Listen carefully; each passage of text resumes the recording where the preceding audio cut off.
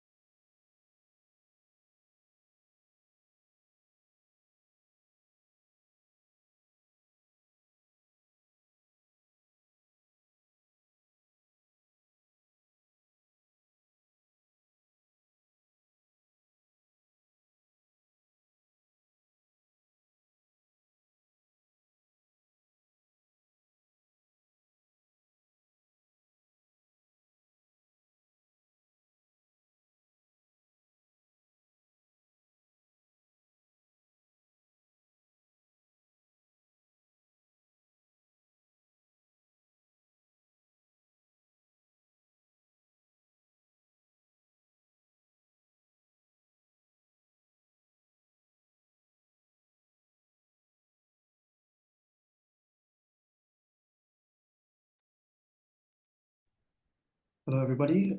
My name is Maxo Bwamabofa, the Executive Director for iPad.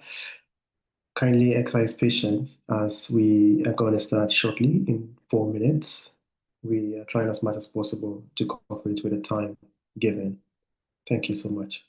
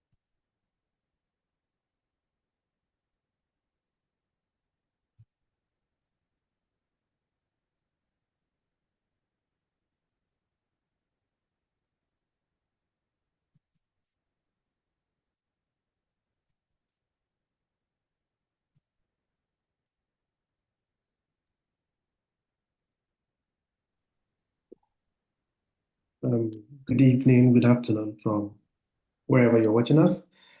My name is Maxwell Boamamufa. I'm Executive Director for the International Partnership for African Development. And IPAD is simply an organization that seeks to enhance. Good evening, good afternoon from wherever you're watching us. My name is Maxwell Boamamufa. A bit of a technical glitch. Sorry, we have interaction from YouTube. Hello, Max. Are you there?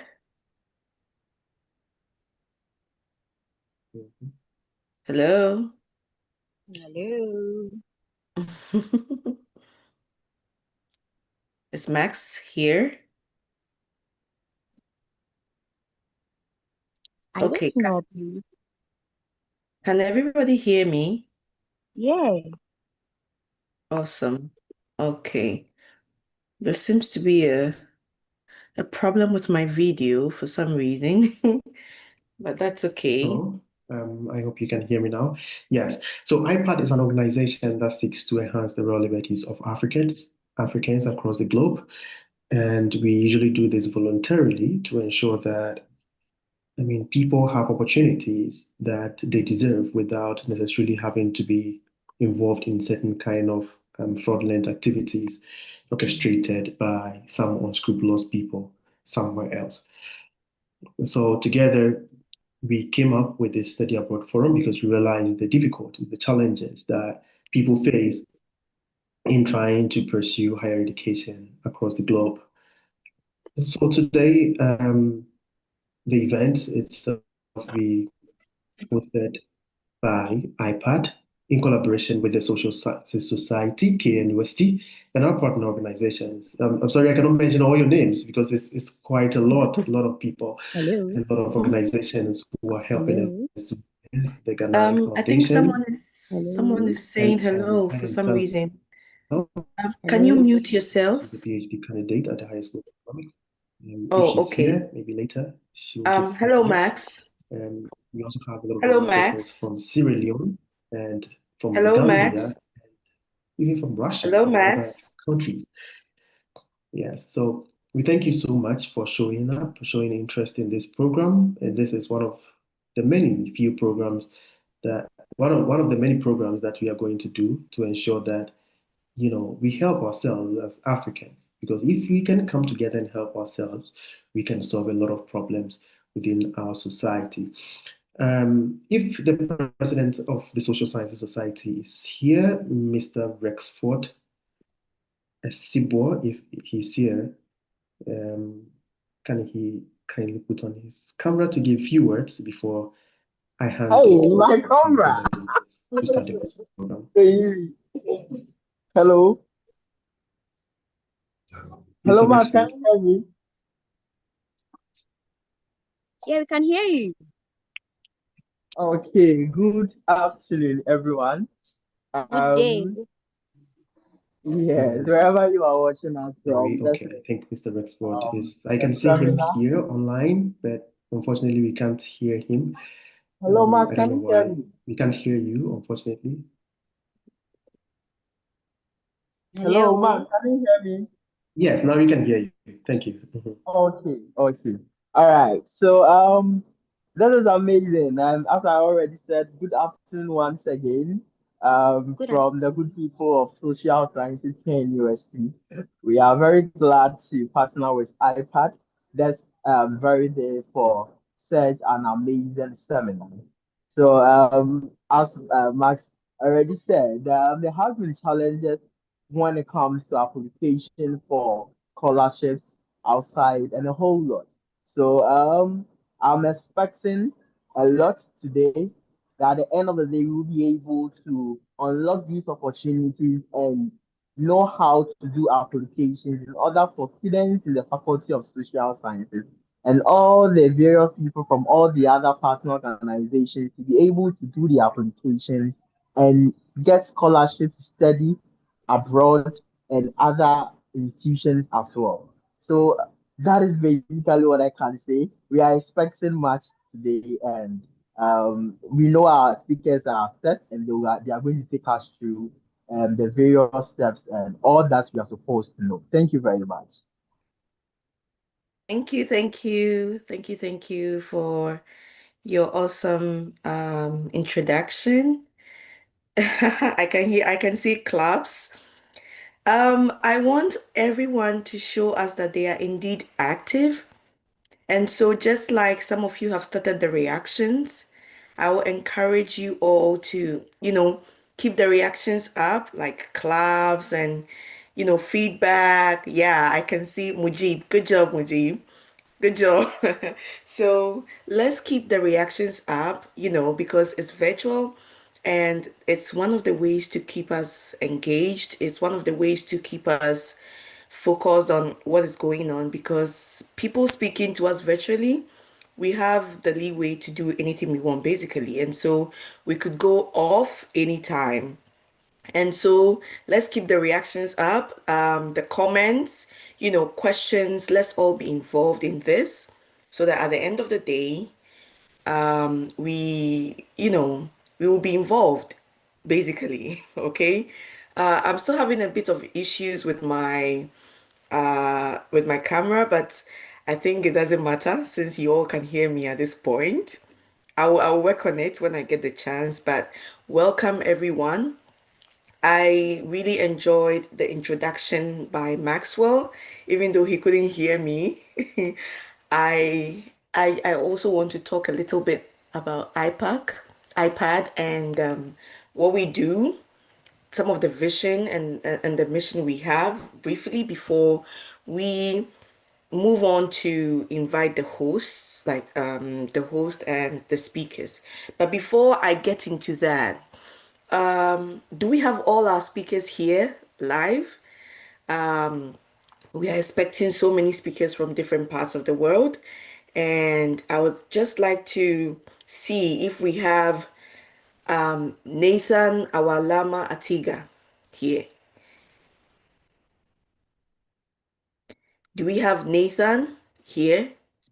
No, please. Okay, we don't have him yet. I'm All here. right. I'm here. Oh, Can I be awesome. heard? Okay, Awesome. Yes. Awesome. Welcome, welcome, Nathan. Nice to hear from you. Thank you very much. Thank you very much. You are welcome, Nathan. Do we have Sodiq Moraina here? President of African Studies Association, West Virginia University. Do we have Sodiq Moraina? Yes. Yeah. Awesome, awesome, amazing. You see, we have our speakers gingered up. We have everyone ready and we are good to go. Okay, do we have Francisca Ahimfo from Cambridge University, United Kingdom? Yes, yes, please. Awesome. Welcome, Francisca. Do we have Benjamin Sapon from the Higher School of Economics, Moscow? Yes, I'm here. I'm here. Awesome, awesome. I like how our speakers are going and their enthusiasm, their readiness, their punctuality. That's very important. Awesome. Do we have Katechi Raphael Aho from Germany?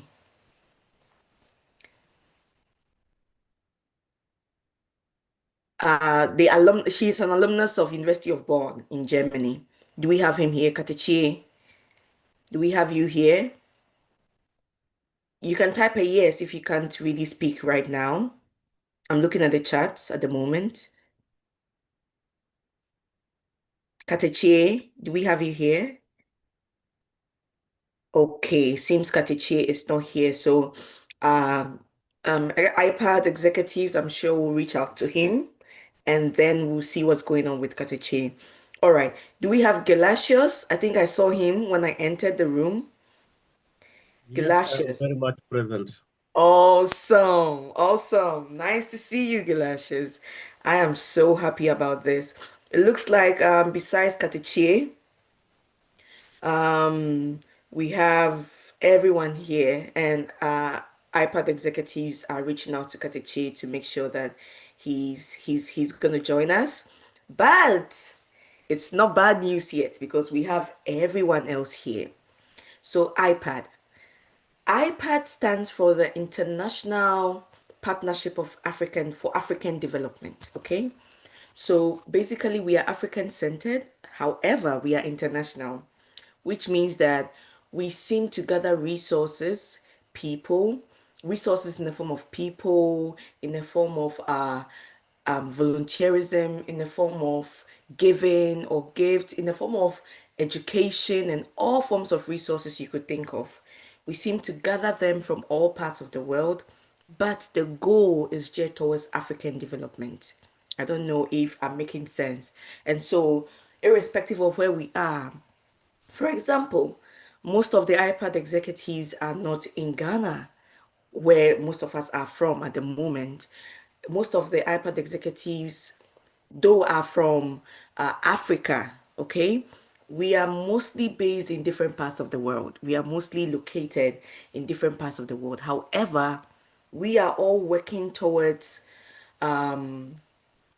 something like to ensure that we achieve development in Africa or among the African youth or among the African people as a whole. Okay, so that is what IPAD is about. I am Ruth Ankug-Betanu.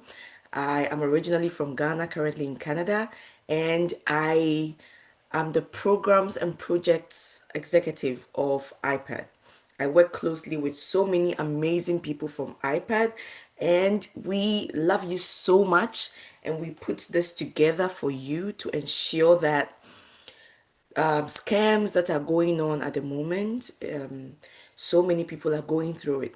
You know, people just want to go study, people just want development in the field of studies, but there are evil people everywhere, there are bad people everywhere, and they are taking advantage of innocent people and pocketing monies, and a whole lot of things are going on. And so educational scams are real. And so we want you to get first-hand information from people who have been through it, people who have seen it all, people who have also had their own challenges along the way, but have been able to safely and soundly secure education and have education outside of Ghana. So that is why we are organizing this forum, and I'm happy to have you all here. I hope you pay attention, and I hope that you write down any questions you have, anything you want to know, you write down, and our speakers are more than ready and willing to engage you, to inform you, and to give you all the necessary information needed. So I'll delve right into it and tell you a little bit of some of the activities of IPAD. IPAD arranges so many things yearly. We have so many programs lined up for you, and this is just one of the many that we have in store. This is just one of the many programs that we have in store. So in January, we have no event schedule, but in February, we have digital skills and emerging technologies coming up. In April, we have nothing scheduled, but in May, we have the menstrual hygiene initiative that we are working on. And so we encourage all of you to get involved. We encourage all of you to volunteer to join IPAD's activities. In June, we have nothing scheduled, but in July, we have the IPAD Forum with diplomats, which is going to be amazing, which is going to be awesome. So if you are interested in any of these, please reach out to any of the IPAD executives, and we are more than willing to have you join us as volunteers. We are also going to launch a global resource bank. You know, like I said, we focus mostly on putting together resources for development in Africa. And so the global resource bank is going to have everything, anything at all you could imagine, anything at all you could think of that could be geared towards African development. We have it ready for you, and we are working tirelessly to ensure that you have the resources needed as an African. You have the resources needed to develop both self-wise, professionally, and all the other aspects of development you could think of. Now we have the prostate cancer awareness, which is also another prevailing issue going on like in Africa at the moment. So many people are suffering from prostate cancer, and it's sad, you know. And so we are targeting prostate cancer, trying to create awareness and to help people who are going through it but are not able to speak about it. We have the in November, we have the Safe Passage, which is what we are doing right now. It's kind of like a yearly program. And so, if you are able to benefit from this, we encourage you to invite someone to join us next year, even though it's not there yet. But let's see how today goes, and then we can talk more about that. So, we are going to be having a lot of live events. We are going to be having a lot of streams to just keep putting ourselves out there and to encourage people to join this goal we have, okay, to achieve international development amongst Africans. All right, I think I have spoken too much, and so I'm going to allow our speakers to come in and start talking to us. The first speaker will be Nathan Awelama Atiga. He is the president of the National Union of Ghana Students in Taiyuan University of Technology in China. Nathan, how are you? I'm doing well. How you How is doing? I am awesome, thank you. How is China? China is okay. China We is are okay? we are struggling with the weathers now, but we are okay. We thank God. I am glad. I am glad you're okay. I know it's not easy. As someone in Canada, I can totally relate that Yeah. whether, when you're in Ghana, it's like you're in heaven. I know. I understand you, my brother. If you go somewhere else, it's either too hot or too cold. But it's Yeah. fine. I'm glad you are making it. How has Sure. it been so far at Taiwan University of Technology? It's been awesome. From the beginning, it wasn't that easy. Mm-hmm. Just leaving Africa, you know how I'm from the north, and I've Okay. lived in the north almost all my life, though I traveled to the south for business and for other purposes, but basically in the north. And in the north, it's warm in the north. So Mm. moving from the north straight to China, and the time I arrived here in China was in September, and in a few months it was winter already in China. So you can imagine and the I part of China I am is very cold during winter. Very, Ooh, very cold. I'm in the northern part of China, and it's very how cold. how It's cold does it's it it's get? funny. It Are can you go in? to like minus 20, minus 23. It's crazy Oh wow. sometimes. Wow. Yeah. You are still better than some people. So I'm sure Maxwell will have a lot of Oh, information for you in that regard. better than Russia. Better than Russia. It's better than Russia. I know, right? I'm sure. Oh yeah, our person from HSC is telling us you're definitely better than some people. So we Yeah. thank God. So Nathan, tell us about your journey into China. How did it go? How did it start for you? So my journey was quite smooth. Actually, I must be frank. Mm-hmm. China was never part of my plans. I've not been that person who actually dreamed or planned or was desiring to travel out of Ghana. I Mm-hmm. wasn't, that thing was not one of my dreams or plans, but it just came. A friend of mine actually came, or a work colleague. The company I was working for before I left Ghana, one of my colleagues in a different branch got a scholarship here in the school in which I am, and we were quite close. So he Mm-hmm. mentioned that he was coming to China and he had gotten an agent who was going to help him and it's legend. So I was like, okay, you can give it a try. He gave it a try and yeah, he got the slot and he came. So when he Mm-hmm. got here, he actually proposed the idea and I was reluctant in a way because like I said earlier, it was not in my plans. I actually did not make up my mind to actually move out of Ghana. But yes, he Mm-hmm. proposed the idea. I looked at certain conditions at home, and I just decided to give it a try to at least. And fortunately, I was already pursuing a master's degree in China as at the time the the the proposal came. Or But was then it I an was online, advised, like an online master's? oh no, it was in person, but weekend. No, UBIT have something they call weekend MBA.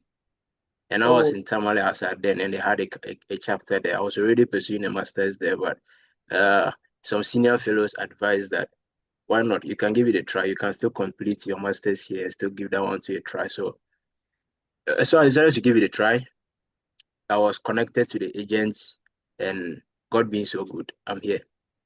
awesome. So now that we've had a little bit of an introduction from Nathan, I would allow you now to give us a presentation, and then, yeah, we'll have a chat later. Okay, so I'll be sharing my screen now. That's okay.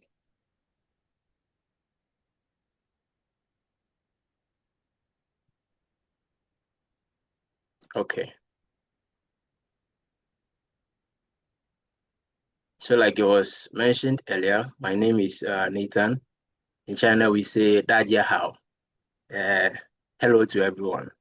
I don't know, it's late in the night here in China and people are sleeping. I know some of you is in the afternoon and you have a busy day going on.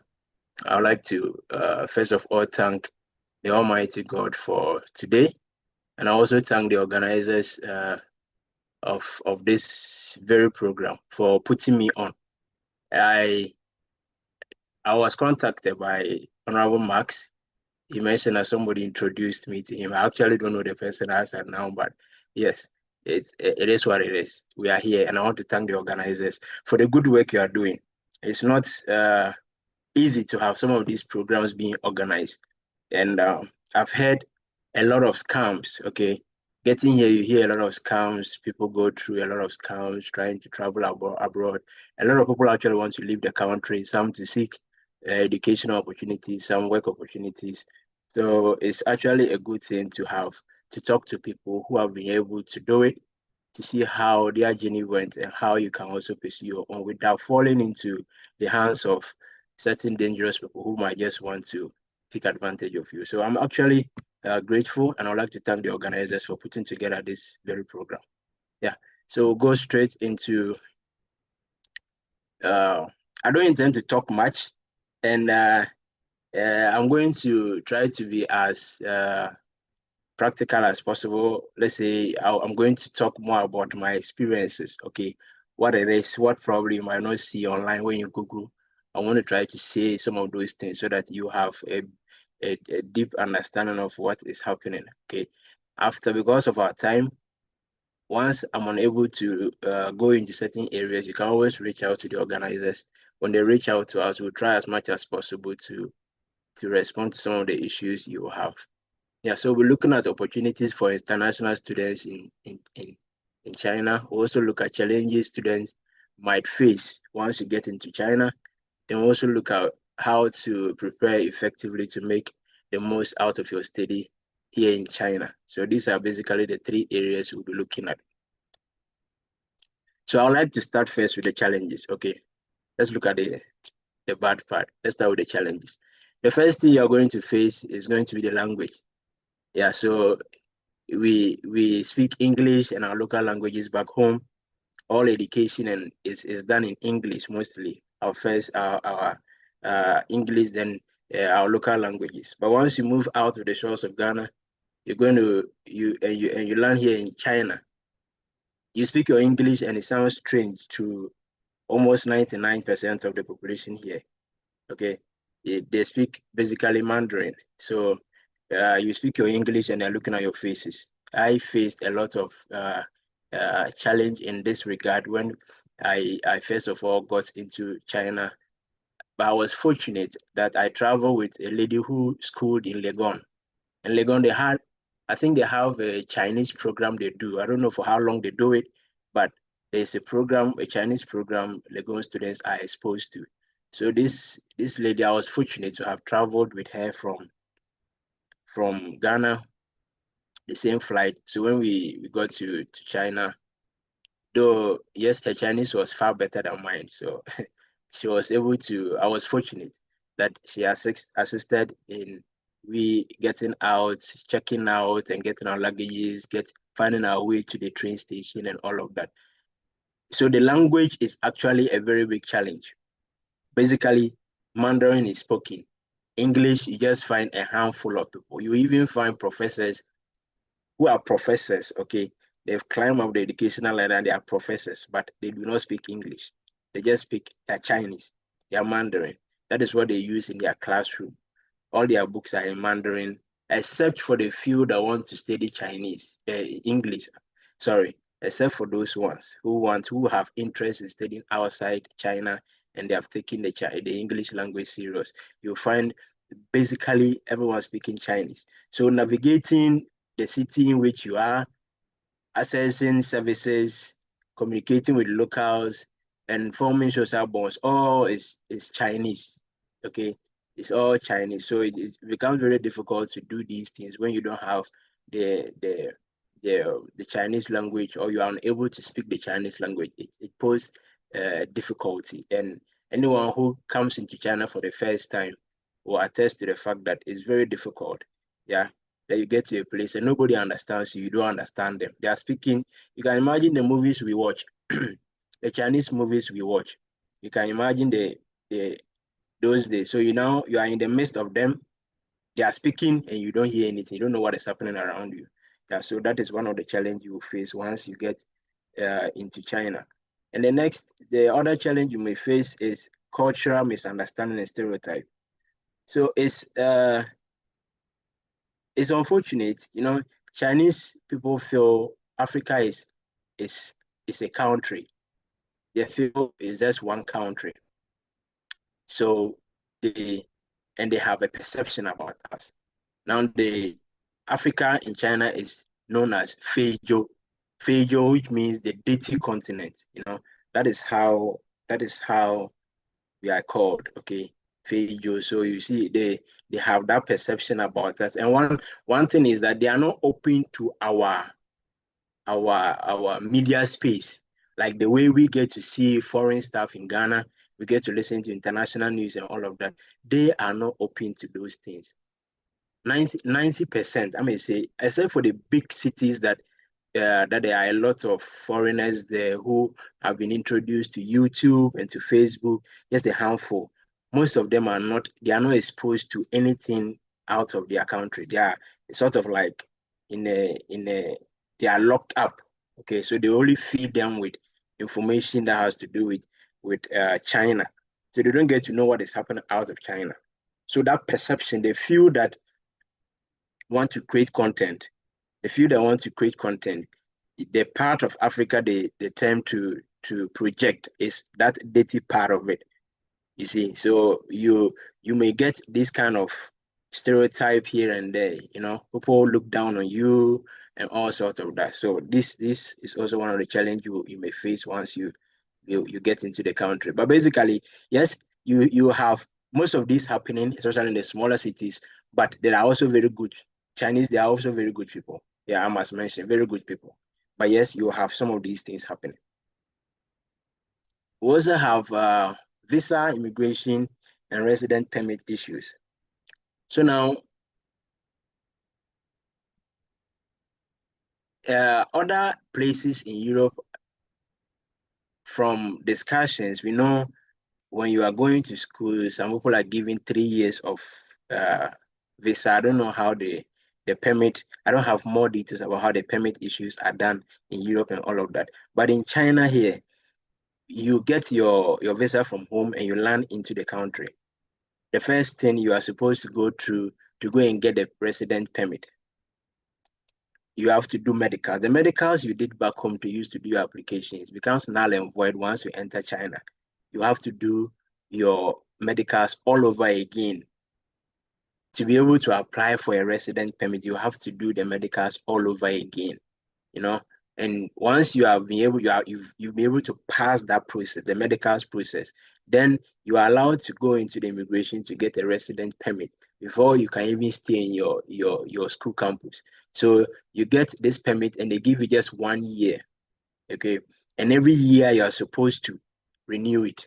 Every year you're supposed to know. We are fortunate. The campus in which I am, I'm fortunate. I don't have to do medicals every single time I'm renewing my visa. But there are other campuses, the same school, other campuses, you have to do your medicals every single time before you renew you're able to get your resident permit renewed.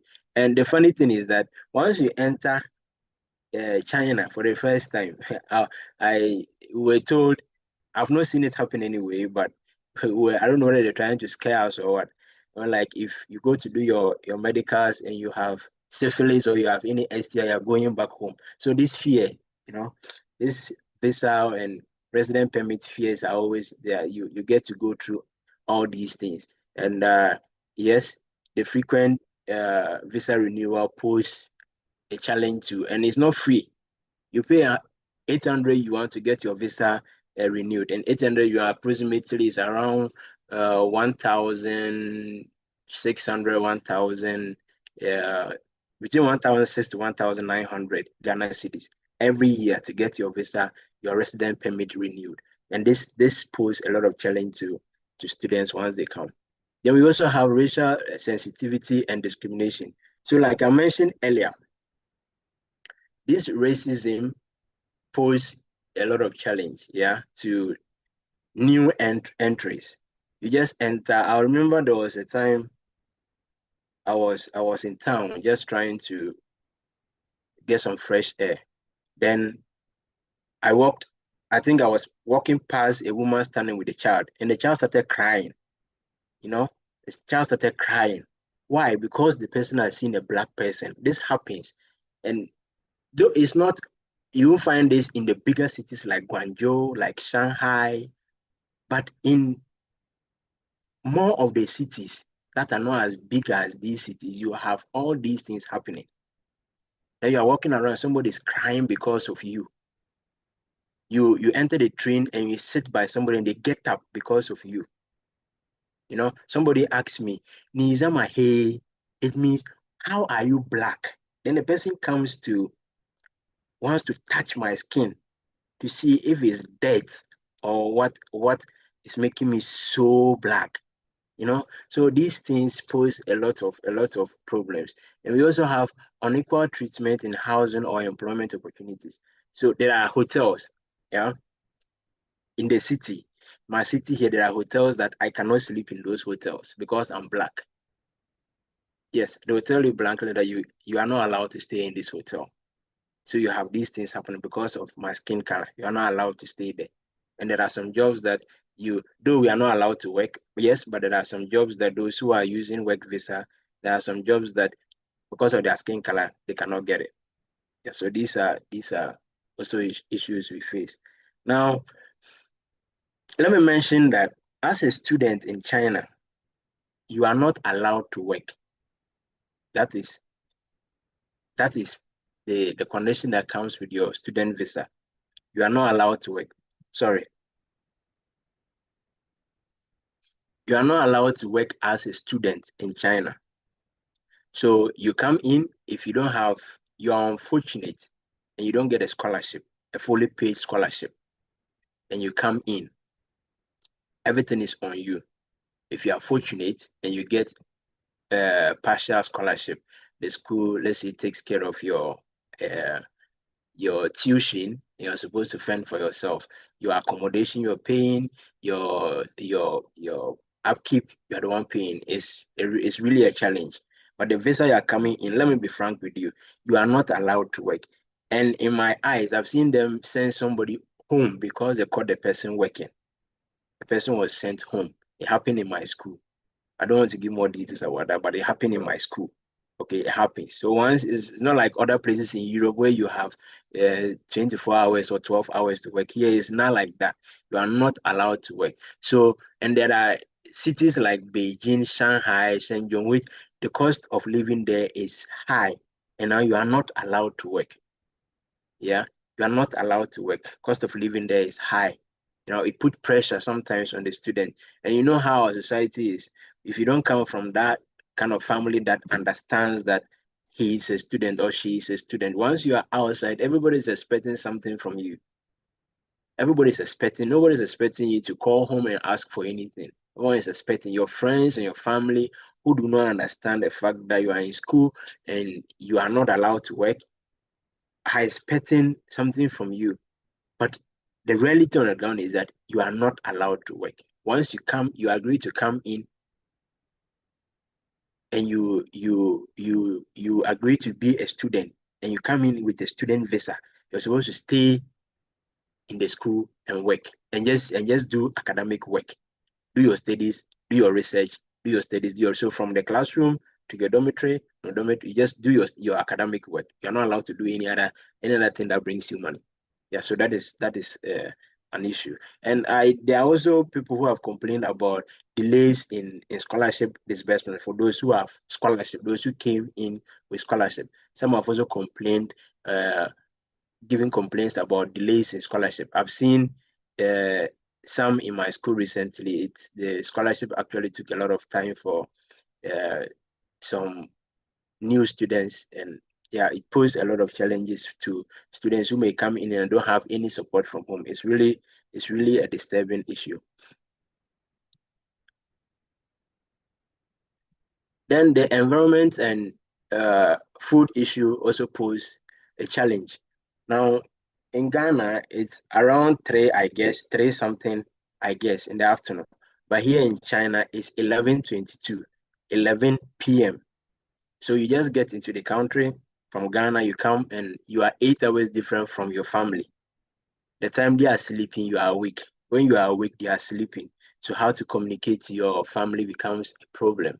And sometimes you come in and you suffer what we call leg jacks. Your body is here, but your other part is back home. You come and you cannot sleep because of the change of environment. You come and you have difficulty sleeping. So these are things you will face. Yes, you just come in for the first time. Someone like me, I remember when I came in, my roommate to be sleeping. It took him a shorter period to adjust, but it took me a very long time to adjust. It took me months. I think like 2 to 3 months before I was able to adjust to the weather. So whilst everybody's sleeping, I'm widely awake. And when it's time for you to now wake up, that's the time you feel like sleeping because of the time difference. And we also have in China here, the north is more colder than in the south. It's not like Ghana. Ghana, we all know that the north is hotter, but here the north is colder. Going far north is far colder than going far south.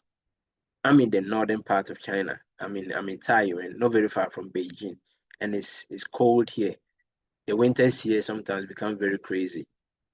Yeah, you can get up and it snows continuous for like 2 to 3 weeks. Snows continuous, heavy snowing, and you have to go to class. You have to do other things. I remember I went to the market when we came new with a friend of mine. I think he's on the call here.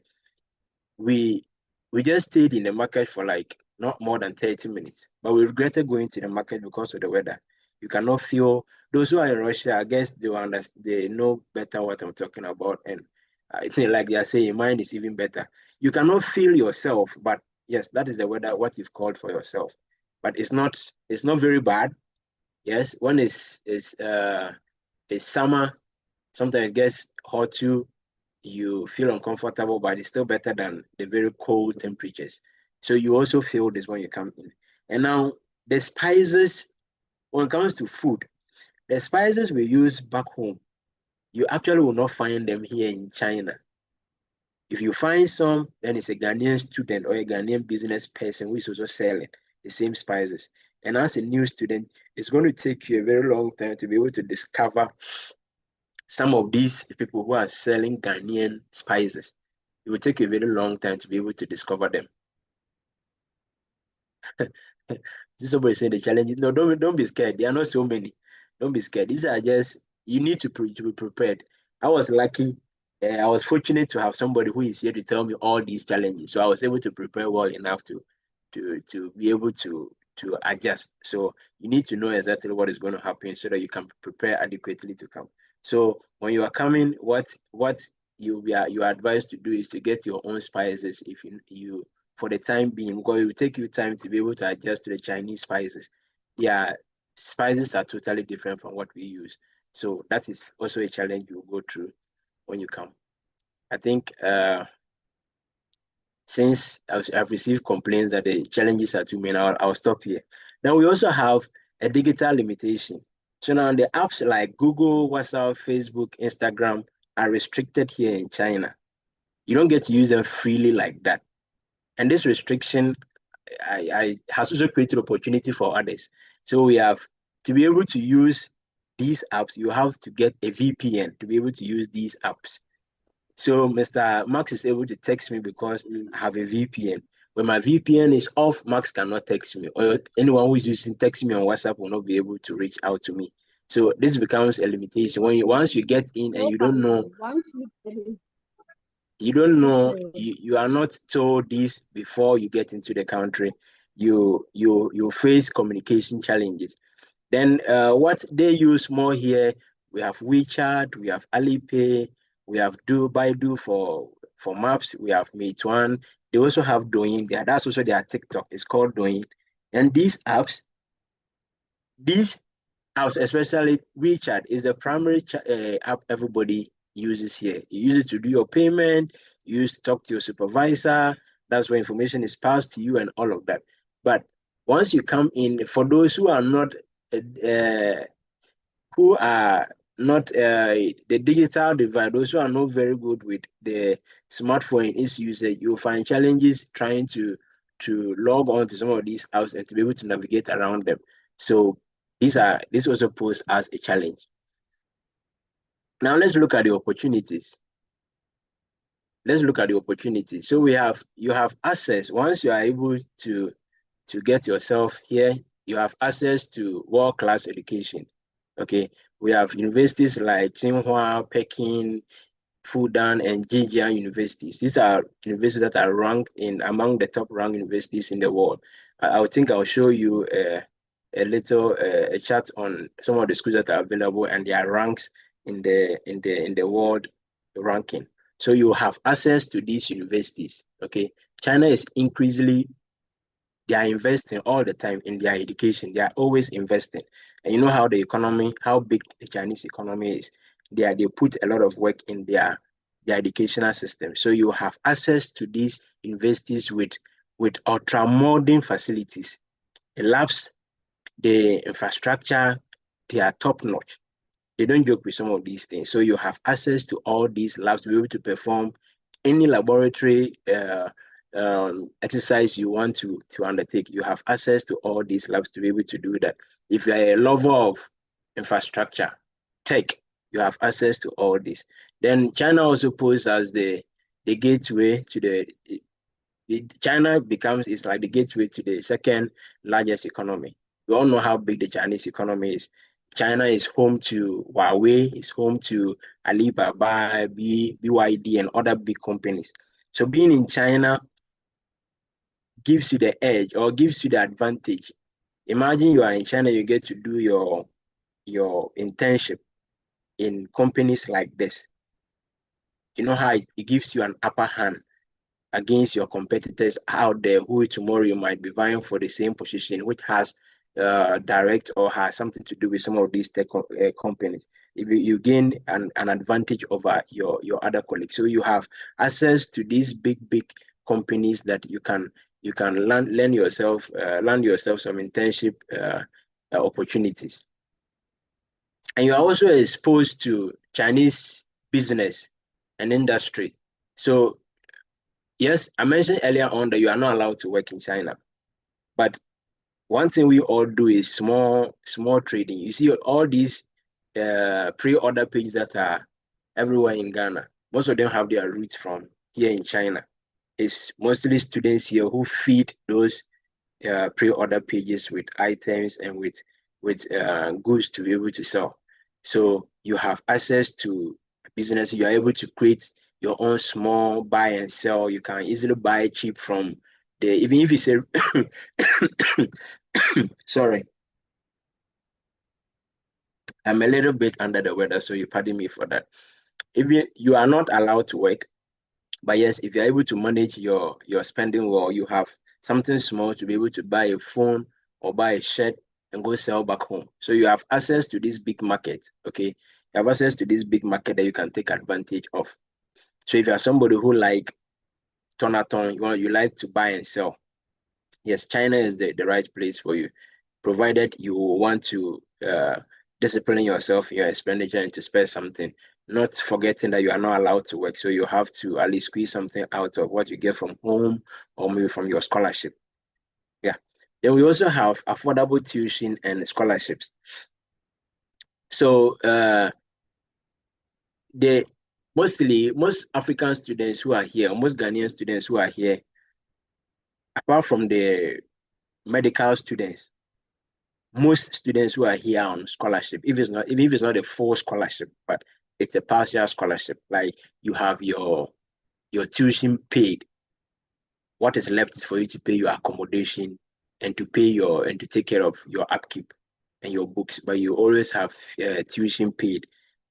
So the pressure is not so much on you, but this doesn't apply to the medical students. I know I have a very good friend who did medicine here.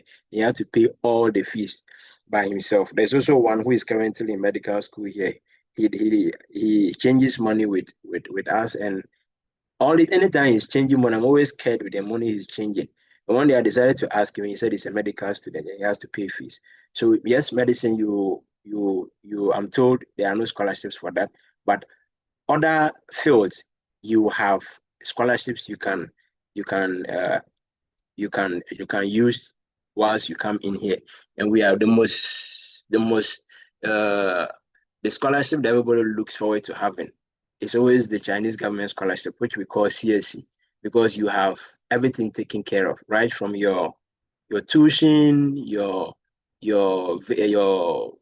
insurance, your accommodation, everything is taken care of.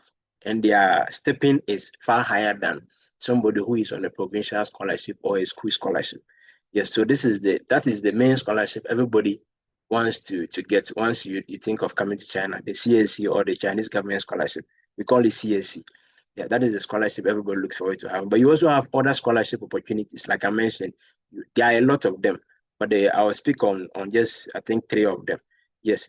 Then Chinese culture. Their culture, they have a lot of cultures that you can enjoy, a lot of activities you can enjoy. And the Mandarin, we know how widely spoken the Mandarin is. So it's a plus for you to study in China, to get to learn the language that is widely spoken in the world. Chinese are everywhere and their companies are everywhere now. They are doing business everywhere. I know people in Ghana who are Chinese translators, and the money they are making is huge. It's a lot. You get to learn this language once you decide to study here in China, so it becomes an opportunity for you to fetch. Then the scholarships I spoke about. So we have, like I mentioned, we have a lot of scholarships, but these 3 are some of the scholarships I've seen people easily get. The Chinese government scholarship, known as the CSC. Like I mentioned earlier, this covers everything from your tuition to your accommodation to your insurance. And let me mention that insurance for a student in China here is compulsory. You must be on insurance. Because it's very expensive, very, very expensive for you to get medical attention if you don't have. It's almost impossible if you don't for you to pay if you are not insured. So usually my school like this, they'll always be on your neck. Your bandurian will be on your neck to renew your scholarship when it's approaching expiry. And this scholarship takes care of all that for you and still pays you stipend that is way higher than your colleagues who are not on CSC scholarship. There was a time someone said some of our lecturers are angry with us. Why? Our stipend is more than their salary. And that is actually a case. Some stipends by some students in the school are higher than even the professors who are teaching them. Yes, that's then one of the scholarships that can give you such high amount is the CSC scholarship. We also have the Confucius Institute scholarship. And the most common one that the Ghanaians are on is the university specific scholarship. This one we have type A, type B, type C. Type A will give you, it will cover your tuition, it will not cover your accommodation, but your stipend will be higher than somebody who is on type B. Type B will also cover your tuition, give you stipend, okay? But you pay accommodation. Type A, you pay accommodation. So with the university scholarship, you pay accommodation, but your stipend, you also have a stipend to live on. But the type C will not get a stipend. You will get you will get your tuition taken care of. You get you get a stipend, your accommodation, you pay it for yourself. And this particular scholarship, the university specific scholarship, you also have to pay your own visa renewal by yourself, pay your own insurance by yourself. These scholarships I'm mentioning are for masters and PhD. For bachelor students who are studying in a school just like mine, for example, we have 2 bachelor students from Ghana. Their scholarship only gives them only takes care of their tuition, but they have to pay their own accommodation. They have to take care of themselves. The scholarship does not include any of this. So usually I advise people who reach out to me wanting to come to China to try and finish their bachelor back home before they come, because it's demanding and it's burdensome to leave home to come and be paying all this. And mind you, it's not a small amount of money to pay your accommodation every year. It's not a small amount of money to pay accommodation here every year. So that is that. Now let me do a little bit of a demonstration. Show you a few schools that you can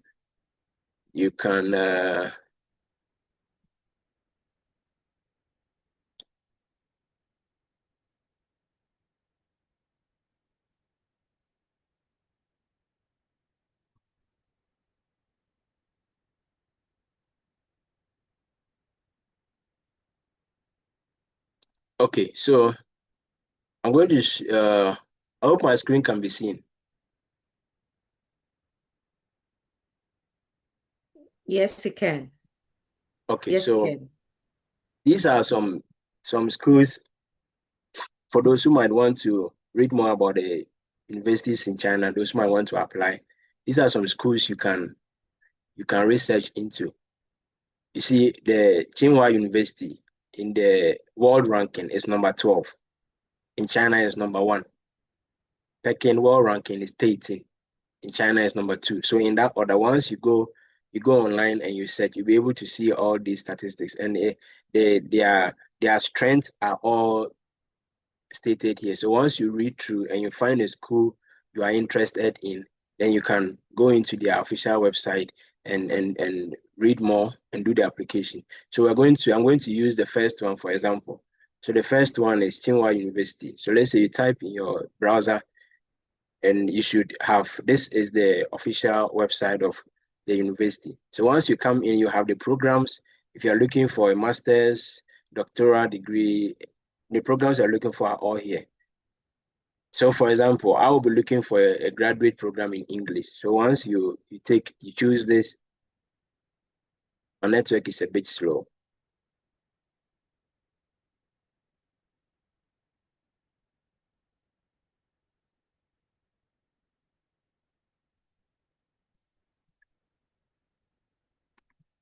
So yeah, so these are some graduate programs you can explore.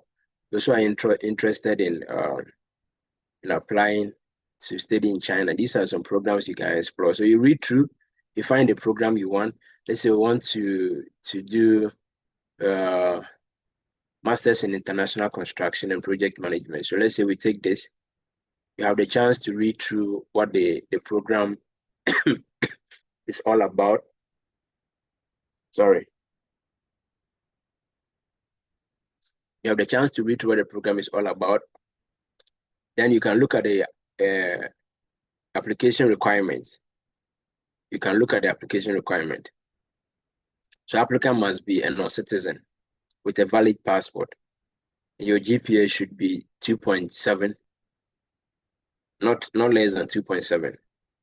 So these are all the requirements that are here. And let me mention that one of the challenges that you might face in applying for a university here in China, the reason almost everyone rely on an agent is the supervisor who will agree to work with you.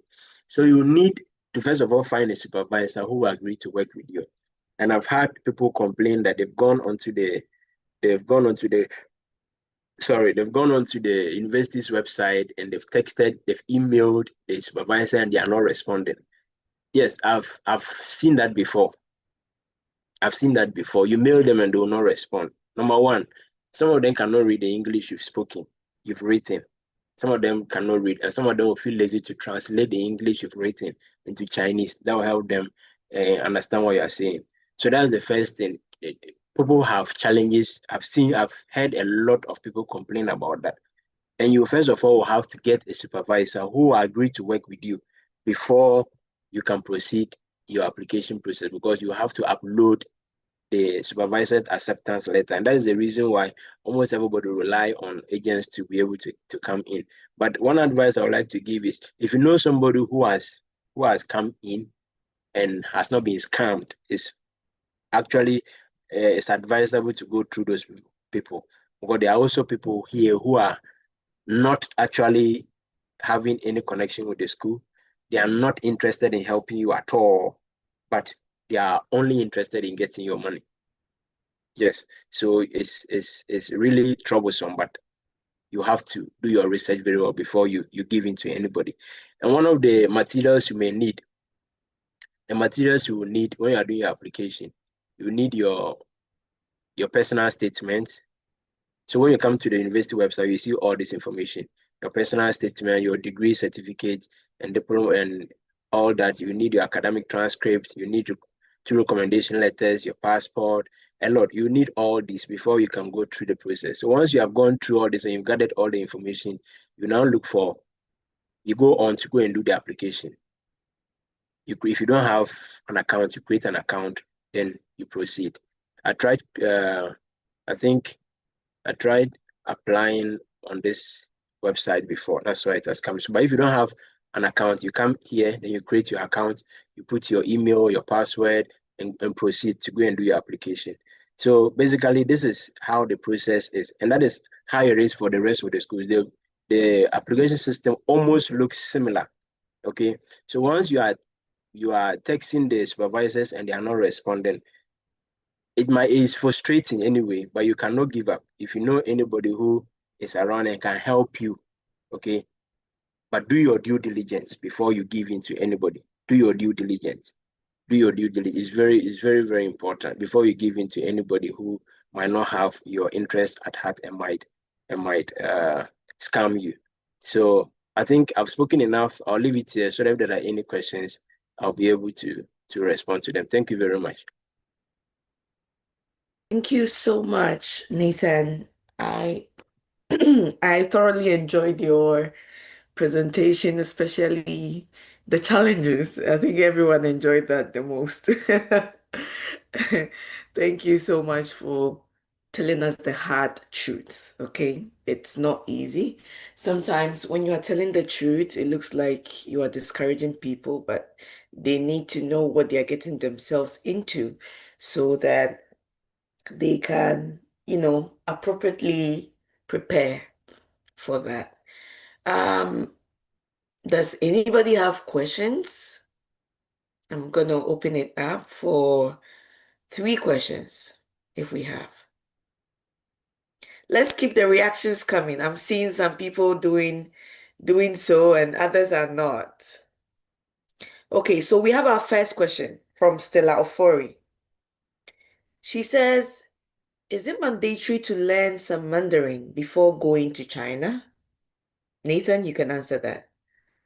Yeah, so you see, like I mentioned, that I was fortunate to have somebody who speaks a little bit of Mandarin when I was coming in. Without him, I probably would have suffered. Now, let me give you this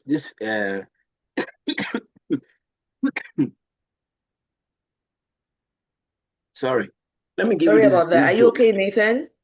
Yes, I'm okay. Let's All proceed. right. Let me give you this joke. Now, when I was coming, we were three, two ladies and myself came together. One of us spoke a little bit of Chinese. Okay, the other one, the name of the city in which our school is Taiyuan, Taiyuan. But the second lady I was with kept mentioning Taiwan, and the other lady who speaks Chinese kept correcting. So imagine that lady was alone. They would have taken that lady to Taiwan. She probably would have been kept in a train that would take her to Taiwan. And Taiwan is not far from China, a different country. Should have been taken to that place. Taiwan is different from my city is called Taiwan. So it's actually very important. At least it gives you an advantage if you can speak a little bit of Chinese before you come in. It gives you and let me tell you that it's easier for you to bond with Chinese, and it's easy for you to bond with your supervisor if you speak Chinese, if you speak a little bit of Chinese. They love it when you speak their language. So if the two of us are working together and one speaks their language and I do not speak, though their attention will be on the one who speaks other than me. They love it when you speak their language. Once they speak and you respond, they are comfortable. They will even ask you out for dinner, they ask you out for drinks and all of that. So it's an advantage if you're able to learn the language. And I know institutions like Legon, I don't know for tech. I went to UDS. There's nothing like that in UDS. I don't know for tech, but Legon, I know they have a Chinese program. For UCC, I was told they also have a Chinese program like that you can even do online. So once you have, China is like, it's the place for somebody who has intention to do business. China is the place for you. Most of the goods we use in China are Chinese products. They do it and they can put other countries on it, but most of them are Chinese products we use in Ghana.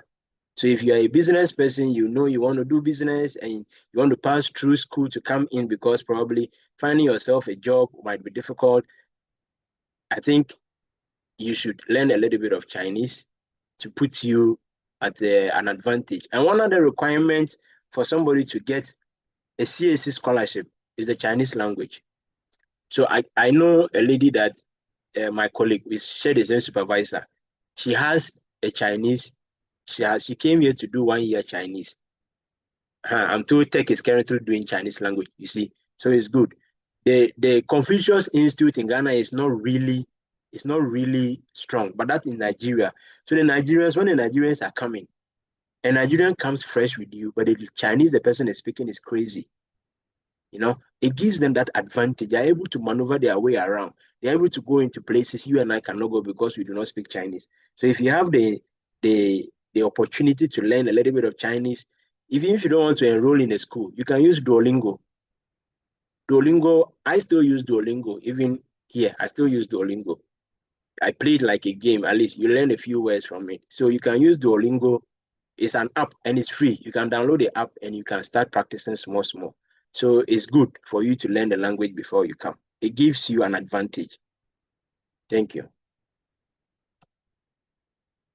Thank you so much. Thank you so much. So Chinese is definitely not specifically required, but it gives you an advantage if you do learn it. And I think it makes sense, to learn some Chinese and then you take it from there. So guys, if you want to go to China, you can start now. Start learning some Chinese. There are so many avenues to learn Chinese. There are online courses. I am actually learning Korean and I am in Canada, but I'm learning Korean. So these languages are top notch. I watch C dramas and K dramas to be able to better my Korean as well. And so I would advise you to take the language seriously if you want to go into Asia. And trust me, in my city here in Canada, Chinese are like majority here. So if you speak, and there's a city called Richmond in British Columbia that has like 90% Chinese people. And so sometimes they post jobs on Indeed and you see that they'll ask if you can speak Mandarin or Catalog.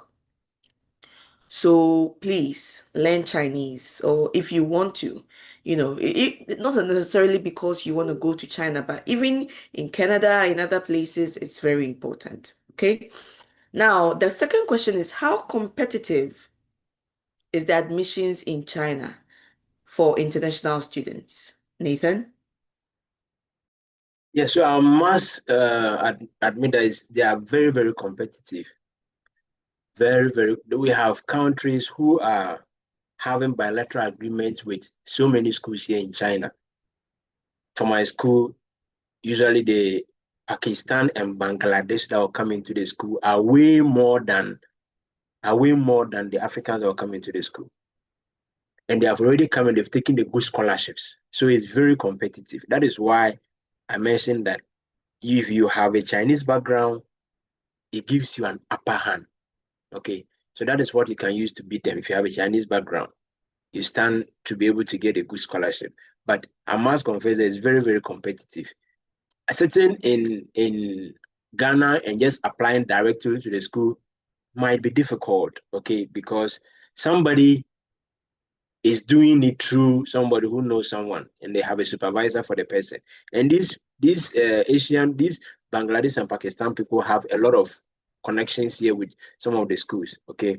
So it's very competitive. I won't joke on that. Very, very competitive. So do well, study your Chinese so that you can have an upper hand. Once you have a little bit of Chinese, you're able to study your Chinese and you write HSK. If you have HSK 1 or HSK 2, you're able to write that certificate and you're applying and you're able to present an HSK certificate.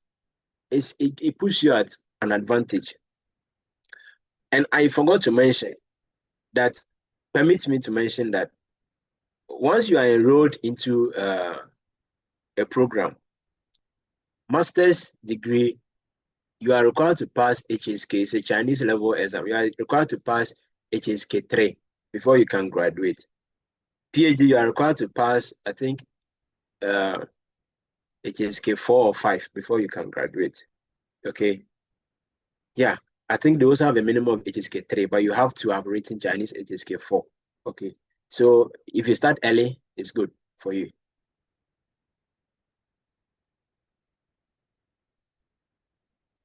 Thank you, moderator. All right. Thank you so much.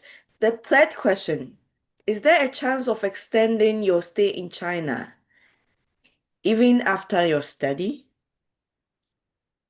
Yes, there's a chance.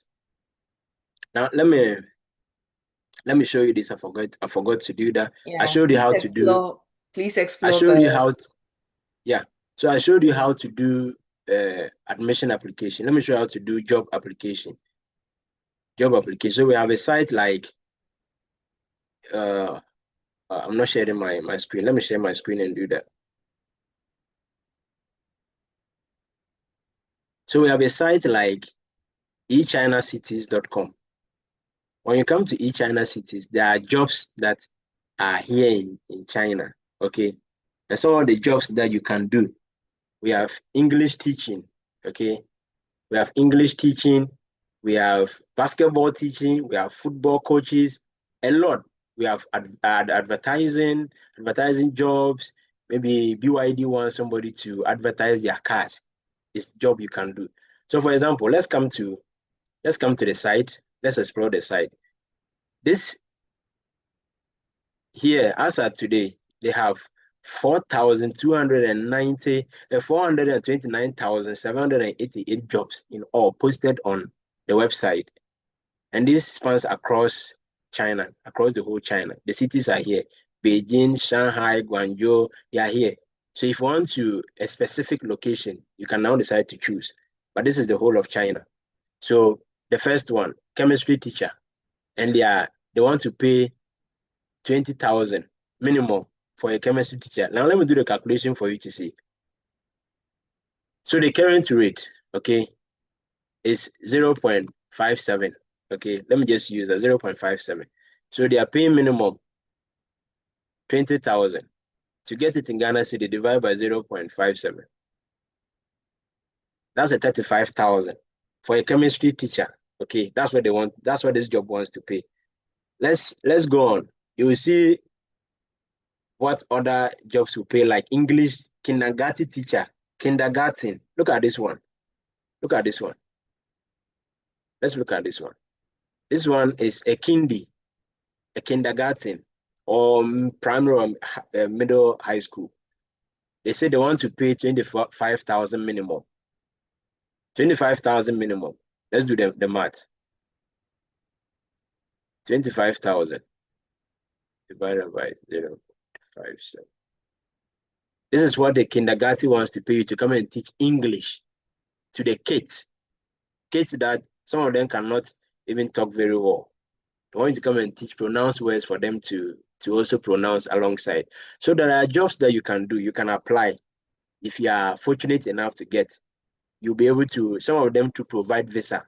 Okay. So like this job, for example, they say the benefit is that they say they'll do work visa for you, work from home opportunity, air travel allowance, medical and sorry, medical and accidental insurance, and they'll give you free meal. That's the benefit of this particular job. And the minimum is 28,000. So if you land yourself this job, they'll do your visa, they'll change your visa from the student visa to your work visa for you. Some of them will give you accommodation. Okay, they'll provide you accommodation. They'll give you a round trip every year once to go home and come back. So I have a friend who teaches basketball. He teaches basketball in one basketball school.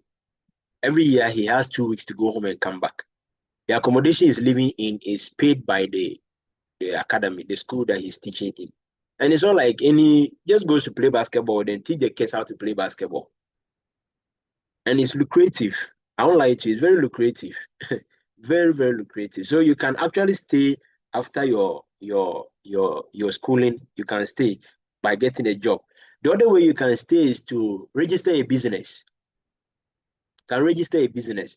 If you go to Gwangju, I was in Gwangju last 2 weeks. If you go to Gwangju, Gwangju is like Africa. You get to Gwangju and you see Africans everywhere.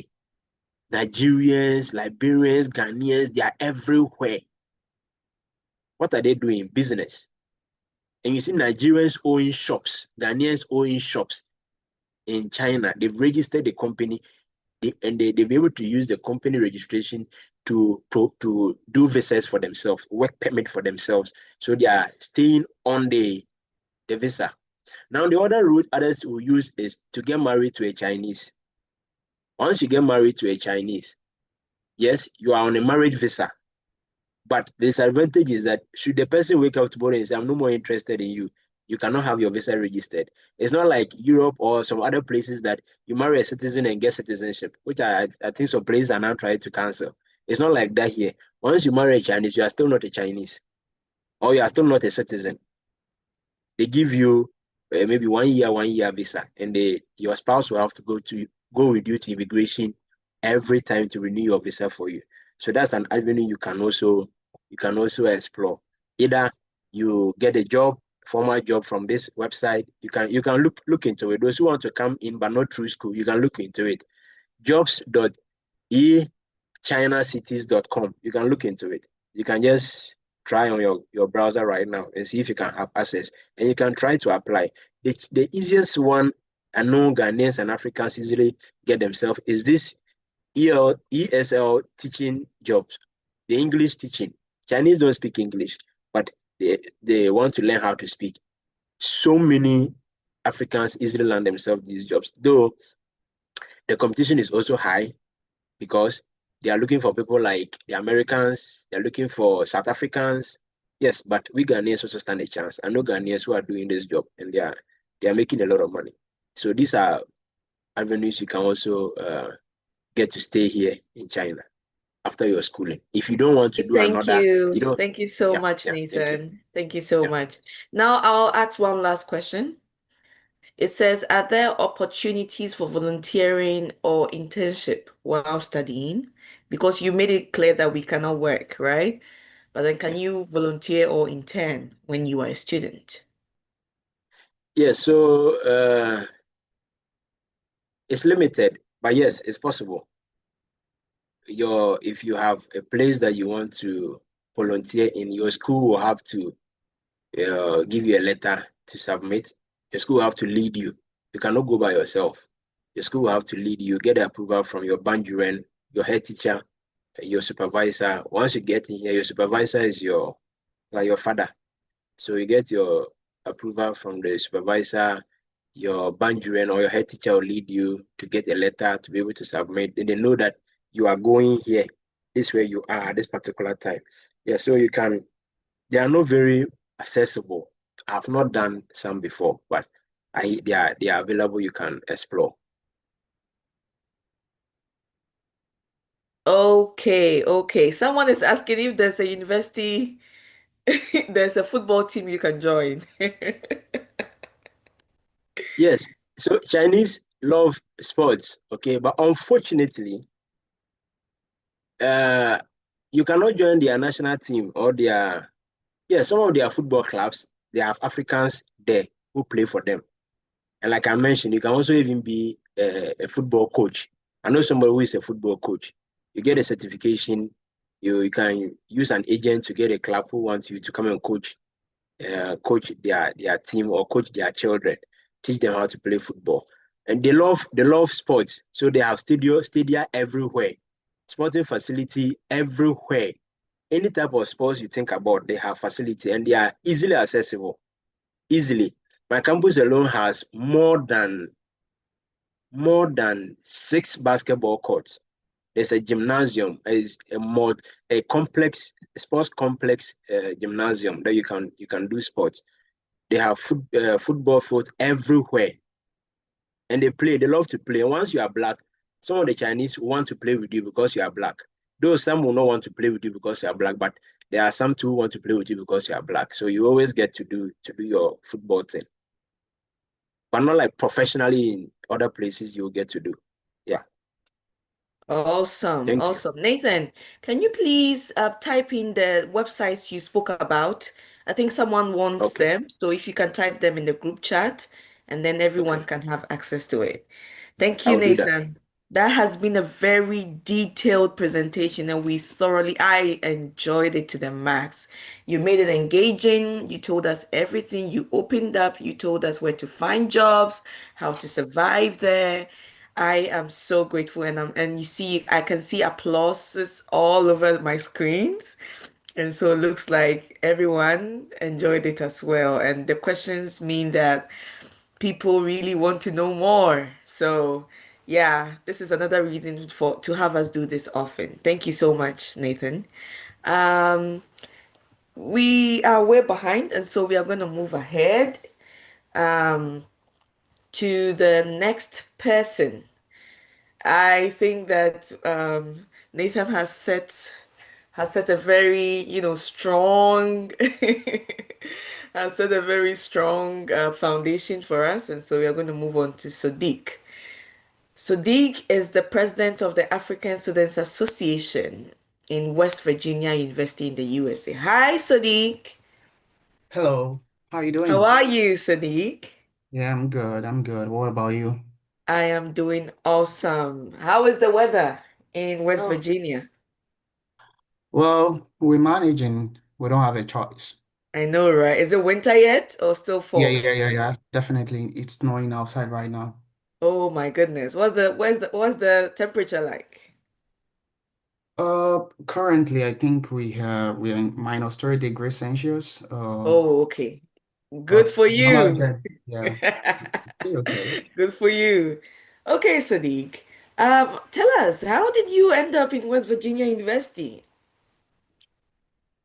Well, um, I'll say the first thing that helped me during my application time is that I make a decision to do my application myself. And many people would seek your supervisor prior to application. Some will not seek your supervisor. I just feel like whenever you feel like you qualify, you need to access your application material and determine whether you qualify. No, just be strategic in your application. For instance, not all the people are going to go into these Ivy Leagues or university. You just have to apply to the top ranking school and also apply to the let me say 100 to 200 top schools, and just to be on the safer side, be selective and be strategic. You can easily get an admission because United States is the grandmaster of scholarships and funding, and there are a lot of opportunities available to explore. So yeah, it's just simple. I just submitted an application. I didn't actually secure any supervisor or anything like that. So Wow, that's awesome. So there's a way to actually secure admission without, a supervisor in your school. yeah. At Oh, least for that's my, amazing. yeah, I'm looking forward to your presentation. yeah. Okay. How long have you been there? Yeah, I came here in fall 2023, probably close to 2.5 Oh, I years now. see. Yeah. Oh, I see. I see. I see. All right. I'll let you have your presentation and yeah. Okay. Thank you. Thank you for sharing your journey with us, Sadiq. Oh. mm, yes.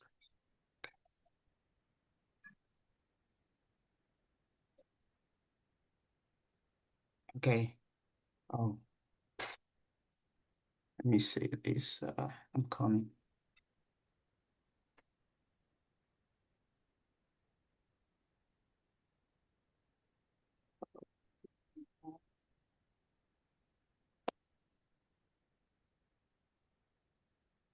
Okay. Can you guys see my screen now?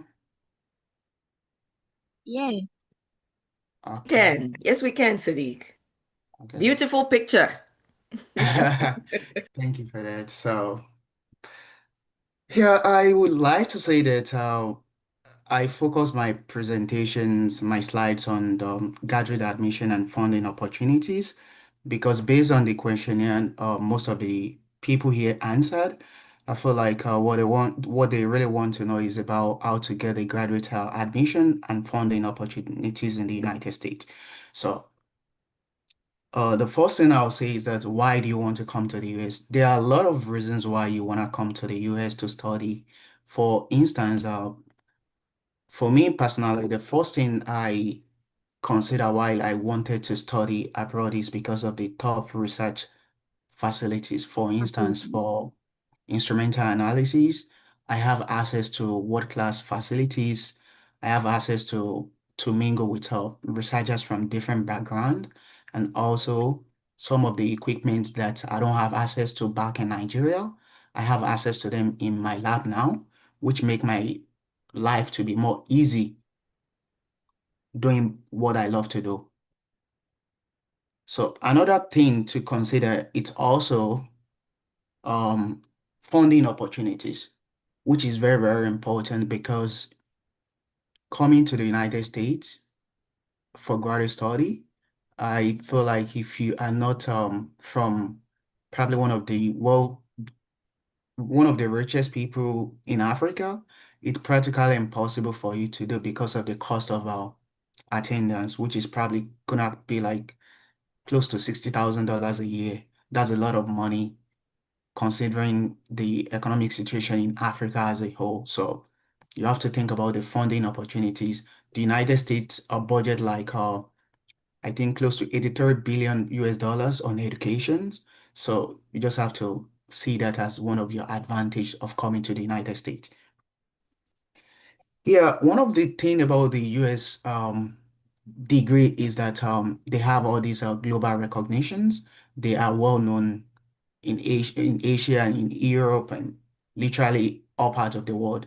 So you want to make sure that you obtain your graduate degree in a well-recognized university that will open doors to you because they believe that you have gone through a lot of training and they believe you add values to their organization when you gain your employment opportunity.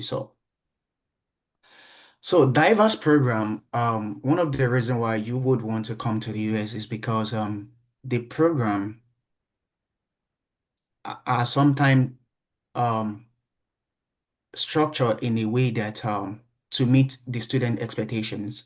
You understand what I'm saying? We have different program and you have a lot of colleges in the United States because we have over like 4,000 colleges in the United States which offer graduate programs. So you have a lot of options once you know what you're doing.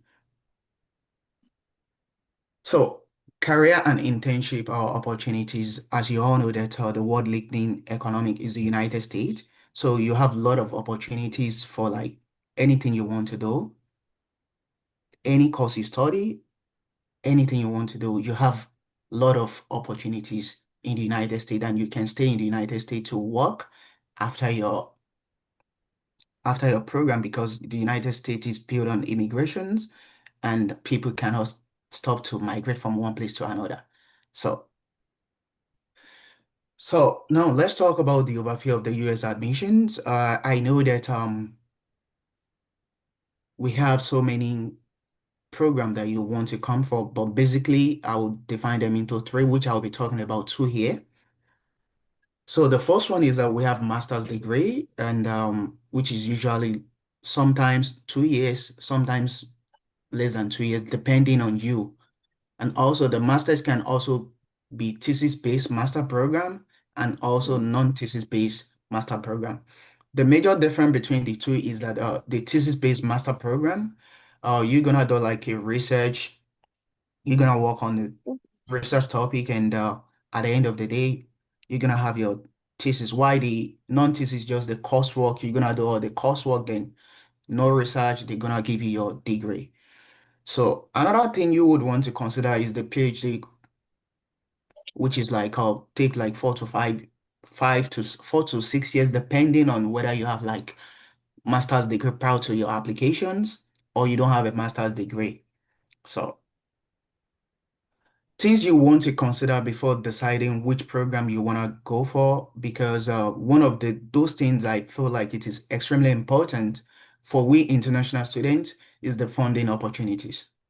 You need to understand that even though we have most schools offer master's degree and PhD program, one is more funded than the others. For instance, if you're coming to the US for STEM related programs, I can tell you that if a department is offering both PhD and master's degree, the priority is going to be the PhD program because they want researchers. You understand?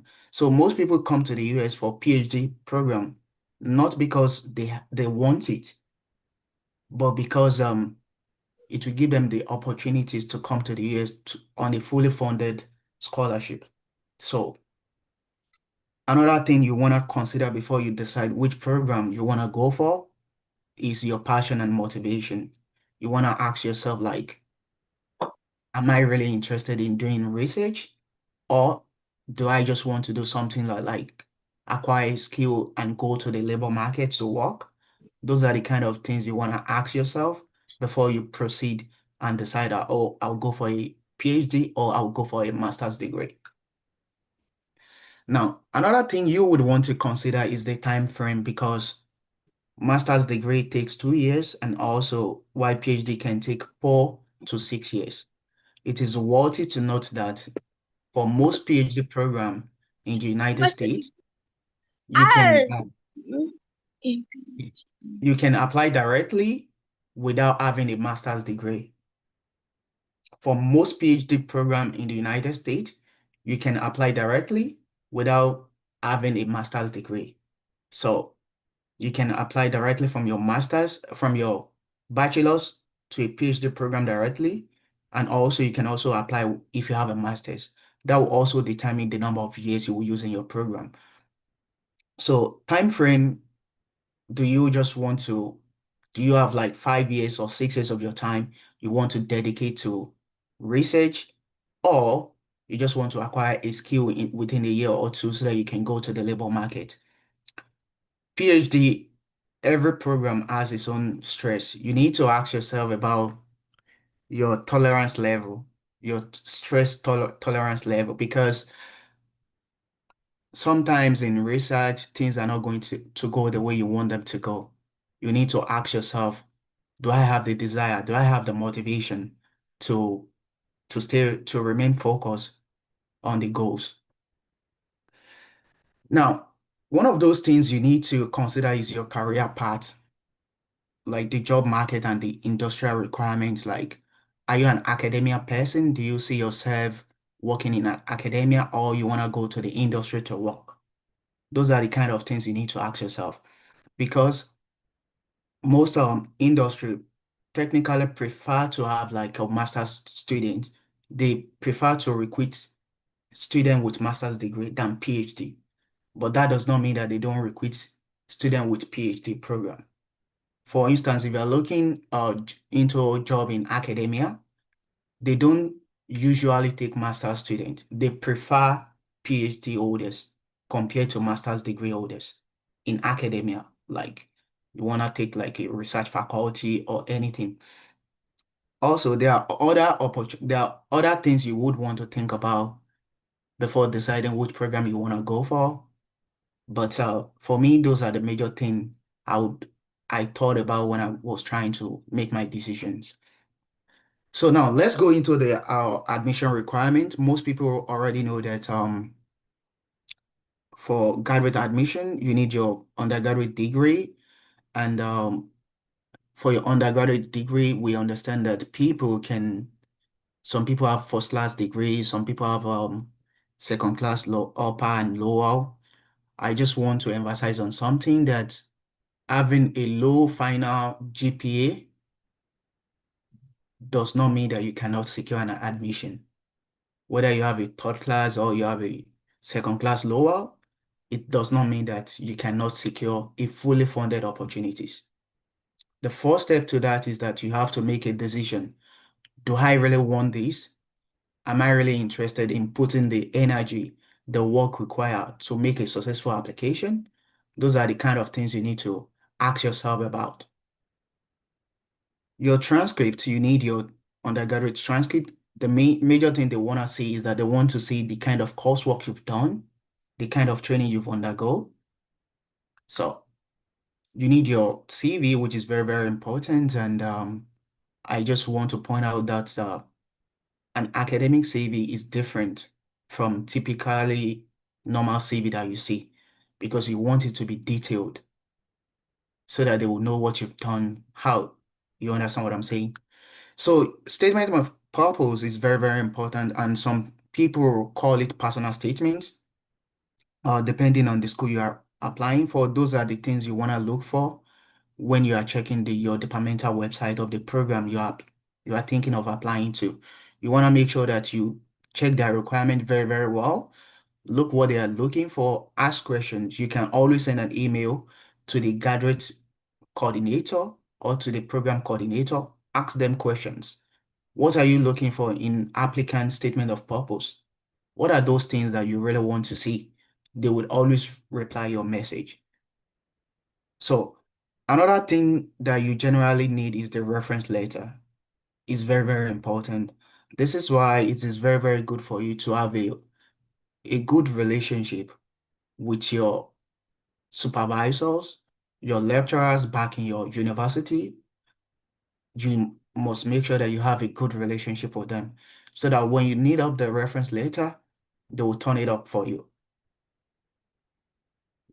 Yeah, for the WES evaluations, I just want to say that it is not required by most universities, but some colleges do require WES evaluations. They just want to see that your degree is equivalent to the US degree. That is just the purpose of WES evaluation. I would say that there are some strategy you can do to overcome whether you need WES evaluation. You can easily check your departmental website, ask the graduate program coordinators. You will see them and they will tell you that most of the universities do not require these WES evaluations. We have over 4,000 university. You can easily move to the other one. So writing sample is very, very important, especially when you are being considered for research fellowships, because they want to see that they want to see your original research contributions. For writing sample, most people submit their publications. If you have like a first author publication or any publication, you can submit it because it's part of your practice. So some school require it depending on the program, but they are not like the most thing that people do require, most schools require. Another thing to talk about, part of the requirement is the English test, which is like the TOEFL, the Duolingos, and the likes. So this one for most English-speaking African countries in 2025, I think those requirements are being waived for most English-speaking African countries. So another strategy you can use to overcome this is that you can easily collect letter of English proficiency from your university stating that your degree was taught in English for that. So standardized tests like GRE and GMAT, these tests are like usually required for certain program. For instance, if you want to do anything relating to economics, I'm pretty sure that most economic programs do require GRE and GMAT. And whenever you're checking your departmental website, you will see that sometimes they will put it as optional, not required. If you have it, they can be valuable to your application, especially if you have low CGPAs. They can be very, very valuable. If you have low CGPAs, they are very, very valuable. So now, let's talk about statement of purpose. What do you want to include in your statement of purpose, and how do you write statement of purpose? I want you guys to know that your statement of purpose, reference letter, your application material in general, they are like your representation to the admission committee. This admission committee do not know you from anywhere. The document you provide are those things they are going to evaluate you on. You want to make sure that you submit the best you can submit. One of the characteristics of a statement of purpose is that you need to have a clear motivation. There has to be a clear motivation.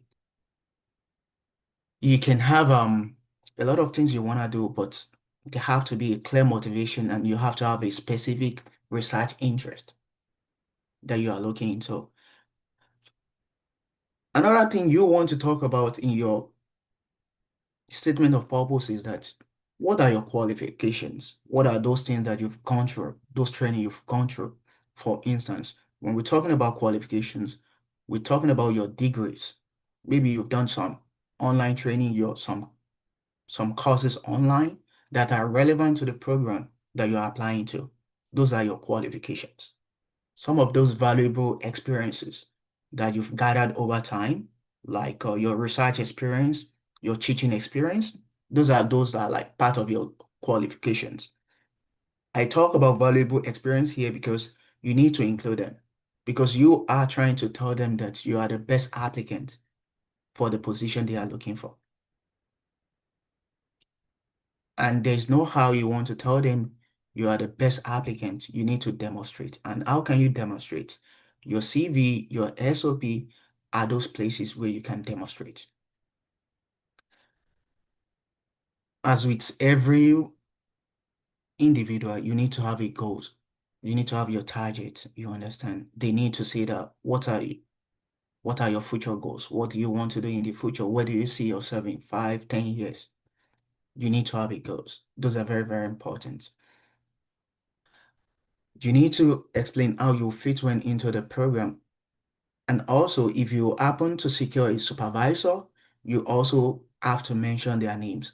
You need to tell them why you are choosing the school over others. You understand? So another thing I think you can use to your advantage is you have to tell your own story. This admission committee understand that each applicant is different from others.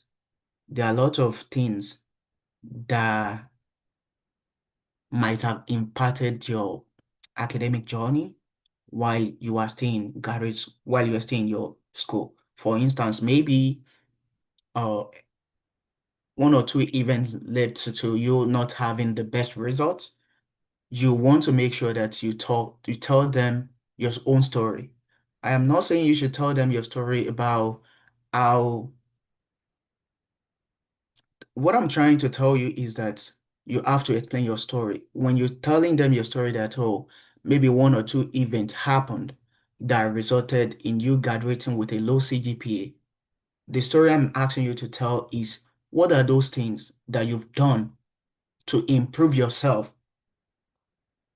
Those are the story I am asking you to include because they want to say that, okay, if you have a downfall, you can stand up again and rise up again and up to the challenge of the graduate school.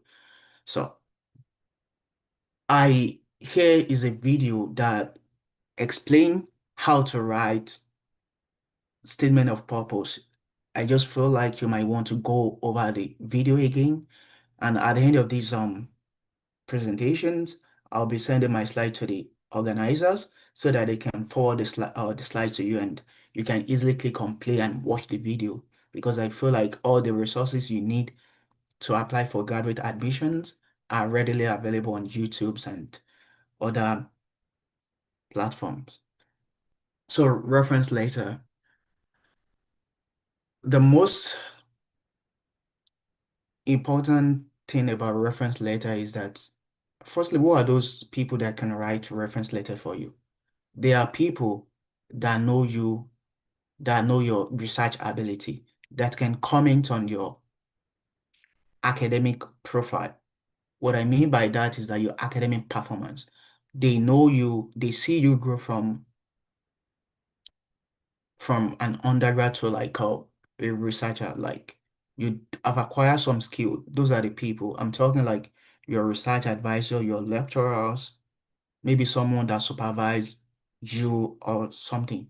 Clearly, there has to be a well-established relationship between the people that will be writing you the reference letter.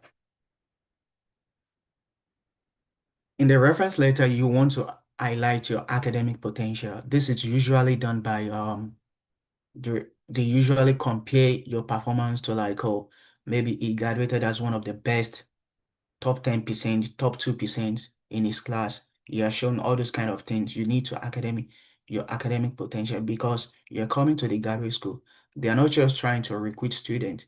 They are also looking for students that will do well in the program. So you need to tell them that, oh, you can do well. They also, for instance, for most PhD students, this is extremely important if you're coming for a research-based program because they want to see that you can demonstrate ability to conduct research safely and independently or with little supervision. Those are the things they are looking for to see in a good reference letter.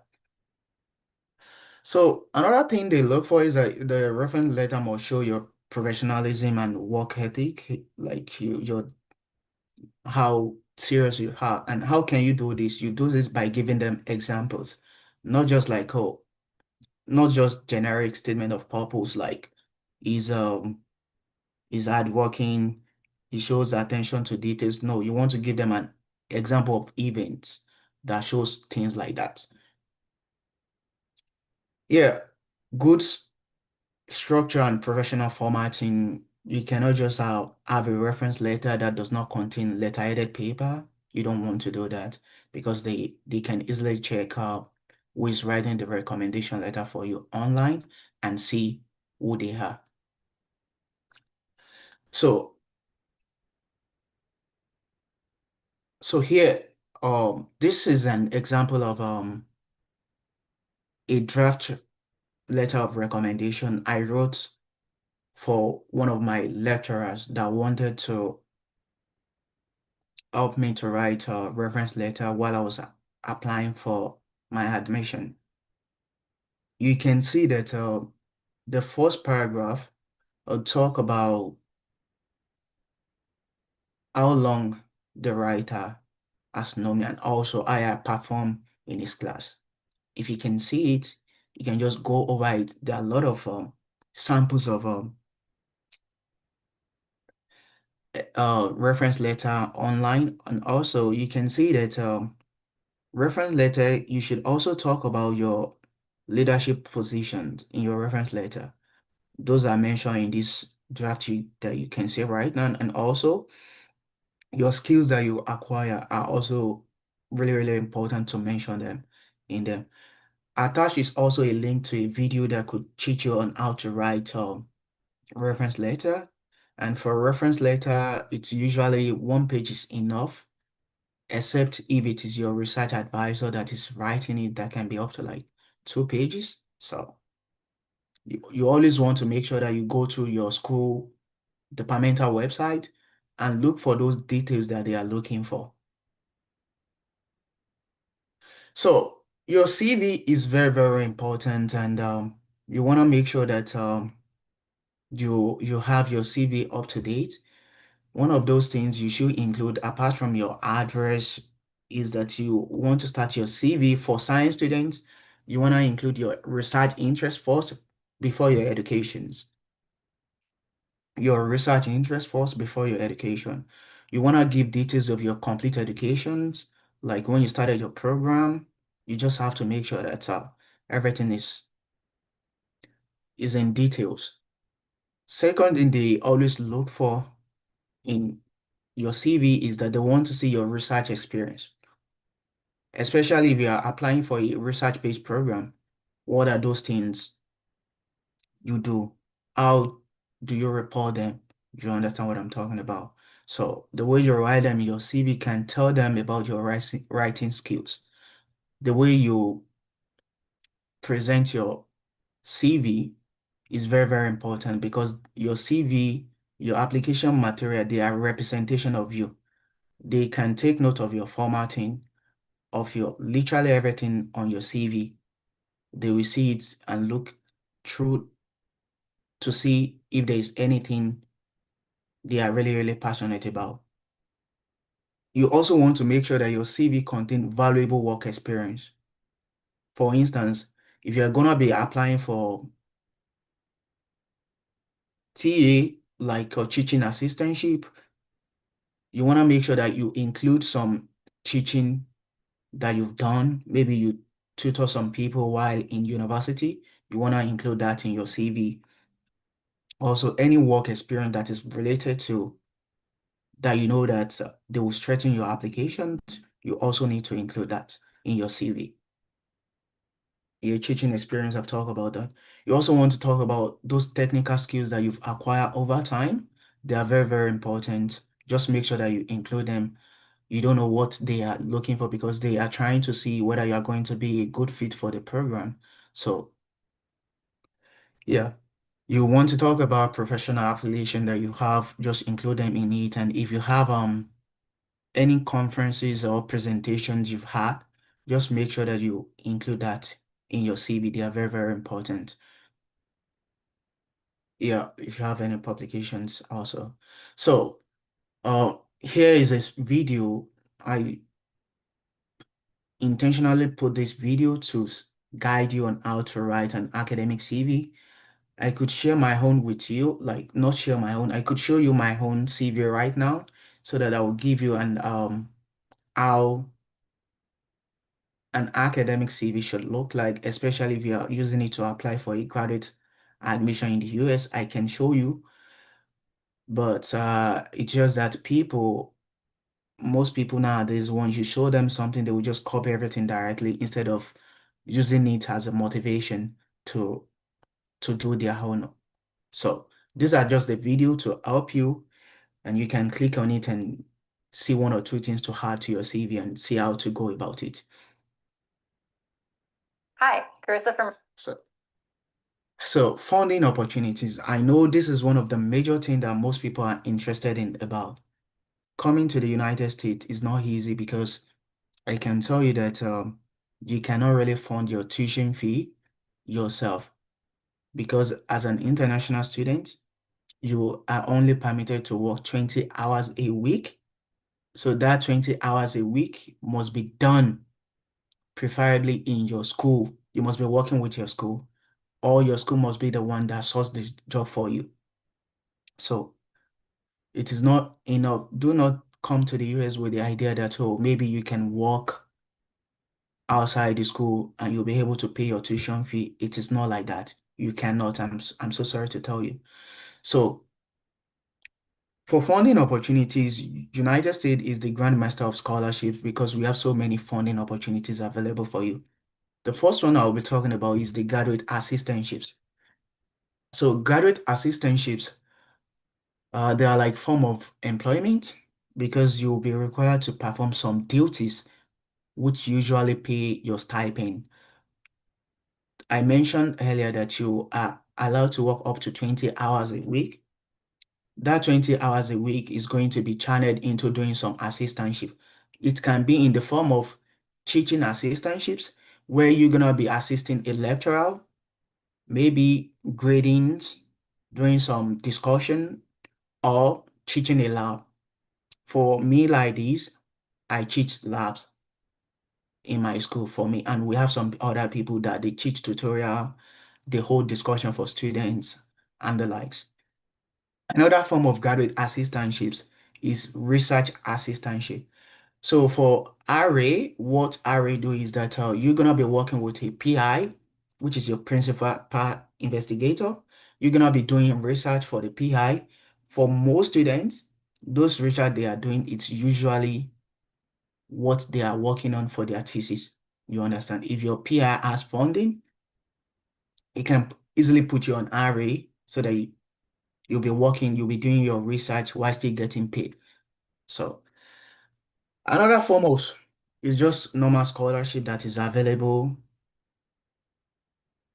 So for this scholarship, there are some scholarship that it has to do with some leadership experience that you've demonstrated in your CV, in your statement of purpose. You may be automatically considered for those scholarships. For instance, we have need-based, we have merit-based scholarships. So we have so many forms of scholarship depending on the criteria they are using to pick students for their positions. So another thing I would want to mention is that for these fellowships, fellowship is really, really, really great. Like it provide a support, a detailed support for to conduct mostly research. Like it can give you like leverage and it's readily available. How can you secure all these scholarships? One, you need to check the website of the program you're applying to. Make sure you check their frequently asked questions, check for financial aids and scholarship funding opportunities. For graduate assistantship, in my department, I don't have to apply for it separately. It is once I submit my application, I am automatically considered for both RA and TAs, which is graduate research assistantship and teaching research assistantship. However, for some other department, you may need, or for some other school, you may need to apply separately. You may need to apply separately for those graduate assistantships. So it is very, very important you go over the website, your departmental website of the school you will be applying to, so that you know whether you are required to apply separately or you do not need to apply separately. So for fellowships, depending on your research experience, your research interest, whether you secure a supervisor, your PI can easily nominate you for some fellowship based on your research experience or potential research interest potential research area you'll be working on with that particular supervisor. So it is very, very important you do your due diligence. Make sure you go over the university website, you understand everything, and if there is anything you do not understand, send email to the graduate coordinator, ask them all those questions so that you'll be well informed. So one of those important things you want to do, how you can secure supervisors, depending on the school you are applying to. Some school will ask you to secure a supervisor before you apply. Some school will say that you do not need to secure a supervisor before you apply. For my current school, I do not need a supervisor before I applied. So I just submitted my applications and I got admitted. For another school, I think University of Cincinnati.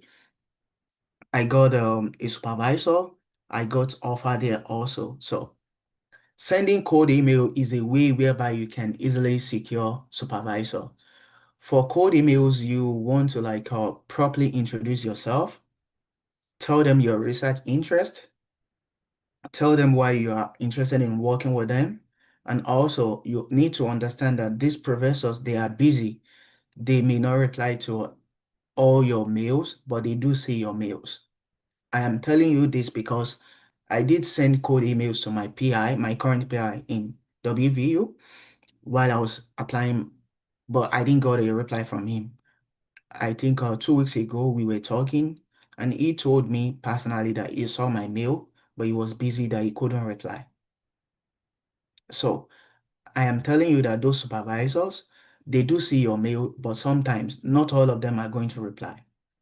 So another strategy you can use to contact professor is reading their work, reading their published material and asking them questions that can draw their attentions to you, especially when they are reviewing the application material. They can easily sense that, oh, they've come in contact with this particular name. They can check their email and say, oh, I know I received a mail from this so person. Oh, he asked me this question. They can see, oh, you are really, really curious about their research, and that can also help you to secure funding opportunities. So you have to do proper introduction. You have to talk to them about your qualifications and also your related experience to what they are doing in their lab. You need to attach your CV to your cold email so that they will see if they have interest in you, they can go over your CV and see. Finally, this is a video I attached that tell you how to contact professor for graduate school applications. And yeah, this is the video. You can watch the video later. So for application fee waiver, in order to secure application fee waiver, I understand that majority of people are coming from Africa. So the current exchange rate is not really favorable to be paying application fee for a lot of schools. One of those things you can do to secure application fee waiver is there are some schools that have open application week that if you submit your application in that particular week, they will not charge you for application fee. These are the information you want to make sure that you look for while you are doing your research on the school you want to apply for. So you can send in a fee waiver request to program coordinators. I got a lot of fee waiver requests using these because I send them fee waiver request that I am from Nigeria, where the current exchange rate, dollar-naira exchange rate is not favorable. So some of them, they also understand all these things and they are willingly to waive this waiver for you. For my current school, I didn't pay application fee for my current school. And also for University of Cincinnati, I did not pay application fee. It was waived for me. So another thing is that you can attend university webinars. They sometimes organize like all these webinars or flares where you can learn about their program, and they will give you application fee waiver or coupon code and the likes. Just make sure that you read and understand everything on the website before you actually apply to the school. You can also source for external sponsor like Education USA, like Michael Taiwo Scholarship Foundations. You can just, as far as you are interested in graduate school, you need to start your preparation earlier so that you would have a plan on how to go over these things. Because the earlier you start, the better it is. I typically ask students to start like most applications usually open from August to like December, January, February. But I always tell people the earlier you start, the better it is. So when I was doing my own, I started my preparation, I would say a year before, I would say like a year before February, like a year before I got my offer. I started everything in February. This is because it will give you time to go over your SOP. You will have enough time to write your SOP. You go over it, you can send it to people to review it for you so that you can see how you can improve it. Same with your recommendation letter, your CV also. I send it to people for them to review for me, to go over it because I believe two heads, two working head is better than one. So that the kind of things you want to do. So, and also strategies to minimize application cost. As we have all from African, I understand that you want to minimize application cost. So the first one is that you need to understand your strength and weakness. You need to understand your strength and weakness.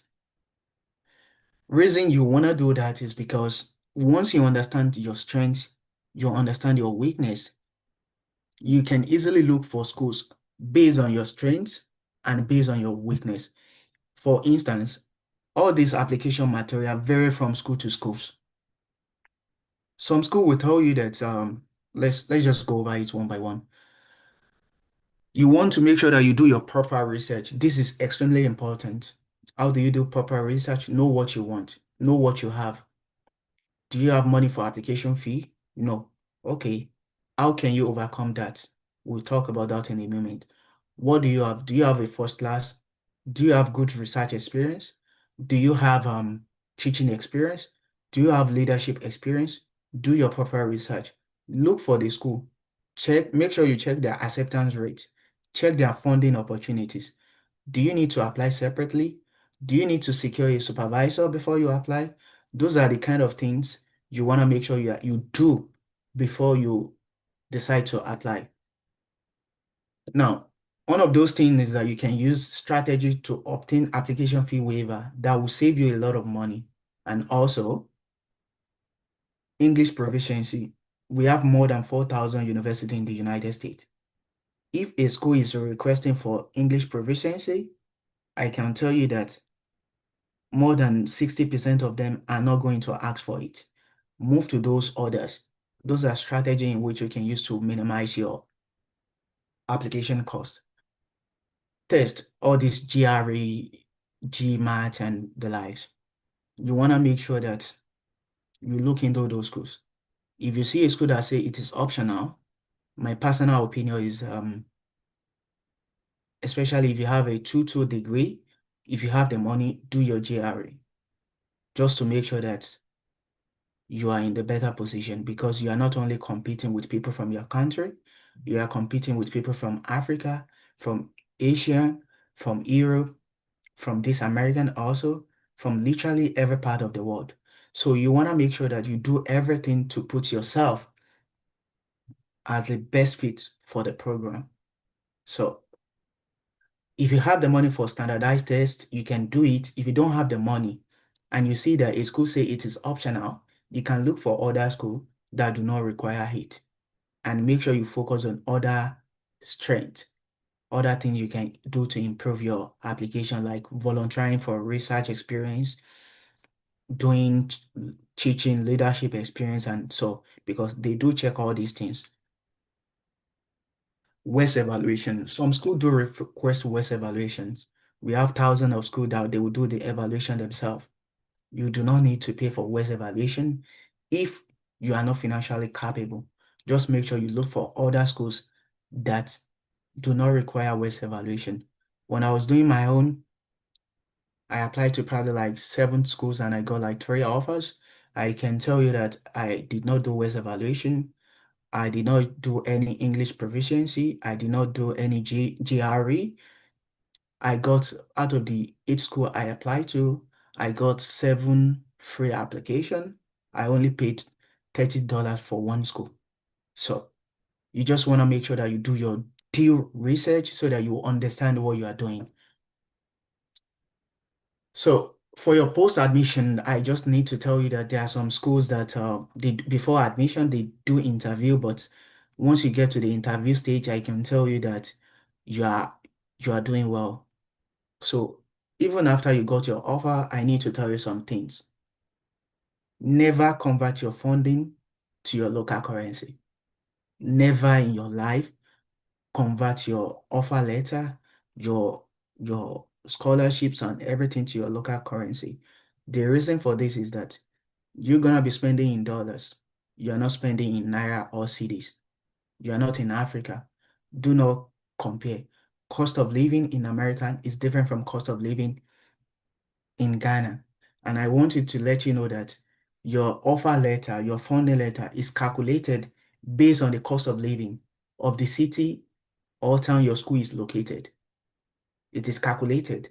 So don't see it like you are rich. You are not rich. That happens to most African students. We always convert it like, oh, I'll be collecting so in naira. No, you are not rich. You are not rich. So another thing you want to understand is that maybe your offer shows that you have like you'll be making $35,000 a year. I'm sorry, Uncle Sam will take his share. I'm very certain on that. Uncle Sam is IRS. They will like tax. You have to pay tax. Whether you're a student or you're not a student, you have to pay tax. And you should also know that when you are buying things, you're buying things on Walmart, Kroger, you will still pay tax, except on some items that you do not pay tax on. So literally everything is calculated. You need to make sure that you thoroughly read your offer letters, understand the do's and don'ts of your offer letter. That will help you in a long way. Make sure you go over it, read it very well, and also the earlier you accept your offer, the better it is for you, especially if you don't have many offers. But if you are waiting for others, you can easily wait for other school to compare and contrast and see which one will favor you best. One of those things that can help you is the ranking of the school. Of course, you have to consider the money, the cost of living in the city where the school is located, and also, most importantly, the PI you are most likely to work with. You can reach out to students and ask about a particular PI. So the earlier, the better you start your visa processing, because it's one of those things that can determine when you will be in the US. Where I know a couple of my friends that they couldn't come on time because they start their visa processing late. So they need to wait for like 6 months or 1 year after before they could see their visa approved and the like. So the earlier the better. So networking, you want to make sure that you network with current students, alumni, and people that you know that they can influence your life positively. That is very, very important. So in summary, for most program in US, we have master's program and PhD program. You can decide which one you want to go for. The major requirement for graduate admission is CV, transcript, SOP, reference letter, and the GPA for most admissions for most schools is usually 3.0 on the 4-point scale. We do have some schools that accept 2.75, and we do have some schools that accept 2.5. Once you are doing your research, you will know where you fit in. So you need to learn about the application waiver strategy and the importance of cold email. It is extremely important because it can secure your admission, it can secure your funding. It's very, very important. You need to also make sure that after your offer, you understand your offer letter. And above all, before you start your application, and even after you got your offer letter, please and please do not forget the importance of God in your life, the importance of God in the process. You need to start with Him. You need to move closer with Him. And you are not only competing with people from your country, you are competing with people all over the world. There's opportunity for everybody in the US. So, yeah, thank you for listening. And if you have any questions for me now, I'll take your questions.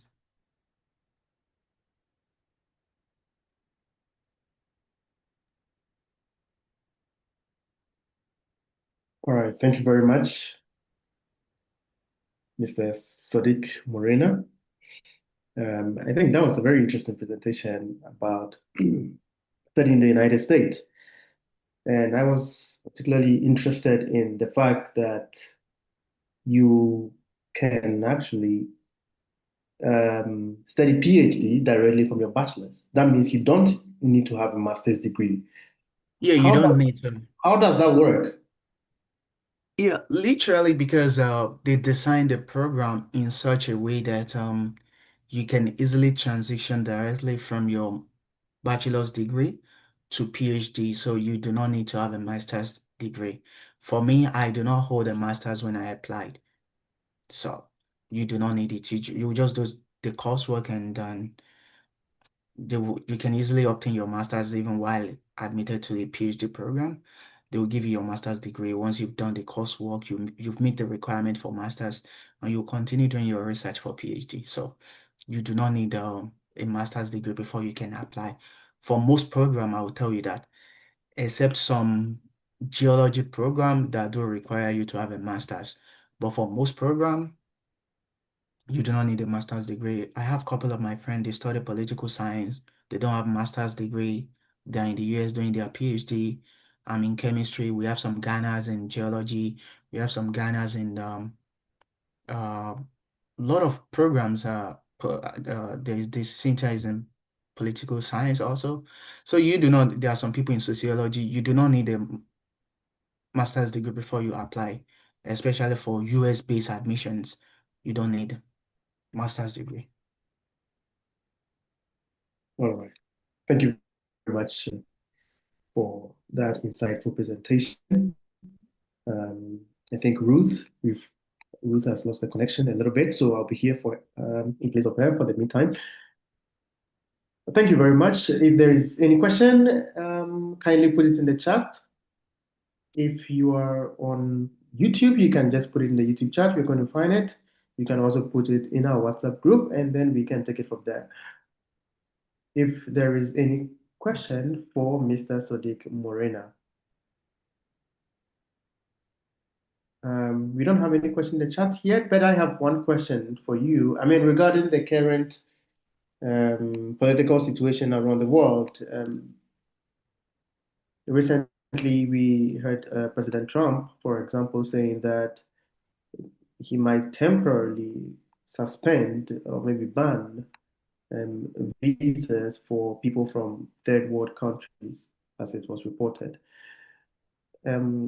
How is the situation now? Do you think that the visa processes are getting much difficult for who want to apply for studies there, or is just the same? Or how do you foresee it in the future? Yeah, what I'll say as regards that is that the current administration, okay. I'll say that if you are coming to the US to study, I don't think you have anything to fear.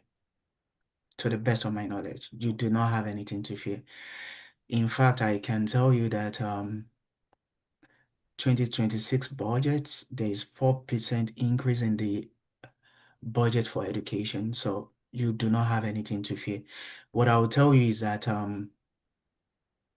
just know, don't just put your mouth to the political part of it because they will check your social media. So just make sure that you don't put your mouth to anything that relates to politics. Just focus on your education. You have your opinion. Just keep your opinion to yourself. Yeah, that's the best thing you can do because just keep it to yourself. It's not going to send everybody away. That's US is built based on immigration. And some people, the atrocity they commit sometimes as an immigrant, I feel like some of the rights some people are trying to claim, it's not just okay, to be realistic. Because in Nigeria, in my own country, I've never seen people from even other African nations claiming the kind of rights we want to claim. I understand, but at the same time, it is what it is. Just make sure that you separate politics from education. With that, you'll be fine. So, Okay, thank you very much. Yes, and the next question is, okay, someone requested if you can share a list of fully funded US schools, because most of the schools, sorry, most of the schools the person found have their deadlines tomorrow, that is December 1st. But if there are any, So, yeah, so what I'll tell you is this. I can share you a link of fully funded opportunities, but you yourself ask yourself this question: do I really want this?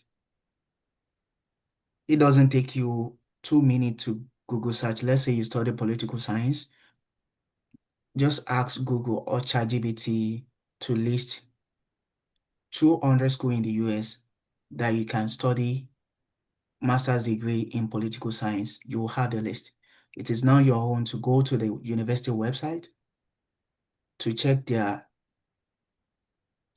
for their admission requirements, to check for their application deadline and the likes. I can list it for you.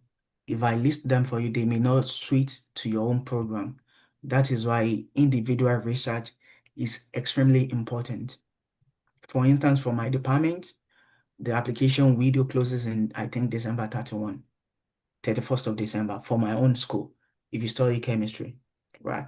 That does not mean that some people in my school, they do got offer in December. So you need to just make sure that you do your own research. I can list them for you now, but they might not be to your own program. You just have to make sure that you do your own personal research. We have more than 4,000 schools, and I can tell you that at least there are close to 400 or 500 schools in the US doing the program that you want to do. So you always see one or two for you. okay. Yeah, I think that is very clear. Yeah, thank you so much. I think last two questions here.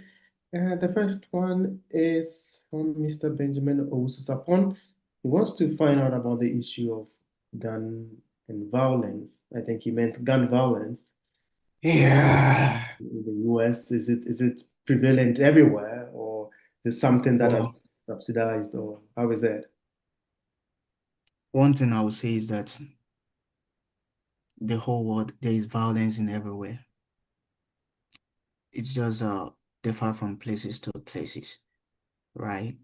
So I would tell you that if you're here for study and you are focused on your primary goals in the United States, you do not have anything to worry about once you know the do's and don'ts. Yeah, maybe because of the location of my school. Since I got here, we've not had any gun violence in my school or in my state, to the best of my knowledge. So what I will tell you is that just focus on your primary goal in the US. There's always going to be violence because Americans think differently than other part of the world. So just be yourself. People die even without gun violence. In UK, people die from stabbing and the likes. So once you know what you are doing, you don't have to worry about gun violence. Those are one of the disadvantages of coming to the US.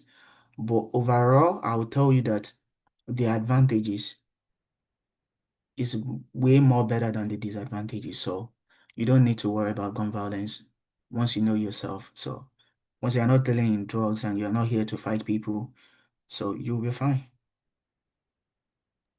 Okay. I said last two, but I think people posted very important questions that I think we should look at. Maybe you answered both of them together. The first one is whether you can practice your religion freely, I think, as an international student. And the next one is, what do you think about the publication requirement for PhD application? Is it compulsory, or one can still apply without publication? Okay, for the religion, you have nothing to worry about. The whatever you see on the media is different from the reality. I'm a Muslim, and I have never seen a reason not to practice my religion, except if you yourself you do not want to practice. Nobody's going to stop you from going to mosques. Nobody's going to, in fact, department, we have a place given to us Muslim students to pray. If you want to pay a room dedicated to Muslim students, you understand. Also, in my student union building, we have a place dedicated for Muslim also. Not only Muslim, for Christian also. So you do not need to worry. Majority of these American, they are not religious, they are spiritual. They know there is God, but they just do their own thing. You understand? So the second question I will tell you is that you do not need publications to apply for a PhD program. When I apply, I don't have a publication, so you do not need a publication. A lot of people in my program do not have a publication, so you don't have to worry yourself. You just have to focus on your research interest, your experience, your teaching, and other skills that you've acquired that are valuable to the program. So that's all.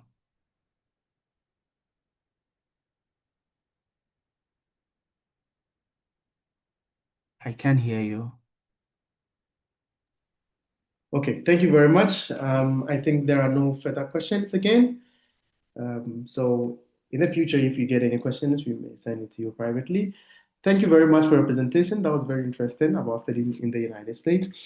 Mr. Sodiq Morena is the president of the African Students Association at the West Virginia University in the United States. Thank you so much.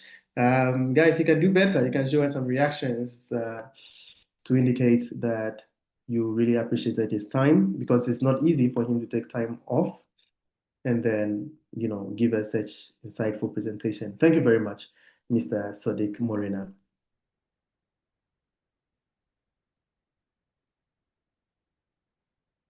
Okay, so next, I'll be moving on quickly to our next presentation from the United Kingdom, one of the famous universities that we've experienced in our lifetime, that is the University of Cambridge, or the Cambridge University. I don't know how best to put it. And here we have Miss Francisca Ahimfo, who is the president of the Ghanaian Society at the Cambridge University. Miss Francisca, are you here? Yes, I just turned on my camera, but I don't know if you can see me. I can't see Oh, myself. okay, yeah, I just saw you. Thank you very, very much. Yeah, so how you doing? How is UK? I'm good. The only downside of being in the UK is that it's very cold. It's very cold. Well, sometimes when people in UK say it's very cold, and I just wonder, then those in Canada and then Russia, then what should they be saying? Because Oh, because it was extremely cold in those countries. Yeah. So, but how is it feeling in Cambridge? How is it like being in Cambridge University, so big university, like everyone is so happy for you? Like, how is it feeling like? so the thing is that I didn't even know how big Cambridge is, as in like its name, the way people like hold it in high esteem, and like everybody, if you say I'm in Cambridge, everybody's like, wow, I didn't really know much about that. I think it's my purpose and like the program, the interest in the program I was applying for, that got me here. And so far, I'm happy that I came. I've been here for like 2 months. Yeah, just 2 months. But then it's been amazing. The city is beautiful. The education process here is the best. And everybody is super nice, I would say. Although mostly it's not genuine, but then they are not mean to you. So we'll take it like that. Yeah, yeah, exactly. So, Miss Francisca Hinfo, of course, was sworn in recently as the president, and that's how come we don't have a picture on the flyers. We rather have the previous president, Mr. Evans Adair, if I'm not mistaken. Yes, and we had to change it quickly because she's been sworn in now as the president, and because of our way of operating, she has to take over. And I'm going to leave you. I'm not going to talk much. So I believe you have a presentation for us. Yes. So I'm going to off my camera and then present, like share my screen. Okay. Okay. Okay, so first of all, thank you very much for the opportunity to be here and then share my experience. So far, I also share the little I've learned by applying for program and also being here. Yeah. One thing I would like to say is that I think I'm one of the few people in the entire world that apply for only one school, only one program, only one funding body, and got in for my first time. Yeah, so my first application, just one school, just one funding body, and I got in. I think I'm lucky and I'm blessed. So I wouldn't have much experience in other programs or other schools to share, but trust me, I've read a lot of documents from other people, and I've been through this process, so I've learned a lot. So I hope that you can still see my screen. Yeah, definitely we can. Okay. So this is an overview of me. As you're already aware, I'm Francisca Ahimfo, and I'm the current president of GUGS, which is Cambridge University Ghanaian Society. I'm currently studying MPhil in Education Policy, Leadership and Improvement at the Faculty of Education at Hughes Hall at the University of Cambridge. And then I did my undergrad in the University of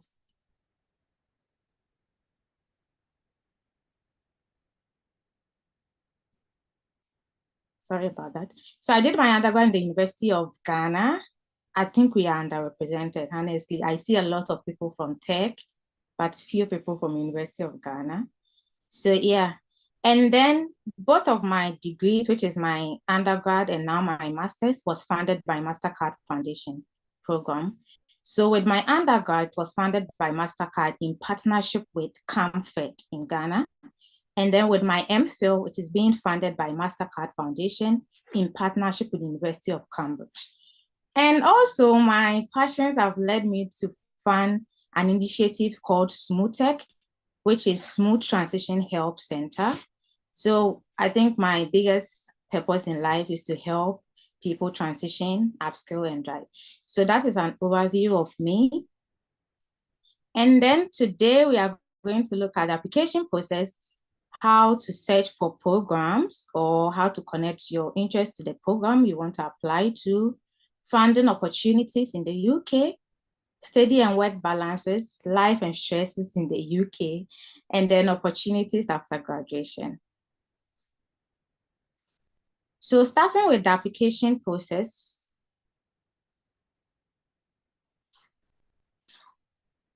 So I would like to say that the application process from when you start applying to when you actually report to school and start your program will be between let's say 6 to 1 year. That's how long it takes, right? So you have to be sure and ready to go through the process because it is not the easiest thing you can choose to do in the world. It is quite frustrating, but it's also rewarding when you finally get here, right? I think the most annoying part of it is that when you get here, then you start another cycle of challenges. So it's like it's never ending, it's not over. Even when you think, oh, finally I'm here, right? So your application process will start with self-assessment and goal set, and you have to take time to actually learn about your own interests, your own career goals, the field that you prefer to work in, your future goals, what you care about. Ask yourself, what is one of the problems in this world that I actually want to solve, right? That is what is going to drive your whole application. So I'll go into how to decide that in a bit. And then we'll also talk about the program search. So when it comes to the program search, the resources you need is just the university you want to apply to, right? So now your goal is driving you or it's leading you to find the program you want to apply to. But where do you find the program? Is the university's website or the country that you want to go to. So those are the resources you are going to leverage on. Which university do you want to apply to?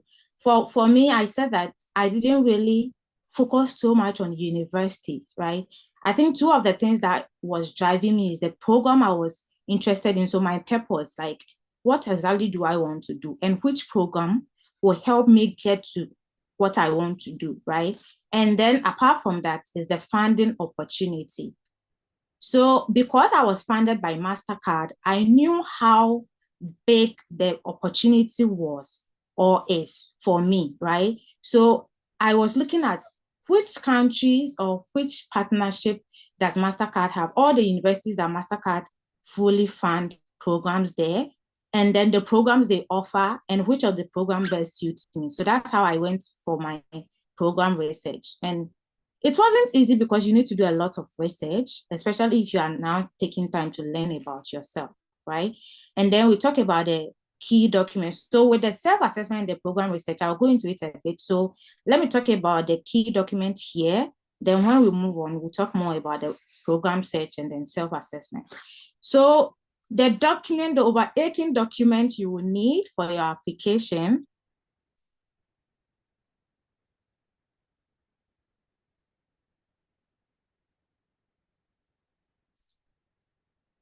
Can anybody tell me if they can see the controlling, the Zoom control buttons on my screen? Mr. Max? Sorry? Apart from my presentation, is there anything showing on my screen? Yeah, the movement of the cursor. Okay, thank you. What can you currently see, please?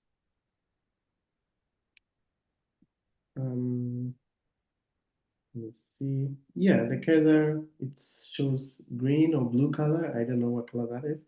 No, like I see anything you can read on the screen, please. No, nothing else aside your presentation and the movement of the cursor. Oh, okay, thank you.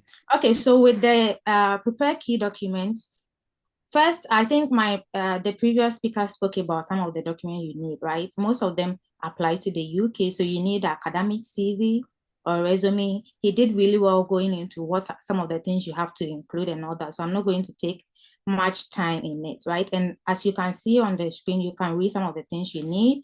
So you will need a personal statement or a statement of purpose. I didn't write one because my program didn't demand one, right? I didn't need to write a research statement or personal statement. But then there were sub questions in my application that demanded me to kind of talk about these things. So in total, I still like spoke about why I'm applying for it, or why the school, why the program. I kind of still spoke about it. So you need to know them, right?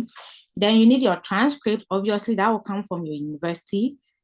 One thing I would say is that request for it very early, because sometimes the processes takes a while.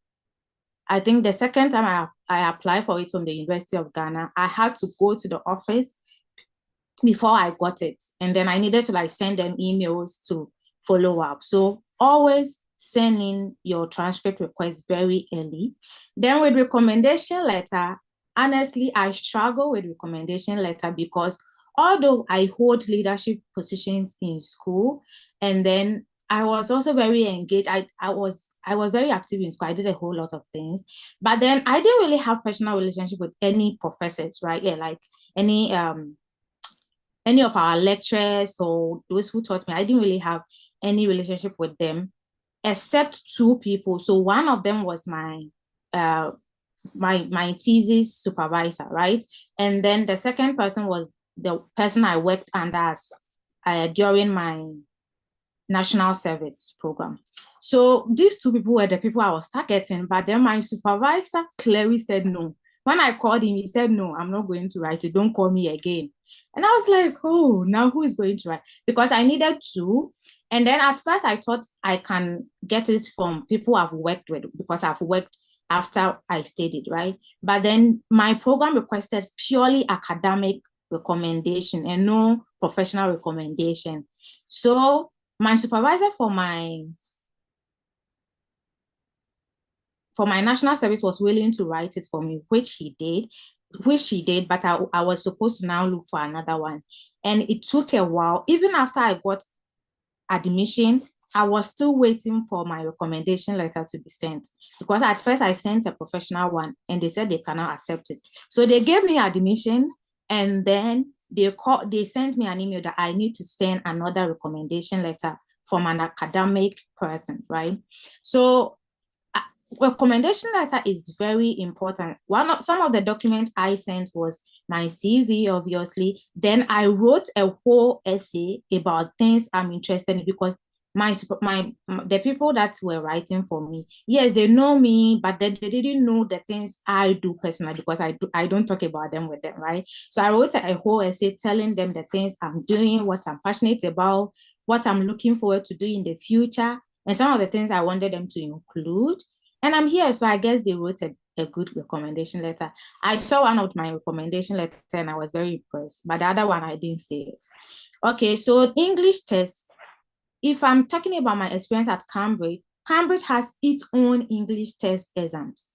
So you don't necessarily need to add any special English examination certificate to your application, because they organize their own, right? But then the UK is an English-speaking country. So almost every school requires you to be proficient in English. So they will ask you for the formal English certificate that are known, right? Some are the IELTS, and some courses too will ask you to write the GRE or GMAT. So you have to go to your program website and know which ones require you to like go into these things and write about them, right? Okay.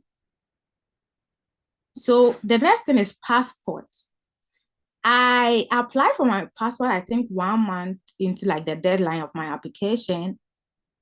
Fortunately for me, my uncle had like connections in the ministry, right? So I was able to speed my application process, and I got it before I sent in my application. Please, if by now you are on Discord and you don't have passport, you are too late. Go and apply for passports right now. In fact, start applying for it today. I know probably you don't have the money now. Look for it and apply. I think they've even reduced the fees for applying for passport. Apply for passport, because I don't know how you are telling me you want to come and study abroad and you don't have a passport yet. Yes, I didn't have one, and I was fortunate to get it in time, but you need your passport to travel. So make sure you get your passport, and you don't have one, apply for one tonight. Then we have the national identification. You cannot apply for your passport without your national ID, okay? Although when you are traveling here, it is the passport they will inspect. You need the ID to apply for the passport. So you must have the Ghana card to apply for your passport. Then some application portals ask you to upload your passport photograph. Mine was requested for it after I got the admission. That's when I uploaded the passport photograph. And then when you're applying for passports, you also need a photograph. So get one taken so that you can use it for your application. Okay, so now let's go into applying for funding. We'll talk about it. Submitting your application. I feel like when you need to submit your application, you just make sure all the documents are there and you've answered all the questions to the best of your abilities, and then you just submit. So I will not talk more about that. And then when it comes to interview, please always find a mentor. These are the processes I'm giving you, right? That goes into the application process. One of the key things you will need is a mentor. Reach out to somebody who has already gone through the process to guide you so that you can ask them questions. One of the places you can find somebody is on LinkedIn, right? And then also on this the school's website, and also on funding website, because I know that MasterCard Foundation, they've already updated their website with the current scholars. So you can even find somebody who is doing the program you are applying for. And then you can reach out to the person on LinkedIn, and then they can give you specific answers to the questions that you are looking for. So always find a mentor. They can also help prep you for interviews. So when you are prepping for interviews, just know that they want to make sure that who you presented yourself in the application is actually who you are, right? Because if somebody wrote your application for you and they're asking you the question, you may not necessarily know. So they just want to be sure that you are actually who you say you are. So don't be scared about the interview process. Then your decision will come. I feel like after you've gone through all this, your decision come and you are so happy, but then another wahala stage happened, because now you are coming to apply for visa. Think about what food you can bring to the UK or not. Think about whether you need to buy clothes. Those are like a whole wahala on its own. And I will share a little bit when I go into my next stage.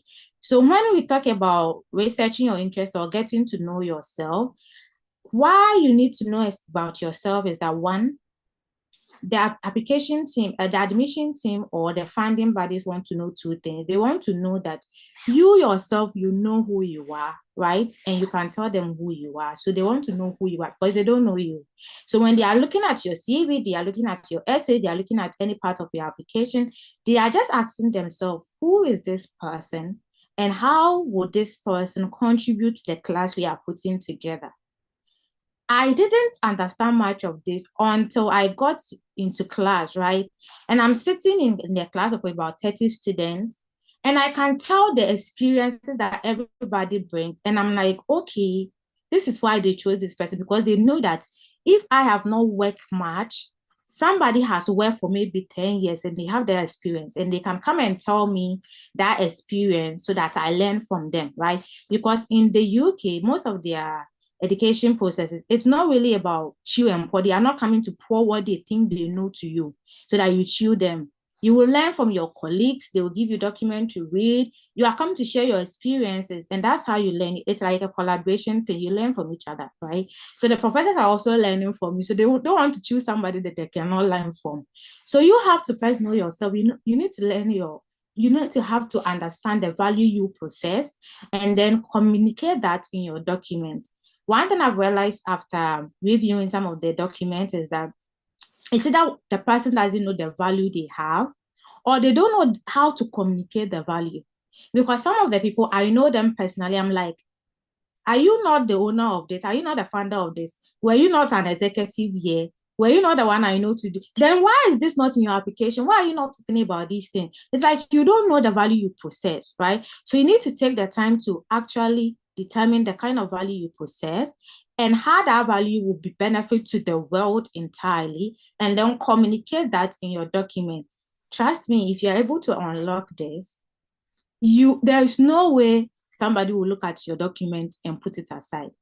That's all they are looking for. They want to understand who you are, and they want to now understand how the program you are applying for fits into your journey, right? Because you are telling them about your background, your aspirations, your goals, your future career plan. Now they are asking, how does this program you are applying for contribute to that journey you are telling us about? So these are the two things you have to explain to the admission team. If you're able to do this, you have a strong application. So moving on, if you are doing this, all you are doing is that you are talking about your past, you are talking about your present, you are talking about your future, and then you are communicating that entirely in the document you are putting together as about the program you are applying for. So these are the things I've talked about. This is the framework. Talk about your past, talk about your present, talk about your future, and how it fits into the program. No, and how the program fits into your future, right? So how these four things connect together. And one, I think over the years, what I've come to learn and appreciate is that these 5 theories that are on this screen, probably you can take a screenshot or I'll share the presentation slide later. If you take time and you understand this theory and you use this theory to guide you to learn about yourself, you yourself will come to feel powerful and you'll be able to tell other people that you are powerful, right? Now, one thing I would say is that when you are learning about yourself and you're identifying your passion and all that, don't be selfish. Yes, the money is good and all that, right? But then what problem in the world do you want to solve? So we have this framework, this fourth one, Ikigai, which talks about your reason of being. So it's a theory to help you find your purpose, right? Now, what is here is very interesting because it says that it is the point where 4 elements intersect. What you love. So 1, what you love. You're asking yourself, what do I love doing? What are you good at? What does the world need? And what can you be paid for? So are you getting, the money will come, but it's at the end of the journey right now. So what are you good at? What do you love doing? How does that connect to something the world needs right now? And then what are people willing to pay for around the thing you love, right? So for example, I love mentoring people. I've realized that doesn't exist a lot in the world that we are currently in. especially when it comes to transition from senior high school to university, most people get lost in that middle ground, right? So I said, okay, one thing I care about is transition. So I'm learning about education policies because it is transition from senior high school to the world, right? So education policies, how does policies affect this transition? How does leadership affect these things? How does development affect this transition, right? Then now I can decide to create a business model around the transition. So it means that the masters I'm learning, I'm trying to understand how does these things connect to the thing I love about? And then now how can I use that thing I've learned or the information I'm getting now to change the world or to solve the problem? So yes, you want to make money, but it's not all about you. Please make your statement of purpose about the world. What are some of the things you have realized is an issue and you want to solve? So these theories will help you learn about yourself. I recommend that you go and do a little bit of research into it. I think our time is fast spent, so I'm going to rush from here. So when it comes to program of research, this is the top 10 universities in the UK currently. University of Cambridge obviously being number one, and the University of Oxford. So if you have heard Oxbridge before, it means Oxford and Cambridge. So these are two top universities in the UK, Cambridge and Oxford. And then the rest are all good schools, especially if you want to do economics-based program, then you should probably be looking at London School of Economics, right? So all of them have like their perks to make it more desirable, right? So University of Cambridge and Oxford is more like University of Ghana in Ghana because it is like broad, they do a lot of things and it's high class. But some of the schools are more specific, so you should like probably look at them if you are doing more specific programs. So when we talk about Cambridge, if you are looking for programs at Cambridge, where you go to is Cambridge course directly. I've linked this in the presentation slide. So if they share it, you can click here and access it.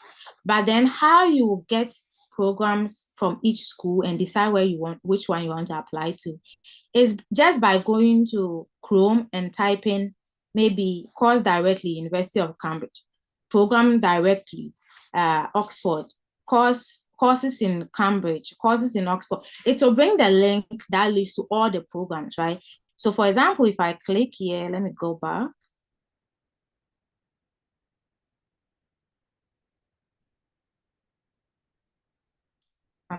I'm at a minute.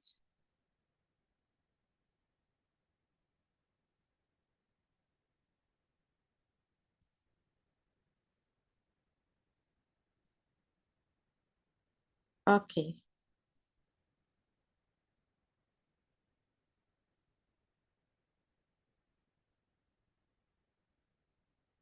Mr. Max, please, can you see my screen? Yes, definitely. I can see your screen. Yeah. Okay, pardon me with the essays. I'm writing my essay for term 1. So when you come here and you search for, okay, University of Oxford program directly, because I just searched that, right? It will open the website for you. So now all you have to do is to either search for the program you are interested in. So for example, if I'm looking for education related program, I can go to keyword and search for education.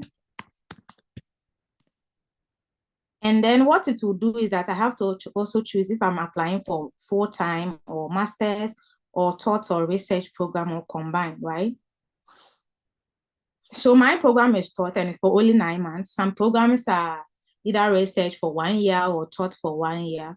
So you have to go to the program itself and read some of the available programs and the required like length, right? Okay. So if we come here, we are looking at Applied Linguistics and Second Language Acquisition, MSc at our Department of Education. So this is at Oxford.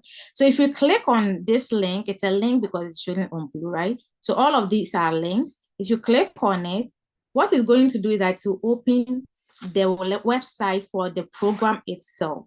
So now you have to take your time and then go through the program structure, some of the models they will talk about, or how the program will run, the length of the program, and then decide that does it fit into the goal I've already set, right? Because remember that the first step is setting your goal and deciding what exactly you are looking for, right? So now you have to look at it. For example, they have the requirement or what's the eligibility requirement here. So supervision, they have a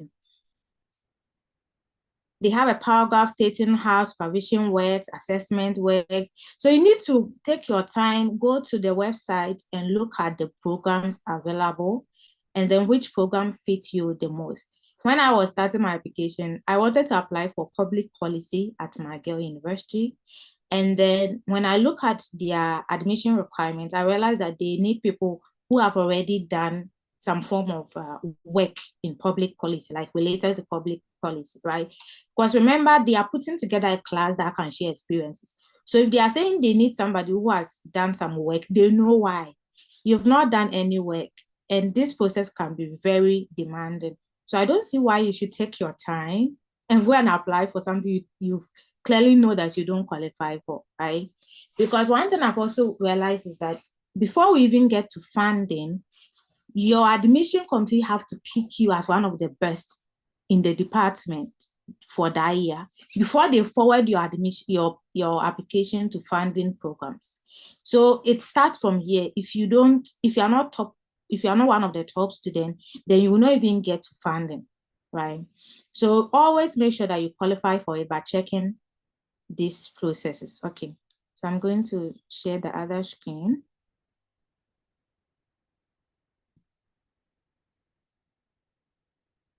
All right.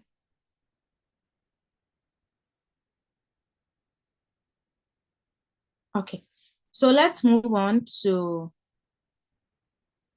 funding opportunities, right? So when we come to the UK for African students, these are the major funding opportunities for you. So we have the Mastercard Foundation Scholars Program.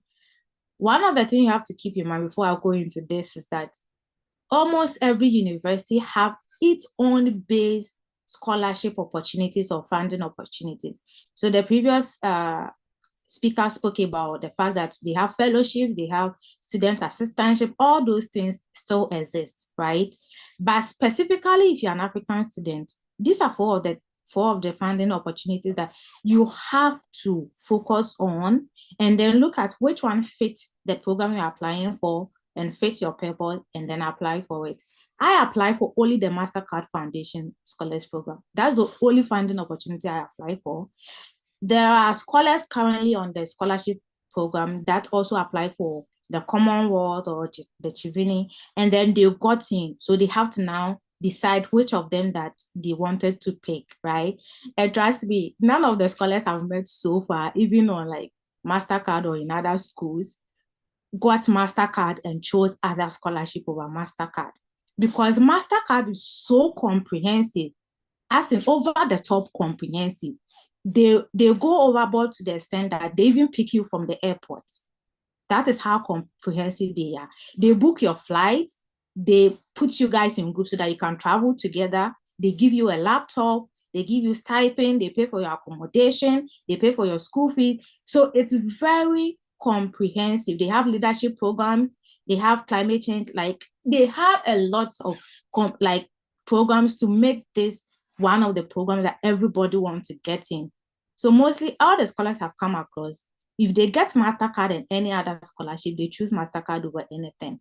So one of the scholarships, if you are eyeing UK schools, you have to look for Mastercard. The unfortunate thing is that they only work with top universities. In every country they operate, they work with top universities. So in UK, they work with only Cambridge, Oxford, and Edinburgh. So if you are not applying for these three schools, unfortunately, you cannot apply for the Mastercard. But then if you take the Mastercard out from these three schools, we also have the Commonwealth and then the Chivini. So with the Commonwealth and the Chivini, Commonwealth sponsor both Masters and PhD. Mastercard only sponsor Masters, unfortunately, but then the Commonwealth sponsors also PhD, right? And it's operating in most of the UK universities. So just go to their platform and check the schools they work with and the program. So one thing is that the downside is that they don't sponsor all the programs in every school. So they sponsor specific programs and then specific schools. So it's, for example, they can decide that in Cambridge, they will only sponsor maybe education programs. And then maybe in London School of Economics, they will only sponsor economics programs. I hope that is clear. And then with Triveni, also they sponsor UK schools and then eligible master's degree. So you have to check which program they sponsor and which one fits you. With MasterCard, they sponsor almost every program in the University of Cambridge, University of Oxford, and University of Edinburgh. So the thing is that with the University of Cambridge, they sponsor almost every program, but then there are specific programs they don't sponsor. So please visit the website. That program they don't sponsor is clearly stated there. So visit the website and check which program they don't sponsor and take those out. And then you can, it's very few. I think it's like less than 10. So then you can focus on the rest. Okay. Then we have GATE Cambridge, which is specifically for Cambridge applicants. So if you're applying for Cambridge, one of the best scholarship is also GATE. So some of this scholarship, you have to apply for them separately, as in they have their own application process, right? So you have to look at their website and check which one require you to apply separately, the deadline, the requirements, and all that. But with the MasterCard Foundation, with Cambridge, my own experience, you apply whilst applying for the school. So the school have a lot of funding, and they'll ask you to choose the one you want to apply for. So if you choose MasterCard, they will just ask you to write an essay. That's the only way you're applying for the MasterCard Foundation program at Cambridge. You just submit an essay whilst you're applying for your school, right? So it's very straightforward and very easy. Yeah. But then with Commonwealth, it has its own application. And then with Triveni, some of them require their own recommendation letter. Apart from the recommendation you've already submitted, they need like specific things that you need to submit for the funding. So with that, I'm going to give you a resources. I've linked the Cambridge University Ghanaian Society organized a funding session for those applying for school, and then we recorded it. So this link leads to that. If you want to look at how to apply for Commonwealth, there was a very detailed presentation on that. I cannot even start to explain it because I have no idea. When the person was explaining, so one of our executive member, Bansi, was explaining because he got the funding for masters, but he chose MasterCard. When he was explaining, I was like, oh, so that's what they were trying to say the whole time, because I went to their website and I didn't understand what they were trying to say.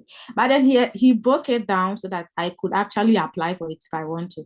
So if you go to this link, the one that says Cool Session on Funding, you will be able to find that video and you can watch it to learn more about how to apply for MasterCard or Commonwealth. So all the best to those applying. Unfortunately, the funding deadline for University of Cambridge, I will only speak to Cambridge because I know Cambridge, is 2nd December for funding, and some of the programs are in January. So you have to check that funding deadline for your school or your program. Yeah, it differs for every school, but mostly it's very early in January or very early in December. Yeah. Then we have the MasterCard College program at Cambridge website. You can easily find it here. If you click on this, it will lead you to the website. There's a lot of information on how to apply and all that. So moving on, we are now going to talk more about my personal experiences here. So study work balance. The first thing I'm going to say is that don't dream coming to the UK to study without funding, because honestly, probably it will not even be worth it if I'm trying to choose my words carefully. It's very expensive, like very, very expensive. I'm saying, like, when they were paying for my visa processes and my, what did they call it? Your NHS, which is like your medical expenses for staying here, right? And all those things, I was asking myself that it looks like this money can buy my whole family. Like, how was I supposed to pay for this if I didn't have the funding, right? Because it's very expensive. That's the honest truth. And then with your visa, it gives you only 20 hours to work. I think it's the same as the US, but then my program gave me only 10 hours to work.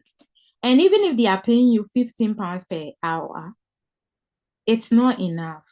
It's not enough to pay your school fees alone, then pay your accommodation and your feeding. I would say for feeding, I don't even spend much, but school fees, your fees itself, and then your accommodation is very expensive. And UK, especially Cambridge, is very expensive. So don't really try. It's not possible. But then if you got funding, right, and you still want to come in and work to maybe raise money and go and do other things back home, what I would say is that look for police reports that says that you are fit, you don't have any criminal background. And I think it's over 1,000 cedis. When I found that, I was like, forget it, I'm not going to work. Because why is it so expensive to get a police report in Ghana? Yeah, it's a little over 1,000 cedis. Maybe if you have connection there, you may get it cheaper, but then you need that money to apply for police reports, right? And then that is one of the requirements they will ask for if you are coming to work in the UK. Most companies will ask for it, so look for that. One of the documents you have to work on for the whole application is your TB test. And then I think that's the only health-wise certificate you have to get for UK. Yeah, I think that is really good. You don't have to do any vaccination or anything like that. But then if you also want to travel from the UK to other countries, if you are thinking about that when you come and you are learning, then you need to get the yellow fever certificate if you are planning to travel, because here it's expensive to do it. In Ghana, I think it's like 70 cedis at most of the clinic. If you walk in and you request for it and you don't use like connection to do it, those who say that they will get it from you online, they charge like 200 cedis or something like that. Yeah, but then it's cheaper at the clinic. So just walk in, ask them, and then do like a Chrome search on which hospitals provide that, and then go and get one. So if you want to come and study, that's what I would say. But then there's a lot of job opportunities for those who want to study. Just that the money is not enough to cater for your study, right? If we are talking about study itself, I would say that one thing I've learned and I've come to appreciate so much from Cambridge is that most professors don't behave like they are God. That's one thing we realize in Ghanaian society, right? Our lectures almost behave like they are on top here and we are down here. But here, they really work with you, they engage with you, you have your own supervisor, you talk to, and your supervisor is almost like a personal mentor here, right? They guide you on every essay you want to write, you need to write. They give you step-by-step guide. It's almost like they know that the process is difficult and they want you to succeed. So they provide the necessary environment for you to grow, right? They are not happy when you fail, yeah. So they make it very difficult for you to fail, but then very easy for you to study and pass. And then one thing too is that you engage in a lot of conversations in class. So please put away your shyness before you come, right? Be ready to engage in the coursework. They will give you a lot of literature to read. Be ready to read a lot of work. Be ready to engage in understanding and collaborating instead of like reading a document, trying to pour it, chew it into your head and then pour into like some examination, right? For my program, I don't write any certain exams, but then I do essays. I write essays, which require me to read and understand, and I give my own opinion and discuss points and try to contribute to academic, right? Or let's say literature and all that. Yeah. So you engage in a lot of these things. So please be ready to do that. So if we are talking about life and stress, I think the worst thing I have experienced here is the weather. The weather is terrible. It makes you sick, especially if you're coming from Ghana. This place makes you sick. Your head is spinning, your head is pounding, and imagine trying to learn in that. So it is terrible. I think I read a lot about that. I watched videos and that, but I didn't believe it until I started to experience it. So take it from me, believe it and prepare for it. Just know that it will happen, but you will go through it, right? Some days you will cry, but you'll pick up yourself and then work through it. So it will not make you like give up. Just know that it will happen, but it's part of life. So you will not give up and you go through it. Okay. Then another thing I would say is that the food here, let me just say that it's not for our taste bud when we are coming from Africa, because Africans, we have like spices. If something is pepper, it's pepper. If some salt is salt. This place, the only thing I've tasted a lot is sugar. Almost everything is sweet. If it is not sweet, then I don't taste anything inside. So for me, I bought my own spices, I bought my own food, I bought like condo, I bought cassava dough, I bought beans, I bought oil, I even bought dried tilapia. So I bought a lot of local food, right? And it's helping me. Another thing too is that it can be very lonely here. And then people can fake their friendship or the way they smile at you, right? They can fake it. It's almost like they like you, but then in reality, they don't really. They are just like trying to engage with you. So it can be very lonely. So one of the benefits of being on a funding body is that they kind of create those engagement for you to engage, right? But then Cambridge is beautiful. It has all these historic stories, and the city itself are like old building that is older than you, and you can look at it and like, wow, you enter the building and you're like, wow. So it's very beautiful to live here. You are walking, you are looking around, you're like, you feel proud of yourself for getting here. It's actually amazing. And then most of the people here are nice, as I've already said. They may not be genuine, but then they will not harass you or insult you, or like some countries, Ghanaians experience that, right? People like being mean to them. But then in the UK, for my part of the UK, they don't really do that. And then in London, there has a lot of Africans there. One thing I've also realized that there's a lot of Chinese in Cambridge, like a whole lot. As in my class, we have a lot of Chinese. Almost half of them are Chinese students. So yeah, you will meet them, but they are not mean. They are very friendly. So don't worry about that. Okay. So opportunities after graduation, the straightforward answer is that UK have 18 years. So it used to be 2 years, but now it is 18 years. 18 years graduate visa, right? So you can apply for it after your program. The only downside is that it's over 13 over £3,000. You need over £3,000 to apply for it, which means that you have to save for it if you are studying. So immediately you come, if you want to stay after that, you need to start saving for it and apply. Think about 2 months after to your graduation or to your program, and you can apply for it. And if they grant it to you, you can stay for 18 months working or do any other thing you want. You can also marry and get citizenship, but I wouldn't advise. Yeah, currently it's very difficult to find somebody who's genuine enough to like marry you, but I wouldn't go into that. Another thing too is that there's this skill worker visa, so you can apply for an opportunity, a job opportunity, and if you get in, some companies are willing to give you visa sponsorship, right? So if you get a visa sponsorship, you can stay and work. And it's not easy, but it is possible. So if you want to stay here, just start looking for it right after you arrive. Okay, that's one thing you need to do. Okay, so my last word, I would say that the program itself, the process, you have to start with exploration. Just research, a lot of research.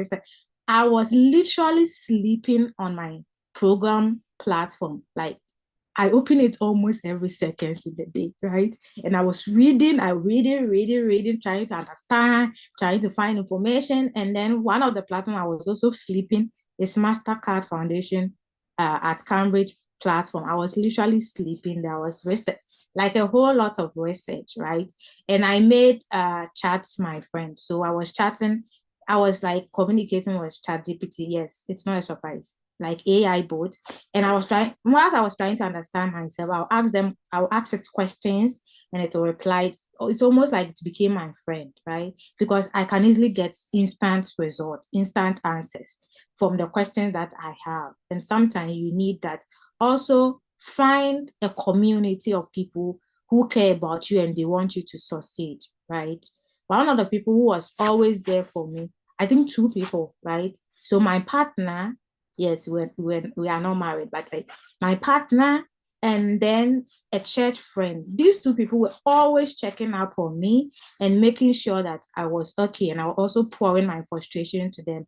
To find a community that will support you, and then be very intentional about your application. Don't just apply to every school. You don't need 10 applications to get 1 yes. You just need that one good application that you finish and you are like, yes, I've poured everything into this, right? That's all you need. So at most, just apply for 4 programs. It's enough. You probably even get 3 callbacks if you actually did the work and got there, right? So reach out to students. I've already talked about this. Find a mentor, and then use the framework to choose a program. And overall, I would say that your story is power, so tell it boldly. Thank you very much for having me. All right. Thank Thank you you very much. so much, Francisca. We are so grateful for this amazing. I missed a lot, but the little I had was amazing. The little I had was amazing. Thank you so much for sharing your story with us. Thank you so much for sharing your journey with us. We'll take a few questions, and looks like we have um, a lot of questions here. Please let me know if I have bypassed your application, like your question, okay? It says, is it possible to transfer as an undergraduate to the UK to continue? Or would you have to start? Okay. So one of the few things I didn't mention is that, like the US, you can also apply to PhD straight from your undergrad in the UK. It's possible. So if you have like first class, second class, you can apply straight for PhD. And also if you came to the UK to do your undergrad, so specifically for this question, if you came to the UK to do your undergrad, yes, while studying and when your program is almost over, you can definitely apply for masters. Yeah. And then if you get in, you can continue. The same as if you are doing your masters, you can equally apply for PhD. And then if you get in, you just continue. So yeah.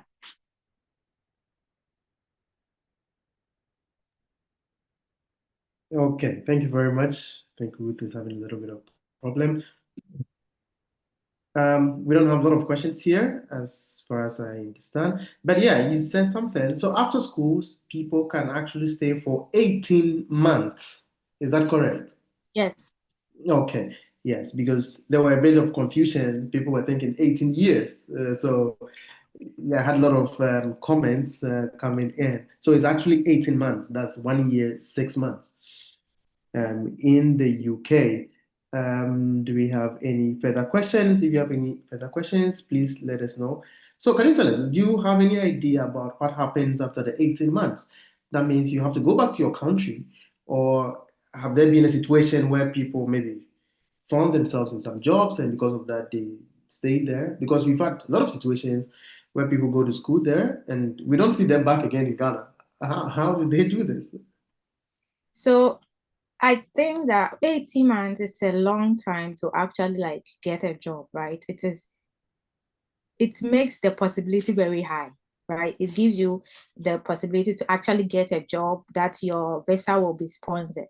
So far as your visa is sponsored and the company is saying we are paying for their visa, you can stay after the 18 months. So if after the 18 months, you are not doing PhD program, you are not doing any other master's program, you are not married, so you are not a citizen yet, or you don't have citizenship, you are not on any job that is sponsoring your application, your visa, or you've not funded any company, so maybe you've applied to fund a company and you've got it all, then you need to leave the country. Yeah, you need to go back home. So one thing is that with the MasterCard Foundation, one of the perks that comes with it, right, is that after your program, you can go to any African country for 3 to 6 months, go do a placement, and they pay you for the placement. So whilst doing that, you can also decide to apply for PhD or apply for any opportunities that you would like. So that's one of the benefits that also comes with the MasterCard program. Okay, thanks very much for that thorough answer. If there are no further questions, then let's see some reactions for Francisca. Thank you so much, Francisca. That was a very insightful presentation, and we are happy to have you here today. It's a privilege having you all the way from Cambridge. Thank you. Yes, our next presentation. Francisca, your presentation is still on our screens. Our next presentation is coming from the Far East, that is from the Russian Federation, one of the biggest universities, if not the biggest, the Higher School of Economics is actually ranked among one of the top universities in the world. And what makes it interesting is that after graduation from this university, you even have a chance to apply for job opportunities in the Netherlands. That is one interesting thing about this particular university. And I think it's one of the few universities that has a whole lab for just Apple product. It's quite interesting the first time I entered this university. And here we have Mr. Benjamin Owusu Sapon, if I have the name correctly. He is the president of the African Students Association at the Higher School of Economics. He's a former member of the University of Katanga in K University, and I know he has a lot of positions. I cannot mention everything. So, Mr. Benjamin, are you here? Yes, yes, I'm here. Thank you very much, Senior Max. Okay. Well, Yes, I think, I yeah, cannot mention everything. it's fine, it's fine, it's fine. How is I mean, I Moscow? think what you mentioned about Netherlands is quite new to me, so I think I have to come to you for further directions here. I mean, Max has also been to HSC before, graduated from here, and then has had a lot of experience here on this side. Well, it's quite fascinating, but to hear people talking about Russia, I mean, the other Yeah, side of Russia, it's yes. interesting. It's amazing to hear people How is talking. I it? mean, How is it over there? Because, of course, we hear a lot about Russia when you're outside Russia, especially when in Ghana. You yes, see the especially with TVC, this current CNN. situation. Yeah, I Yeah. remember when I was coming to Ghana.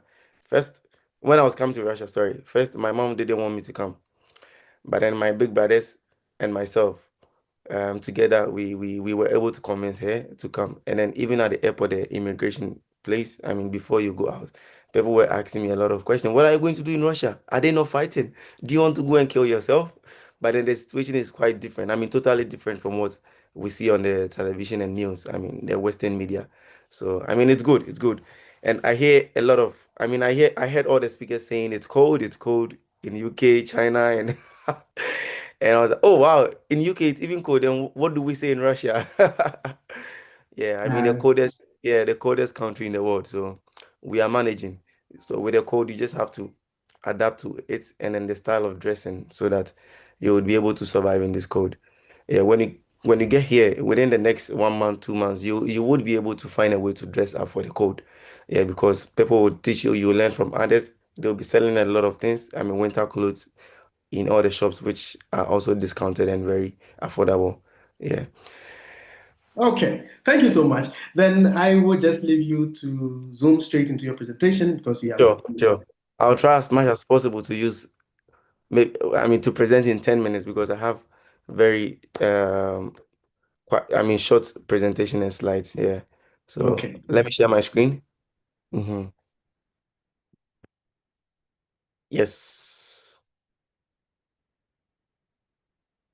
Mm-hmm. Oh, 1 second. I want to wait. Mm-hmm. I'll reshare it because I want to, yeah. Yeah, this one. Yes. Great. Hello everyone. You're welcome to this summit, and thankfully we first of all we give glory to the Lord. We give thanks to the Lord for giving us this life and then giving us this kind of opportunity to still experience. And then next thanks go to Max and his team for organizing such a wonderful and amazing thing. Even myself, while still in education, still in school, I learned a lot from the previous presenters still in application, even though I have experience. So I mean, day in and day out, we still have to learn. We still have a lot of things to learn. Yeah, we never get perfect. I mean, no one is perfect in such things. So my name is Benjamin Owusu-Sapon, and currently I'm in the second year at the Higher School of Economics, Russia, studying masters in politics, economics, and philosophy. And not to, I mean, also I'm the president of the African Student Association here. And then I'll be presenting on studies in Russia, your next global opportunity. So for quite some time now, anybody who wants to travel from Ghana, from Nigeria, or from Africa in general thinks about China, no, not China, UK, US, and then Canada, UK, US, Canada. And after that, they think about and the central countries in Europe, like Netherlands, Belgium, Germany, those here. But then they don't consider this side, this part of the world. That's the Far East, which is Russia. And I mean, there are a lot of questions as we've already discussed. Why do you have to choose Russia? I mean, Russia, why do you have to go there? They are fighting, there is war. We've heard a lot about them with regards to racism and all those things. But trust me, I have never and ever encountered any racial abuse or any racism vibe here. It is all free, it's all laughter. That is why with my first my first slide, I had to use this kind of to show you that in Russia it is very free. The people here are so wonderful. They are amazing. They are lovely.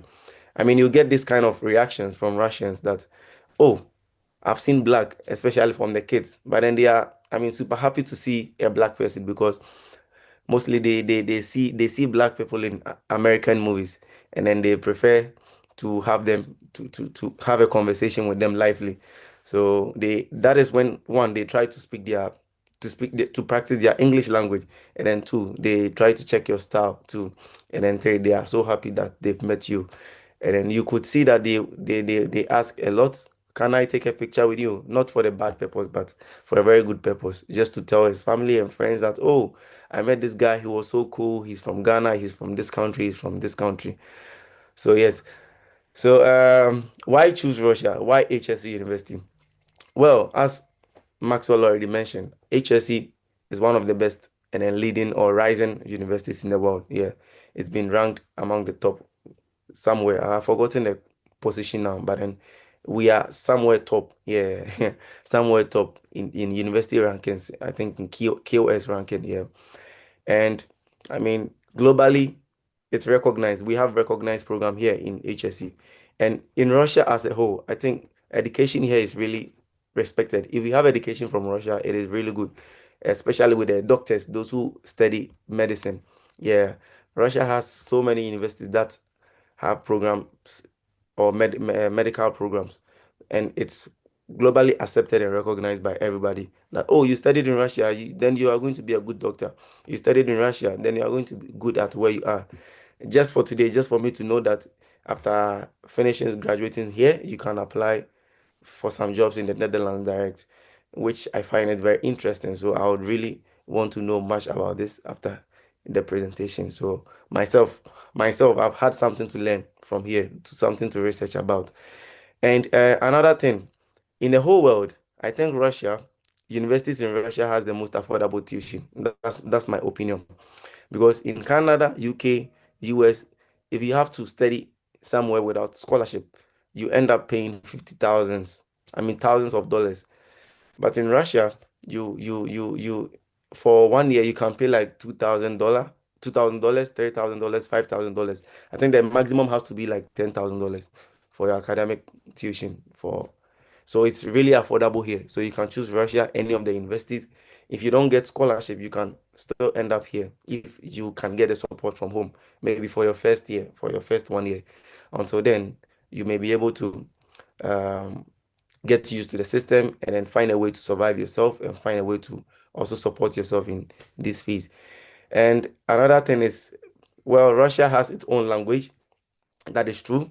And the language is quite an issue, not really a big issue, because we have people here who are surviving without without Russian knowledge. Myself, I studied Russian for a few months, I think 7 months, and I've been in Russia for 2 years. Even though after these 2 years, my Russian is still not better, because there is a saying in Russia that the Russian language is the hardest of all, and even the native speakers still do not have still do not have perfection in their language. Yeah, so I mean, they cry about it themselves. The language is hard, honestly, it's hard. But then it doesn't really matter. It's not really a big deal. Yeah, it matters in some points. At some points, not all the points. You can survive, you can be okay, you can be happy living in Russia without Russian language. Yeah, so some people may think that, oh, Russians may not have English taught programs. No, that's not true. There are so many programs you can have or you can study in HSC and Russia as a whole. So studying English for a seamless transition. So you can get English taught programs here as well. And as we've already mentioned, top ranked excellence, HSE excels in economics. These are the major parts. These are the major parts about this school. They excel in economics, IT, and then social sciences. So if you are here, oh, it is good. I think this program is being collaborated by the Faculty of Social Sciences in KNUST, which I'm also an alumni to that university.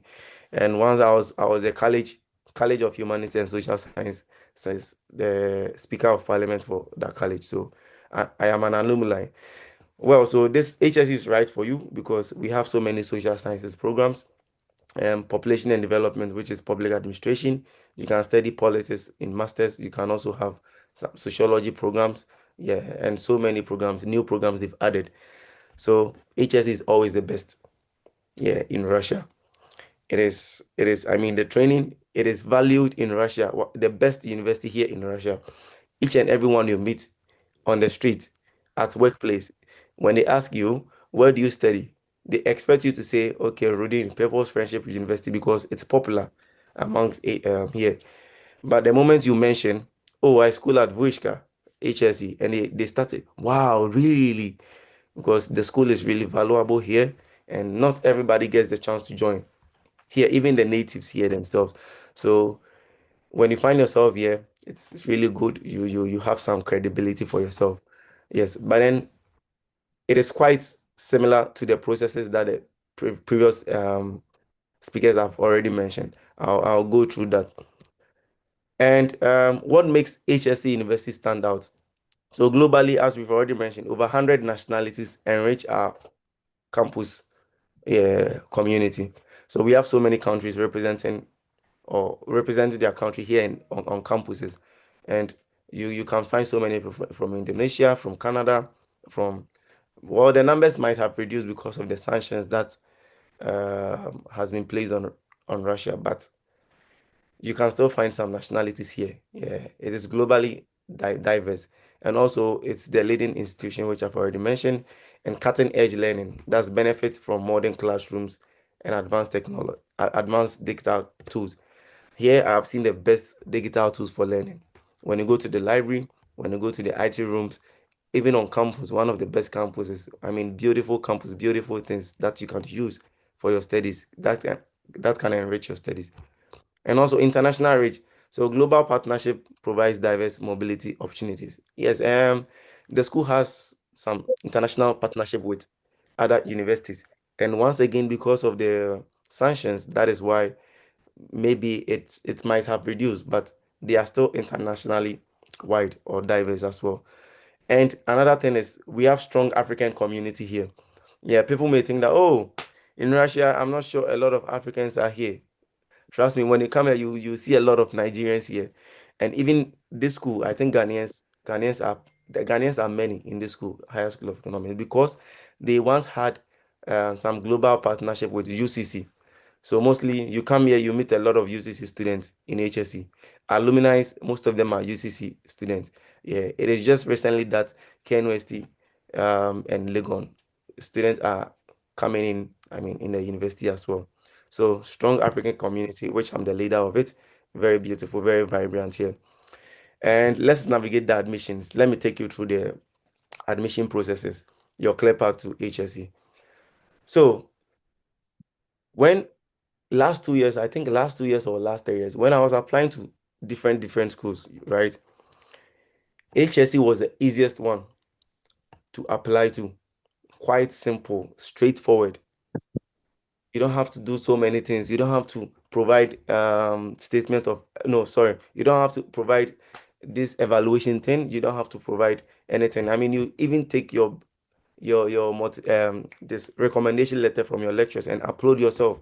So they are very straightforward because they understand that students go through a lot when they are applying to schools. So HSE offers straightforward admission processes for both bachelor's and master's program that is designed to welcome international talent. So first, there are bachelor's program here. And the bachelor's program, the main thing you will need for application is high school certificate, 2 online entrance exams, Yeah, with that one, you are going to write entrance exam, which is not difficult. It's okay. It's cool. Yeah, there are a lot of bachelors from Africa here, bachelor students from Africa. Just that with bachelor's program, most of them are taking in Russian. So you will first have to study the Russian for 1 year, which is good. If you know the language, even though if you don't know, it's not a challenge, but if you know, it is you have an easy go in a country. Yeah, you really have an easy go. I remember when I came last 2 years, I didn't understand anything in the country, even though I had some friends to help me. So it was quite smooth. But after understanding the language after 2 years, I mean, I can boldly say I can go anywhere I want. I can try to apply for anything I want. I can do whatever thing I want in a country. I mean, not illegally, but legally, I can do what I want. And the second one is the master's program, which requires your bachelor's degree, which requires the CV, which requires the motivation letter, and then an online interview. So among these, the online interview is I think, well, not the biggest one, but it can actually have help you to secure admission and scholarship, because you have interview with a programs manager, and if the programs manager likes you, that's all. I mean, there is nothing, because he is in charge of the program. He can say, "Oh wow, I like your interview. I like your confidence. I like your appearance. I like the way you say." And then sometimes you just pray and then ask for grace when you're having online interview. I mean, motivation letter, CV, and bachelor's degree. I mean, they do a lot of things when you are applying, but sometimes the most important thing is to pray for grace, especially when you have interview, so that you can get favor from the person who is interviewing you. Yeah, so my colleagues have already said a lot about the motivation letter and the CV, so I'm not going to spend much time to discuss the motivation letter. It has to be precise, motivation letter. You have to get your motive. I mean, write your motive, and then you have to add some past experiences to your motivation letter. Like, oh, in school, I was this, and I worked here for 2 years. So I believe that when I apply for this course, it is going to help me to better my skills in this field, so that after school, I can help. I can serve the country, or my country, I can serve the world with this kind of knowledge as well. So it's quite simple to, yeah, to write your motivation letter these days, because you have to make it brief. And your bachelor's degree, well, trust me, I've seen people coming to getting or winning scholarship with second degree lower, I think even third class, or maybe, yeah, together with the first class student. Your bachelor's degree matters, but all it matters is you graduated from school, you have your certificate, you have your degree certificate. And then, as I already said, add some grades. Your motivation letter is quite important, because it tells what you want to do. And then believe me, these whites, they don't think that you can lie to them, or you would lie to them about experience. I'm not saying go and lie. I mean, 100% lie in anything, because if you lie, it can show in your interview. If you are talking to he can feel that you are lying. But then you have to make it in a way that they can believe you. You have to add some experiences. Yeah, yeah. I mean, if you have 1 year experience in a certain field, you can just add that. You can't Don't squeeze yourself to them 1 year. You can say, "Oh, I have vast experience in this field, blah blah blah, blah blah blah." Yeah, which can, I mean, enrich your application process. So let's move on. And then one thing about the language, some people also come here to study just the language, and they get visa to come here, because after 1 year they also stop and then continue their processes here in Russia. Once again, living in Russia is good. Moscow, it's good. Other cities too, very good. No stress, no violence. You are safe anytime. I can walk at 3 a.m. I can walk at 2 a.m. I can walk around at 1 a.m., 12 a.m. Anytime I am safe in Moscow, in Russia.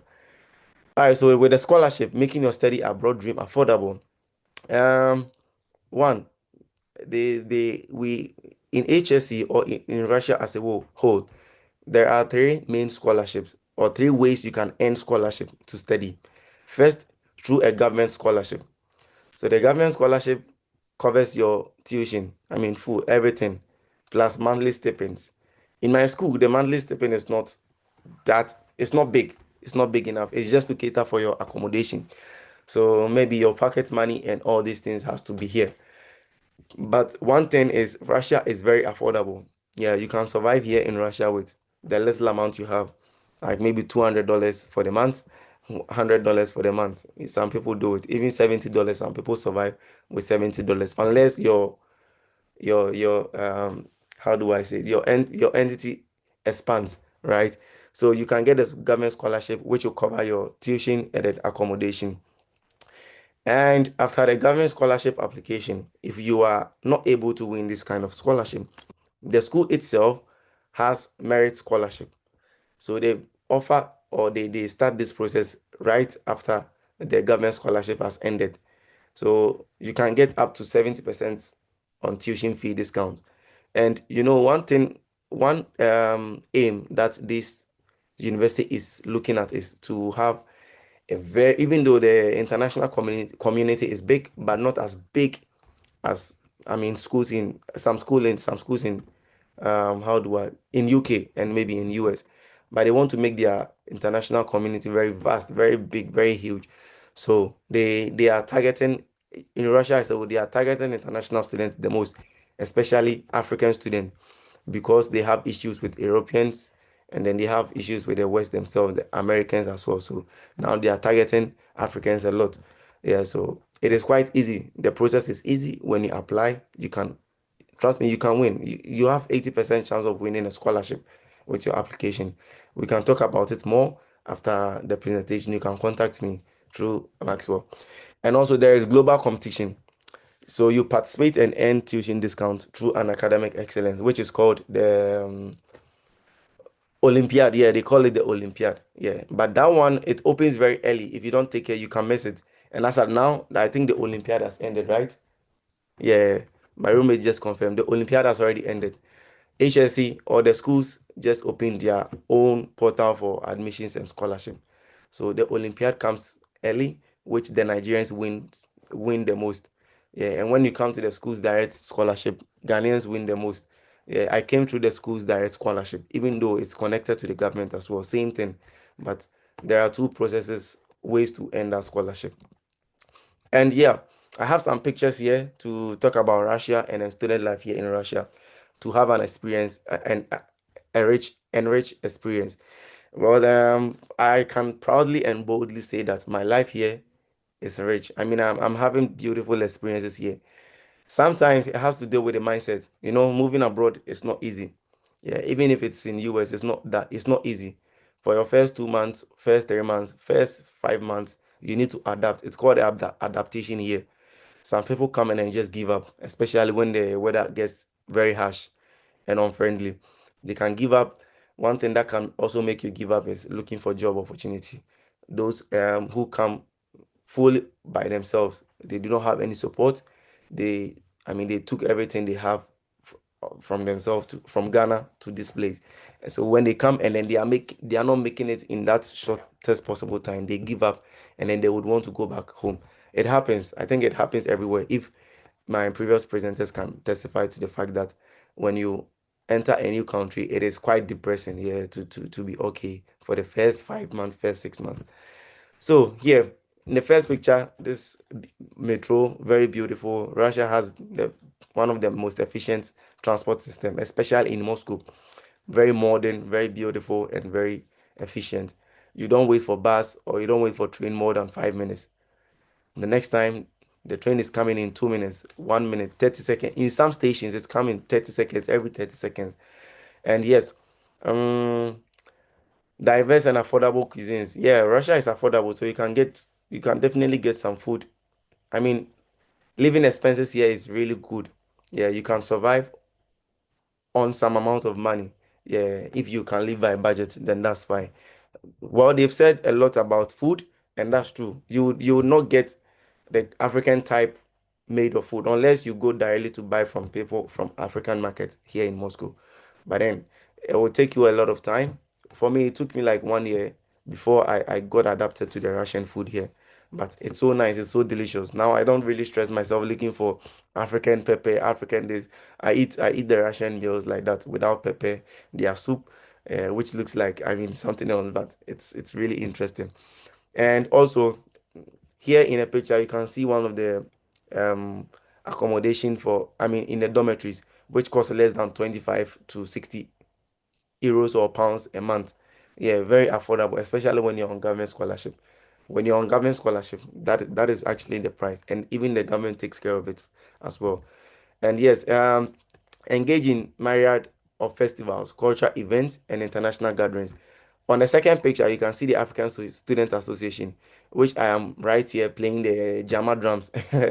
So all the time, the school is having, all schools here have having international programs. Even in Moscow, in Russia, they're having international programs in general. So you can find a community. These people love to experience and see our culture. So you can see the crowd we pulled over here. Even though at this program, we had about 20 tables set for each country. I mean, set for each continent and countries. But in Africa, because we are one, like African students, so you're not Ghanaian student or not. So we came together, we organized our table, we brought Jama, and then we did beautifully well. And see, we attracted a lot of people from everywhere to our place.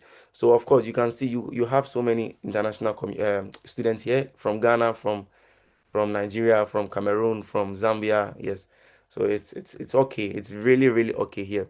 And yeah, international community here with some of she's Russian, just she's from the Asian, this guy is from India, this boy is also from Europe, I think. So we met to make a shoot for the school. So you just have to engage yourself in extracurricular activities, not just academics. Yeah, so student life in Russia is good. When you're a student, it's really good. Mm. And I actually didn't really prepare any bad thing here in Russia because they are less. But then before the presentation ends, I will talk about it. Maybe some of the few challenges you'll face here in Russia. So after safety, I'll talk about the challenges. So safety and reality for African students in Russia. Well, while challenges exist globally, as I've said, it happens everywhere. Russia's major cities and university offer generally welcoming and secure environment for international students. Yeah. So urban security, I've already mentioned it. Major cities are safe, robust safety measures. Nobody attacks anybody here. I mean, I've never heard any armed robbery case on the street or any gun violence on the street that someone met someone and then attacked the person. No, it doesn't happen in Moscow, especially the city I am, the capital city. And I know that it doesn't happen in most of the cities as well. All the cities, they are friendly, they are just straightforward. Russians are almost straightforward. They tell you the truth when they need to tell you. They don't do like, oh, please, no, don't worry. Okay, okay, I'll be good. I'm okay. No. And also, yes, friendly environment. I've already said. If you find yourself in student community, or you get some support from, I mean, some friendship here in the with regards to where they are from. I mean, they can be from Europe. You get a supportive and inclusive atmosphere here. You just have to involve yourself in so many things. Not so many things, but at least one thing. Yeah, if you're a gym rat, there are so many gyms open here. You find yourself in a gym, you go, you get some people friends, you meet some new friends there. And also institutional support. This is the most interesting thing I would like to talk about HSC. Almost all the universities here support students. They actively address issues that come students their way because here it is always said that, oh, you came on the ticket of this of the school university, so whatever thing happen, we are there for you. So if you have an issue, especially with regards immigration and all those things, maybe something lost in the bus, you left something in the bus, the moment you call the International Student Support Center, which I work there voluntarily, you can get help. You will definitely get help. They will help you.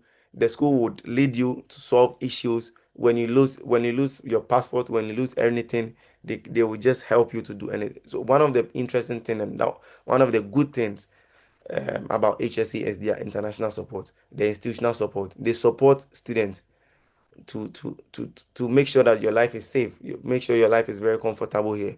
And yes, I've already mentioned the strong communities. That's the African Student Association here. Ghanaian, Nigerian, Kenyan. Yeah. So, I mean, you find yourself in those things. They provide invaluable support and cultural connection. Yeah. So it's very important as well. Yeah. So let me talk about the challenge briefly. So the biggest challenge for many is often that's adapting to the beautiful Russian winter. The reason why I added beautiful, even though it is harsh, because when the snow comes, there are a lot of activities You can go skiing. You can do so many things. Yeah, it is very beautiful. You just have to adapt to the winter.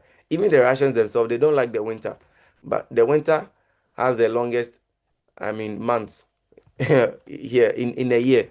So you go winter like I think for 6 to 7 months or 9 months or so, and then summer comes and it's just 2 3 months. Yeah. So the winter is really a challenge. But now I'm not saying I'm used to it, but I know my way around when the winter comes. Yeah, so many people get depressed here. And another challenge might be um the language.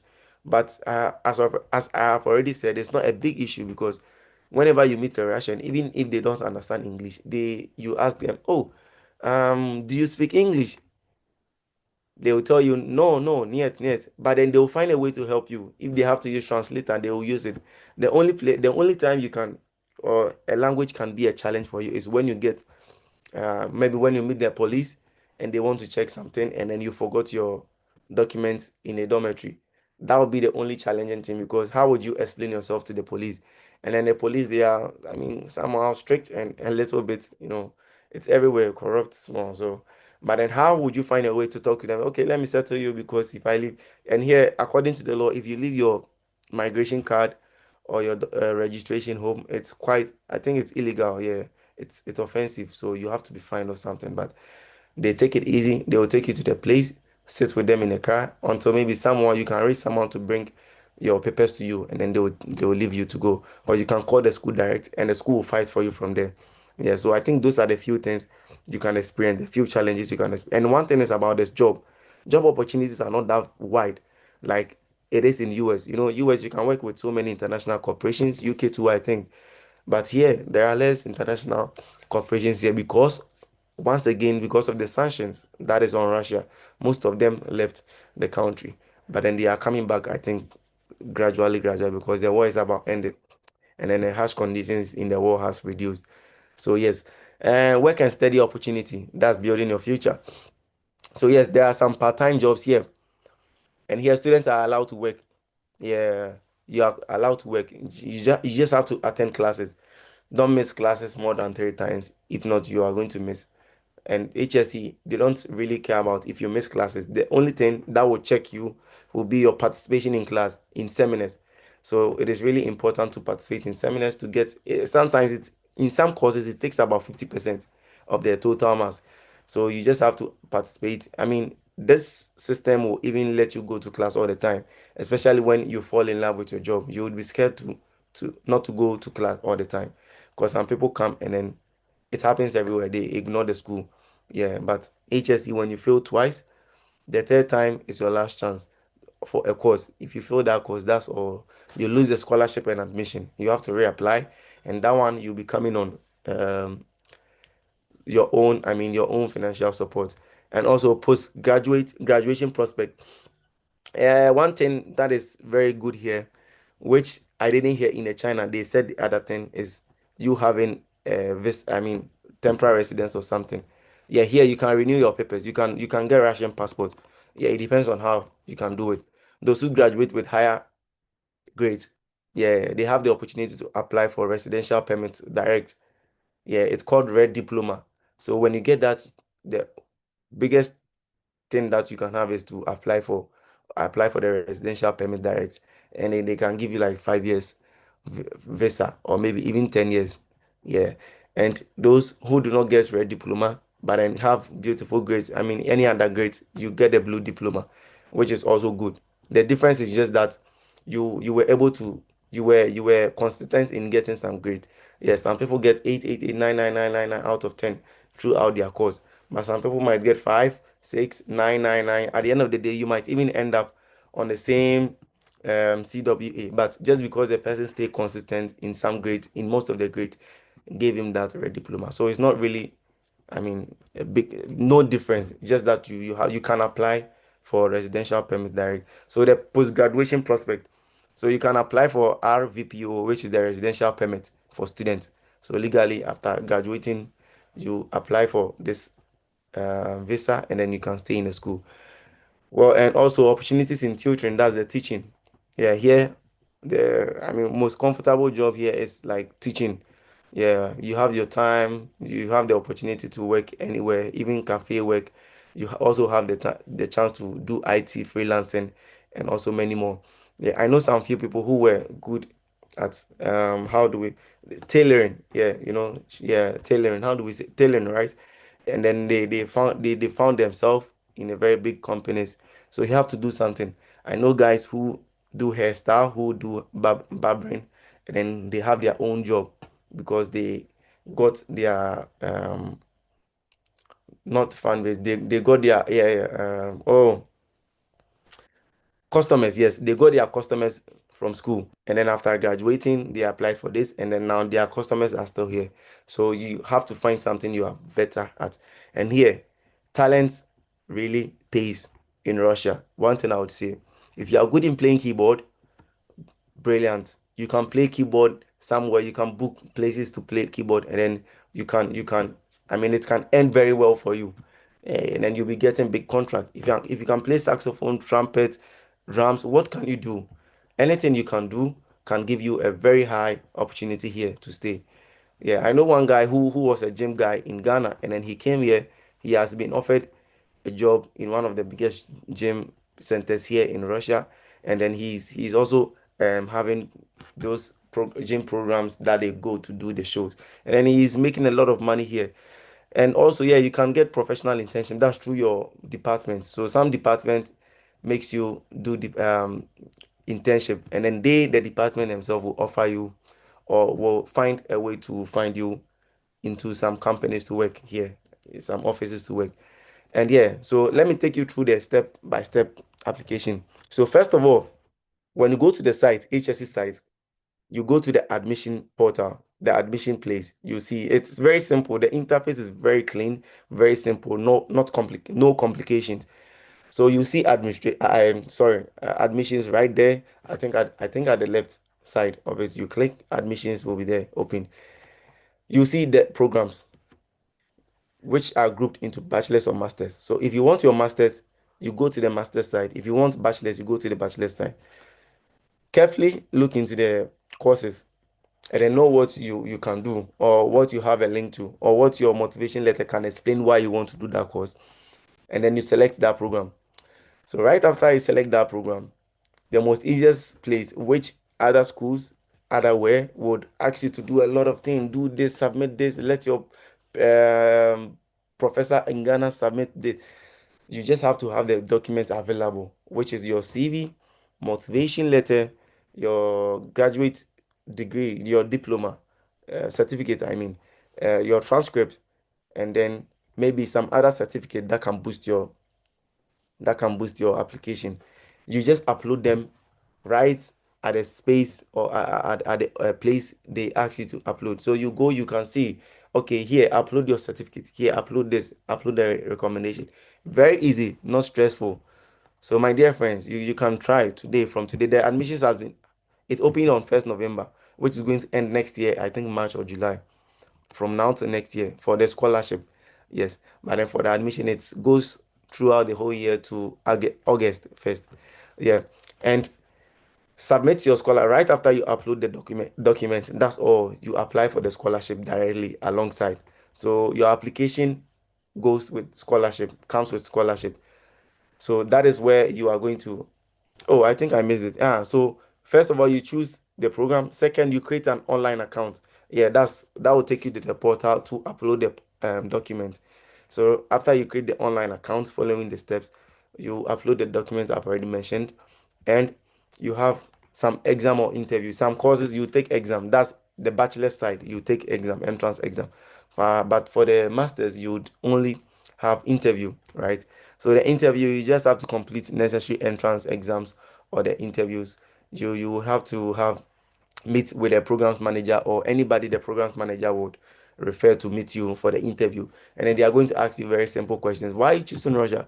Oh, well, I've seen that Russia is really, really good. And then it's on it. I mean, the diploma is really accepted worldwide. So you would want to study in Russia because you would want to gain the knowledge that makes Russia worldly accepted. Yeah. So you give them some, I mean, good answers in your not not complicated at all. They would have a very friendly chat with you just to know your mind, and then your motivation letter has to go with the answers you give. And the next thing is you apply for your scholarship. So after the exams and the interview, directly you've also applied for the scholarship. So we call something portfolio score. So in the portfolio score, you see I think when you get 50% and above, you are eligible for scholarship. But when you get below, you cannot get the scholarship. So the portfolio score, that's the interview, takes like 20, 30%. The document also take like 20, 30%, and other factors too. Yeah, uh, comes together to make it 100, and then you get your admission and scholarship. So after that, you receive the admission, you get official response, an acceptance letter from the school, and then from there you'd have to wait for your visa. The school is going to send you an invitation code, and then you just take it to the embassy. And also to apply for visa is, oh my god, it's so easy, it's so good, it's so smooth. Unlike other places, you would have to take your submit your documents and then wait for months. In Russia, when you get scholarship, it is very easy. Even if you don't get scholarship, it is easy. You just book appointment to visit the embassy, and then you submit the necessary document they are asking. Yeah, so you would first make um medical test, medical examination, and then you submit it. Even though when you get here, you are going to do again, because every year it is mandatory for a foreigner to do medical reports, I mean medical examination. And yes, I think I heard in China they mentioned that one too. Yes, yeah, when you get issue with health, they can take you back to Ghana, I mean, or back home, so that you can be okay and then come back again, because they are really, really, I mean, careful when it comes to health issues here in their own country here. So, and yes, I before the presentation, I asked myself some questions that I think it would be lovely to hit on. So, discussion point, which is, what excites you most about the prospect of studying abroad in Russia? So far, when I was coming, I think the experience that I was coming to have, especially with regards to the winter, that is very popular. Oh, Russia is the coldest country in the world. That was one thing that made me excited to come to Russia. Yeah, to experience Russia myself, to see Russia myself, which is different, as people say, from yeah. But trust me, Russia is so beautiful. Every international student here, or every foreigner here, is accepted and loved. Yeah, they really love foreigners, especially if you are black, you are loved. Yeah, you get a lot of people approaching you. Oh, hi, how are you? It's on a good note. I mean, you can experience racism, but maybe that will be on a bad or very bad day. It's rare. It's rare. I've not heard anybody saying, I met this person and she acted racist and she said racist things to me. No. Yeah, even when they are drunk, they are lovely. You can see a lot of videos on Instagram when Russians are loved, they meet a foreigner. Oh, hello, how are you? Yeah, I mean, they have this kind of thing, popular thing, that they drink a lot of beer and vodka. Yeah, which is strong, a very strong alcohol. Yeah, and another one is the primary concerns or worries about this journey. Well, when I was coming, I think I spoke to a lot of people before coming. I had a friend, a boss, who linked me to Maxwell. So Max. I mean, I'll use this opportunity to thank you very much. I remember when you gave me the breakdown of the journey, how Russia is going to be. You motivated me. It was Max whose chat I showed to my mom that, oh, mom, this my boss is from Russia. He has studied in Russia for I mean, more than 2 years now. And then he's still here. He's saying that there is nothing going on in Russia. So why are you afraid? So I was scared. First of all, I was thinking about the war. I was thinking about what I've heard about Russians, about racism. And I was thinking about the harsh weather. And also, lastly, the language. But Max told me, gave me the breakdown. So I think when um, the previous presenter was making a presentation about UK, she talked about you having knowing someone or talking to someone. Yeah, you just have to have a mentor. And Max was my mentor with Chema Muda. Yeah, they mentored me, they gave me the guideline, they gave me the necessary things I should bring and what I shouldn't bring, what I should leave. And yes, indeed, it helped me. So whenever you want to apply to a school, try as much as possible to know someone from the country, even if not your school, from the country. And I think it's easier these days. It's easier to find someone studying in different countries, even if the country is somewhere lost in an island, you definitely get someone who studies there, an African to be precise, yeah, if not Ghanaian, Nigerian. And the scholarship pathways, well, for the pathways in Russia, I think it's just one. Yeah, but in other countries, we have sports scholarship, they have other scholarships as well. But here, it's just academic scholarship. Sometimes you have to talk to a supervisor, but it's not really necessary to talk to a supervisor. You just apply direct, yeah, and the programs manager will just do the thing. You just do your interview, and that would be all. Thank you very much. I hope I didn't spend more than 10 minutes to make this discussion. Thank you. All right. Thank you so much. Is Ruth still here? If she's not here, then thanks so much for the reactions. I think I would love to see more of that. Thank you so much, Mr. Rexford. Of course, I also studied at Higher School of Economics. And one thing I must say I love about that university is the fact that all the university hostels actually provide free gym for the students. And they even Yes, provide filtered water for the students. So you have yes, this true. machine there, you get free water all the time, and you don't pay for any bills, no electricity, no water bills. It's quite amazing to study in the High School of Economics. Thank you very much. If you have any questions, please let me know quickly because you're behind time. We also have a presentation about studying in Germany. Those of you who are interested in studying in Germany, of course, we have someone here to talk about it, two people actually to talk about it. But before we move to that, if you have any questions about studying in Russia, um, please let us know.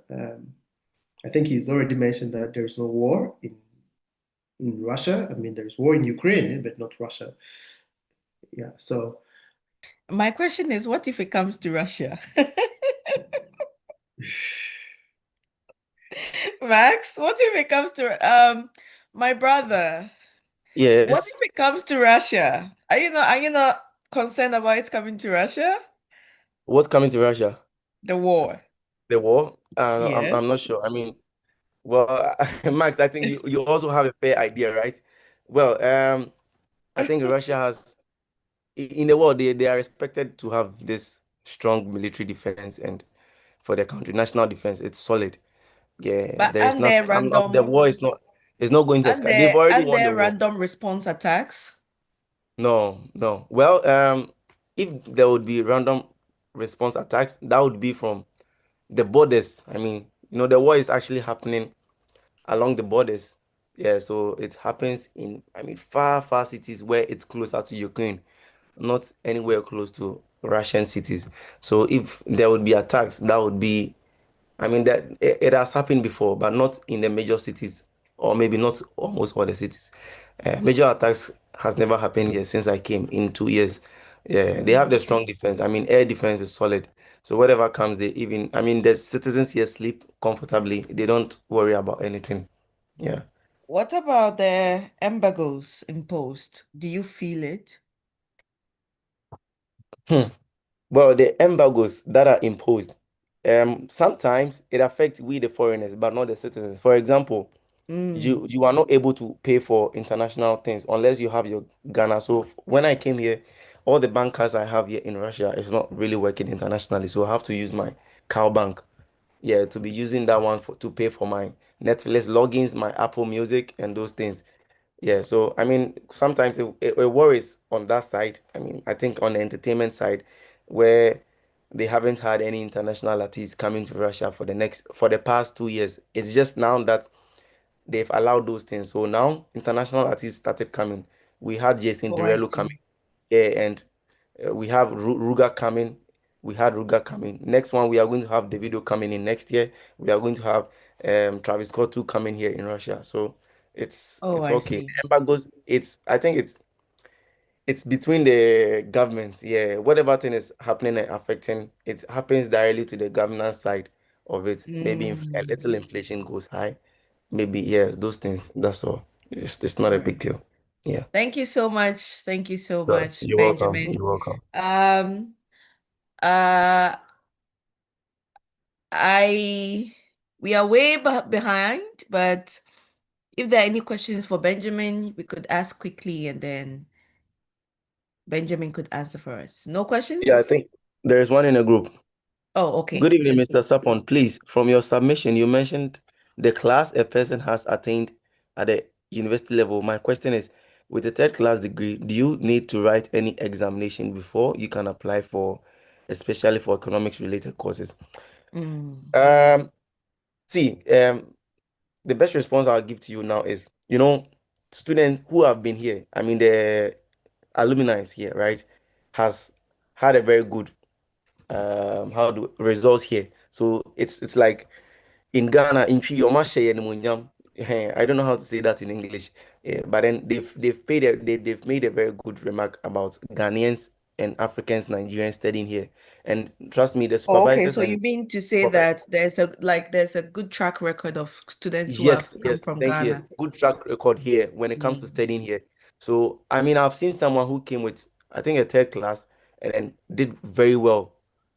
Yeah, had a very wonderful grade, submitted or published about 2 articles with a professor. So the most important thing is you have to involve that in your motivation letter. Explain. You can say, oh, according to my transcript, here I fell short and then I rose at this level and came back because I was not able to attend for my pay my school fees. So in this era, I had to go and work. I mean, find a very beautiful excuse and then write it in your motivation letter. Even though I had these struggles, but it didn't stop me from graduating from school, and I was able to at least have my this. So I mean, say something which is beautiful. When you're having the interview, they'll ask you that, oh, I saw that in your you have third class. I mean, your grades are very bad here, and what happened? And you say, yeah, I'm the firstborn of my family, and I've been struggling. I've been struggling when I was in school to be able to cater for myself when my family is also not able to cater for me while in school. So I was working and studying at the same time. And bachelor's is a full-time degree student. So if you miss some classes, it definitely affects you, directly affects you. So something like that, you explain to them, they'll be touched. Yeah, Obroni, yeah, these kind of things, I mean, real stories touch them a lot. So it's not a big deal. I've already said it. Third class, first class, second class, all those students are here now in one class and then they are doing well. So Africans here are doing marvelously well. So there's a good track record once again. That's awesome. Thank you so much. Any more questions for Benjamin? Ruth, yeah, maybe let me quickly add one thing to what you said Okay. because I Okay. studied in this university before. I applied to this university for some people a couple of years ago, and one of them I remember was a second class upper student, and one of them was a lower student. And the truth is that they all graduated with a first class degree.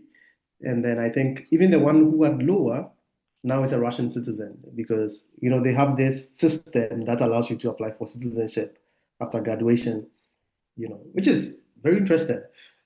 So I don't think that your grade really matters a lot. It's more about how you're able to express yourself in the motivation letter itself. So the motivation letter and the kind of things that you add, because the Russian application, they have what we call the portfolio. So the portfolio is a whole package of your application, how rich it is, what volunteering have you done. Like nobody will tell you to go and lie, but you just have to be smart in your application. Mm. However you Exactly. understand it's up to you. Yeah, but be smart in putting up the application. I think that's all I can tell you. Exactly. So be smart. That's all. Nice. Thank you so much. Thank you so much, Max and Benjamin, for sharing this with us. I think I also had scholarship in this university some time ago. Um, I remember I disappointed Max so much I didn't go. But yeah, everything they are saying is true. It was easy. The process was easy. They gave the scholarship. They listened to me. They were very nice during my interviews. And I actually also visited Russia. Uh, yeah, for as an international volunteer. And I can attest to what Benjamin is saying. Russia is nice. The people are nice. They treated me like a celebrity, honestly. I like there was Exactly. so much They treat you there like a was celebrity. so much attention on me. It like Yes, everywhere I yes. was going. And I think I had these kinky braids on and they were so interested in, whether it was my hair, whether you know, well, The hairstyle. some even had me cut some of my hair for them to take home. Yeah, yeah. So, I think um, I've also seen this my lady boss is here. Salom Helen is here. Hasia is also here from HSE. Shout outs to you. I mean, hello. They are also here in hello, hello, Russia studying hello. with us. Yes, Awesome, hello. Yeah. awesome, awesome. Um, That's great. So yeah, I can attest to it. They are nice. Uh, yeah, they are nice. I don't know what's happening after the war, but at least before the war, I can definitely attest that they are nice. They are very, very Ruth, nice. if we have some time, we have 1 minute of word from Helen Salom. She actually works with the African Department of RT, which is the biggest media company currently, even worldwide, if I should put it that way. In the West, Okay. it's quite common, but to have her Sorry, here, what's her name again? Helen Salom, is a privilege, actually. Helen Salom. Yeah. Hello. Helen?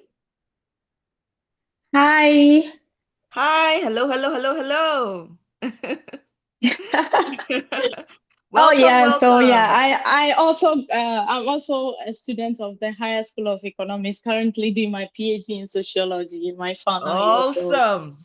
Can we hear a word from you, Salom?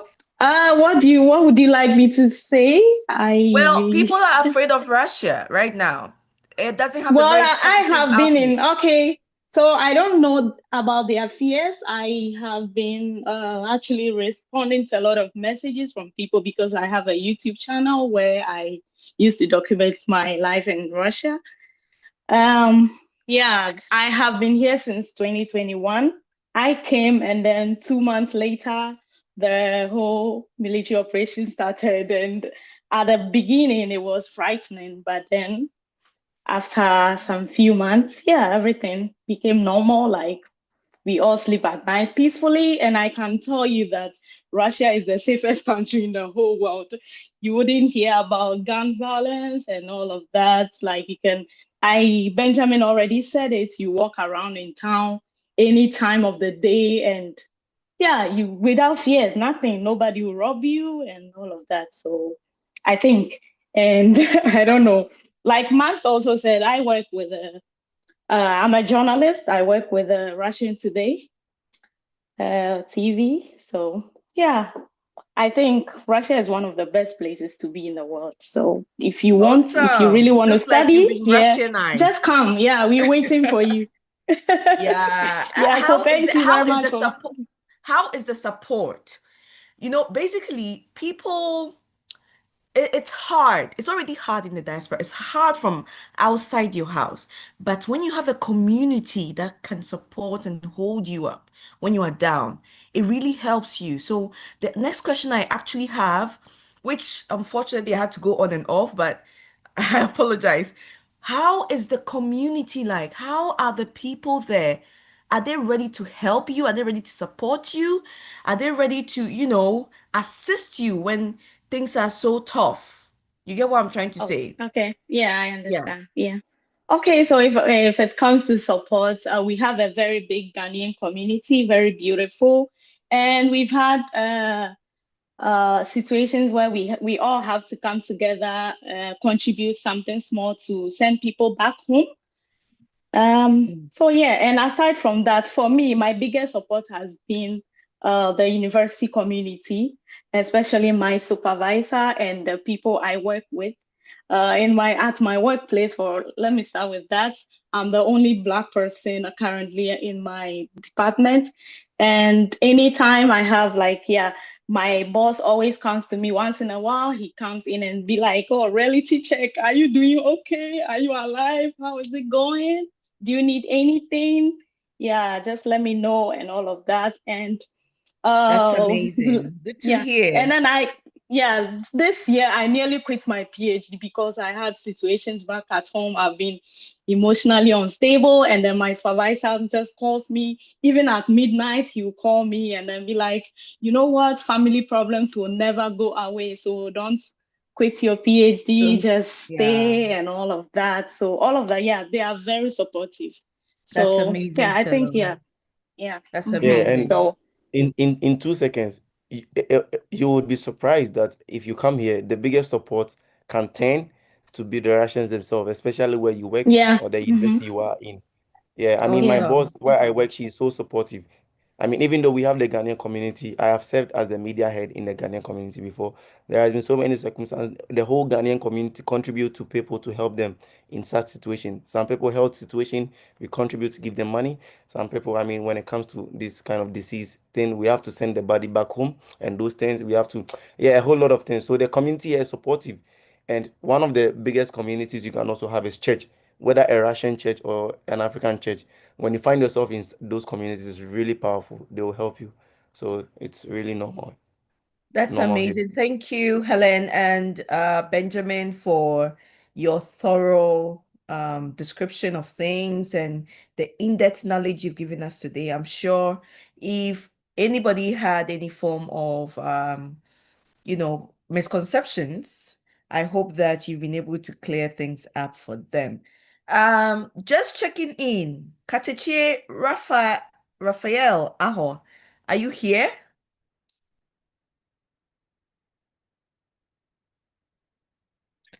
Yes, Okay. I'm here. I'm not asleep. I'm here.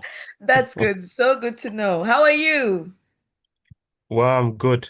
Just a bit tired. It's been a long weekend, yes, so It has, uh, it has. yeah, all good. Yeah. Out here you never get not tired. That's basically what I'm trying to say. There's always Mm. something. Thank you so much for joining us. I think I did a little check-in on everybody some time ago and you were not here, but I'm so glad to finally get to hear from you. How are you, first and foremost? Well, I'll say I'm good.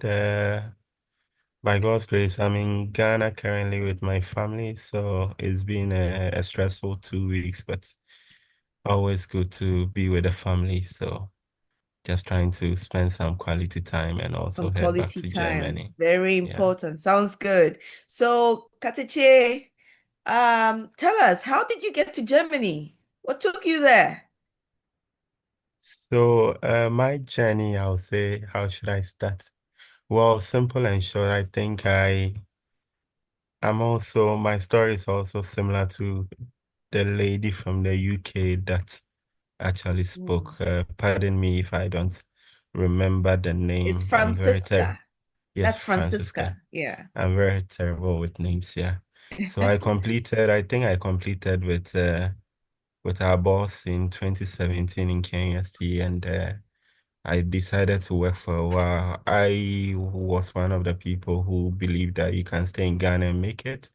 And when it comes to education, there are lots of opportunities in Ghana here. So you don't necessarily have to travel outside the country to study in order to make it. But life happened, and after I married, a lot of things shifted, and I had to find solace outside. A friend shared the Erasmus opportunity with me, and I applied. I was even just testing it, and by God's grace, it happened, and I was given a scholarship. So initially, the Wow, that's Erasmus, amazing. yes, yes. So you actually study in multiple countries. So for my program, I could study in 4 countries, which includes Italy and Germany. So my first Wow, year was in Italy, and in my final year, I came to Germany to complete that's my studies. beautiful. I would appreciate it if you take us through that, okay? That process. Well, I hope to stick to the time, but as much as possible, I'll share some practical details as well. Yeah. Oh my God.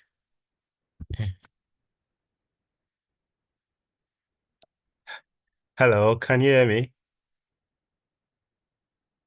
Can you hear me? Yes, definitely we can hear you. Yes, so I told Maxwell I had an appointment. Some of the guys are calling, but anyway, I'll text them. So let's continue. Alrighty, you can continue with your presentation and then. Uh, Okay. So I'll share my screen now, and I think most of the things I'm about to talk about have already been kind of discussed, so I wouldn't spend so much time stressing on what has already been mentioned, but I will, as much as possible, I'll also share some uh, experiences and also some details. Can you all see my screen now? Yeah, Can just anyone see my screen? yes, yes, we can. Okay.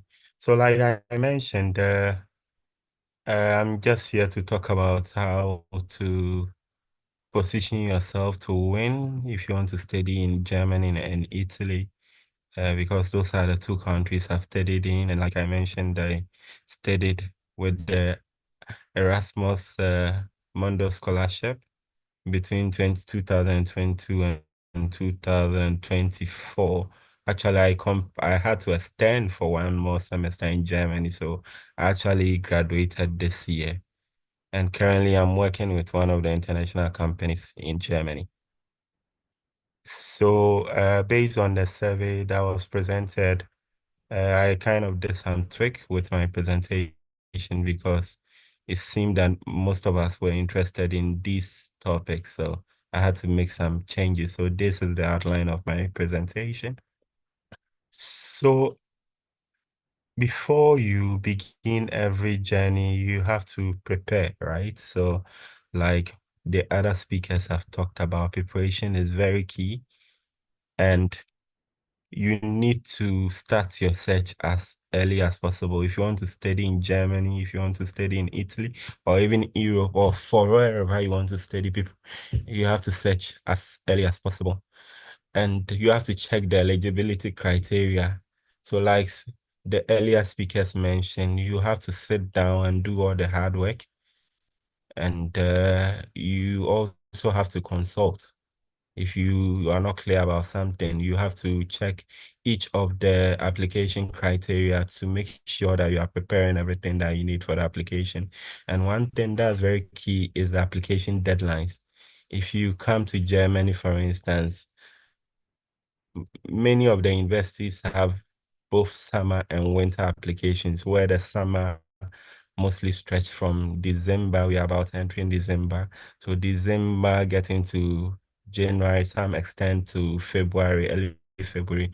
And the winter applications normally are from June and July.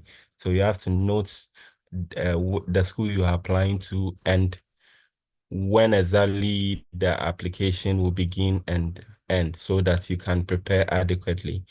And in terms of preparation, you also have to gather your application materials well in advance. My earlier speakers have mentioned it, so I wouldn't stretch on that. And you have to personalize your application. Like they've shared, do you have to speak to them? Like, just see them as people that you've met on a face-to-face and they're asking you about your life. Like my brother just mentioned, even if you had a third class or a pass, you have to be able to explain to them what might have caused that. Don't let that maybe low result discourage you. For all you know, they might be interested in your story and they might find you a winnable candidate and sponsor you or give you admission. Most of us are afraid of rejections, but it's just a few of us, like my lady and myself, who may apply for just one postgraduate program and get it. Many people have to do multiple applications. So if the rejections are coming, you have to embrace them. That's why I like my Nigerian friends.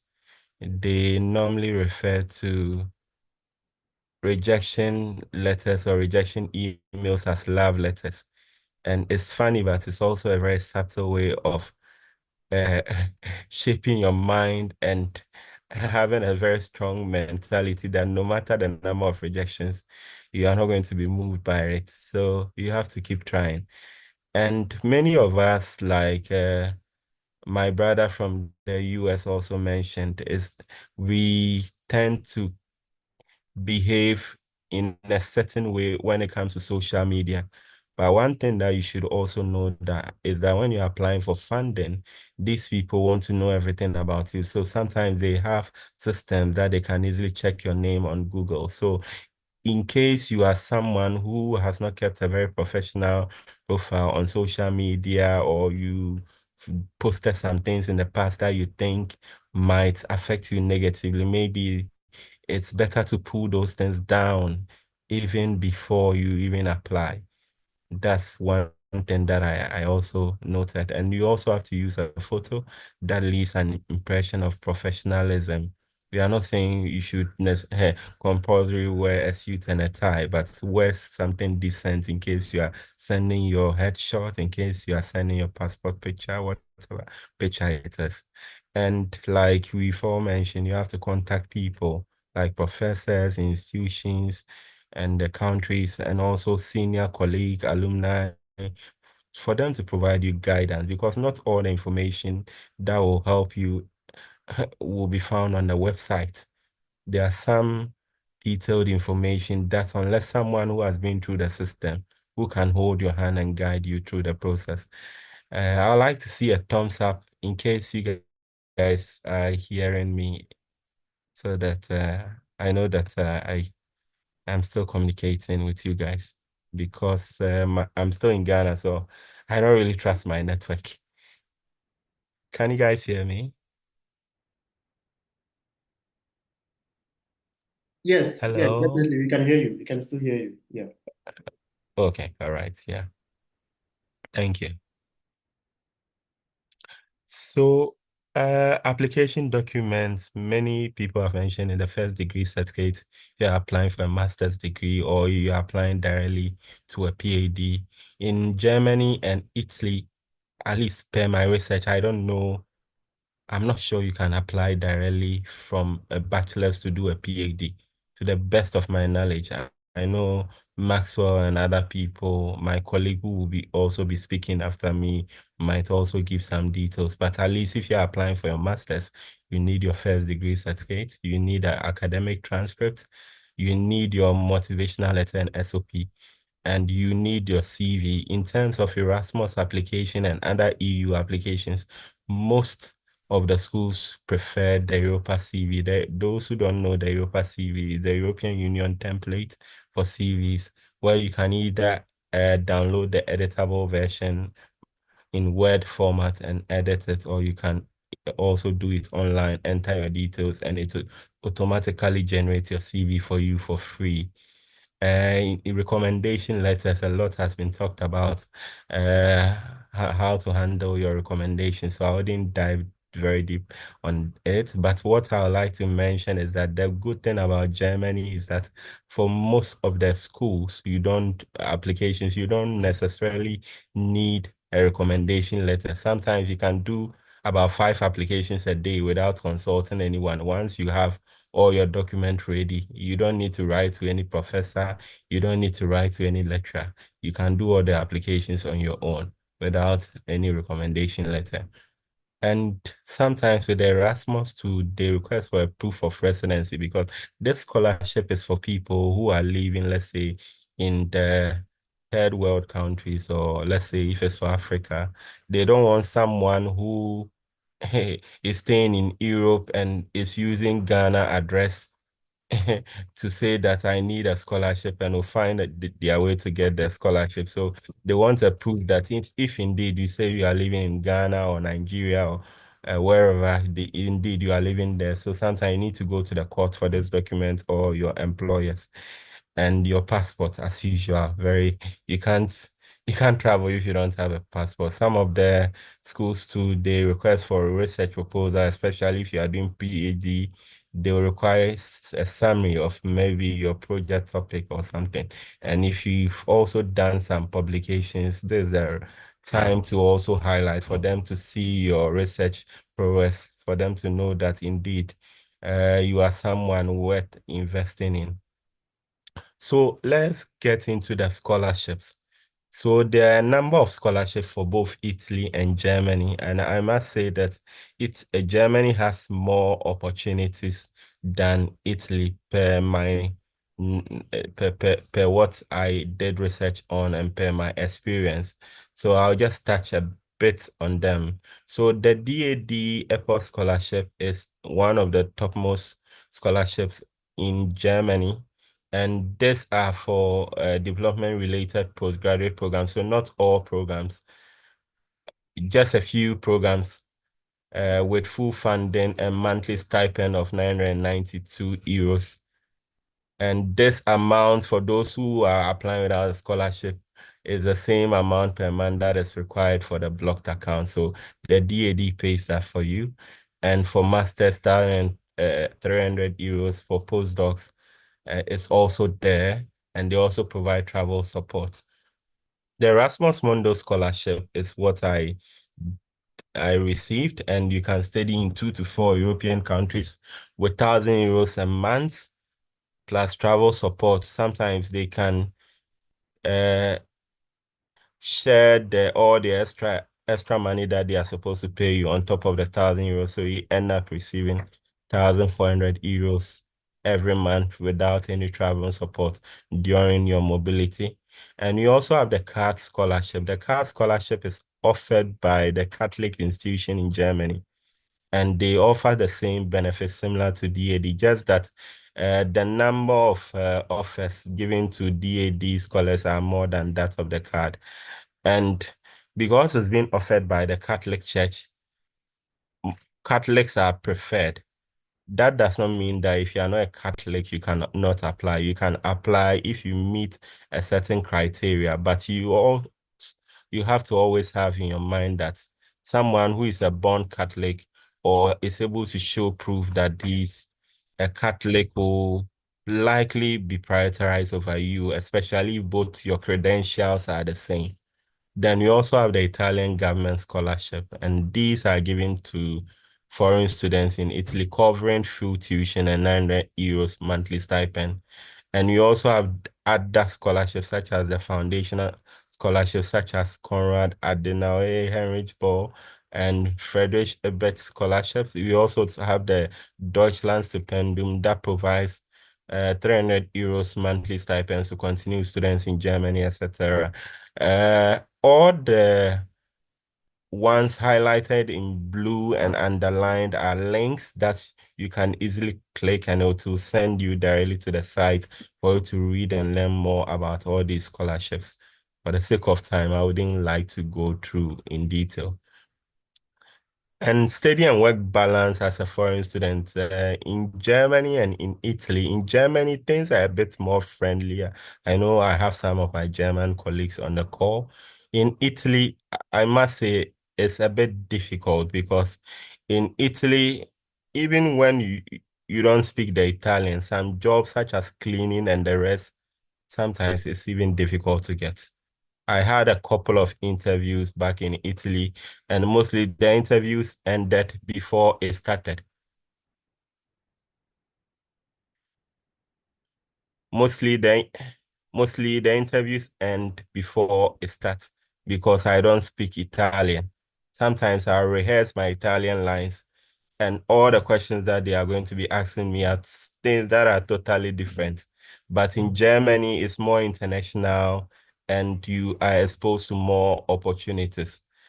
So what I can say about study and work balance as a foreign student in Italy and Germany is that you have to plan and prioritize effectively, because academic work can be so demanding, and if you don't have full scholarship, you may need to work to also take care of yourself. And it's sometimes difficult combining the two. So if you're not someone who is able to plan and prioritize very effectively, it will be difficult for you. And you also have to select courses that will enable you get enough time for for work. For someone like me with a family in Ghana, even with full scholarship, I was working like someone who didn't have a scholarship. So when I got my second year in Germany, and because there were lots more opportunities, I decided to take courses that required only presentations. I didn't have to sit and study for to write an exam because mostly I wasn't getting enough time to study like consistently because of work.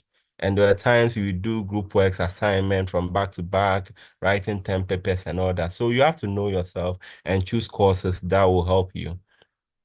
And studying in groups also helps a lot because sometimes the truth is there might be lectures that you even miss, especially if you go and work on a night shift.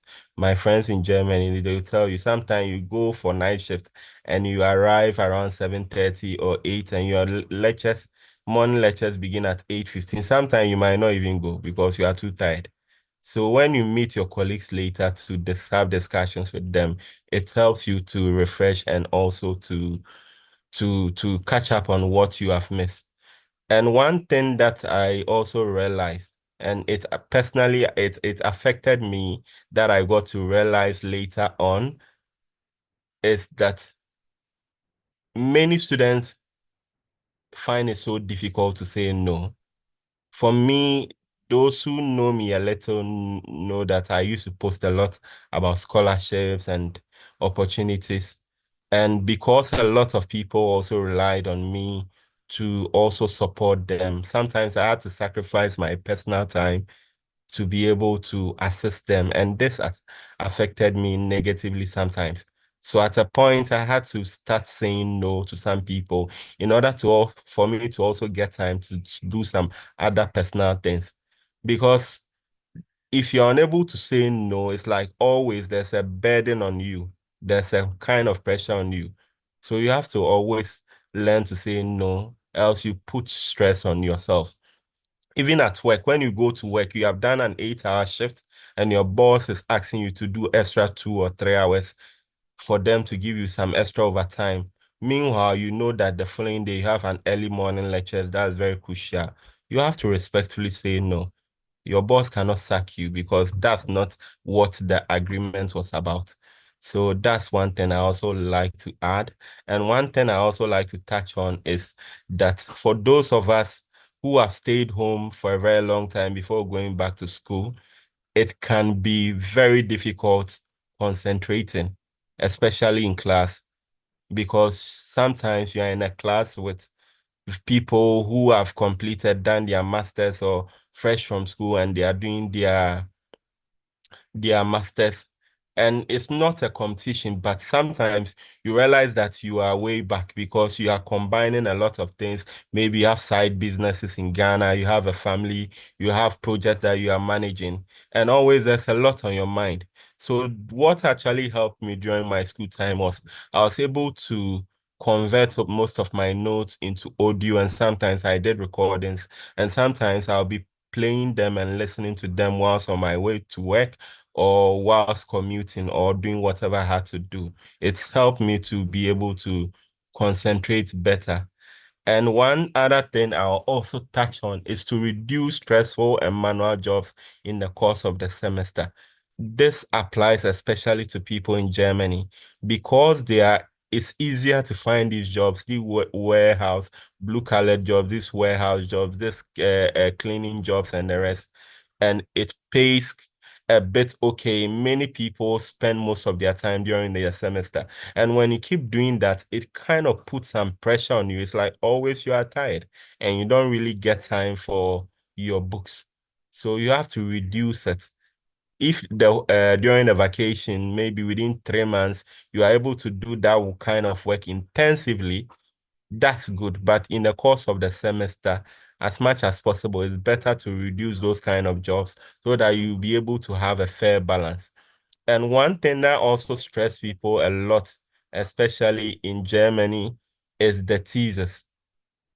Because I know people who are able to complete their coursework in 2, 3 years, and the thesis alone takes them another 2 or 3 years.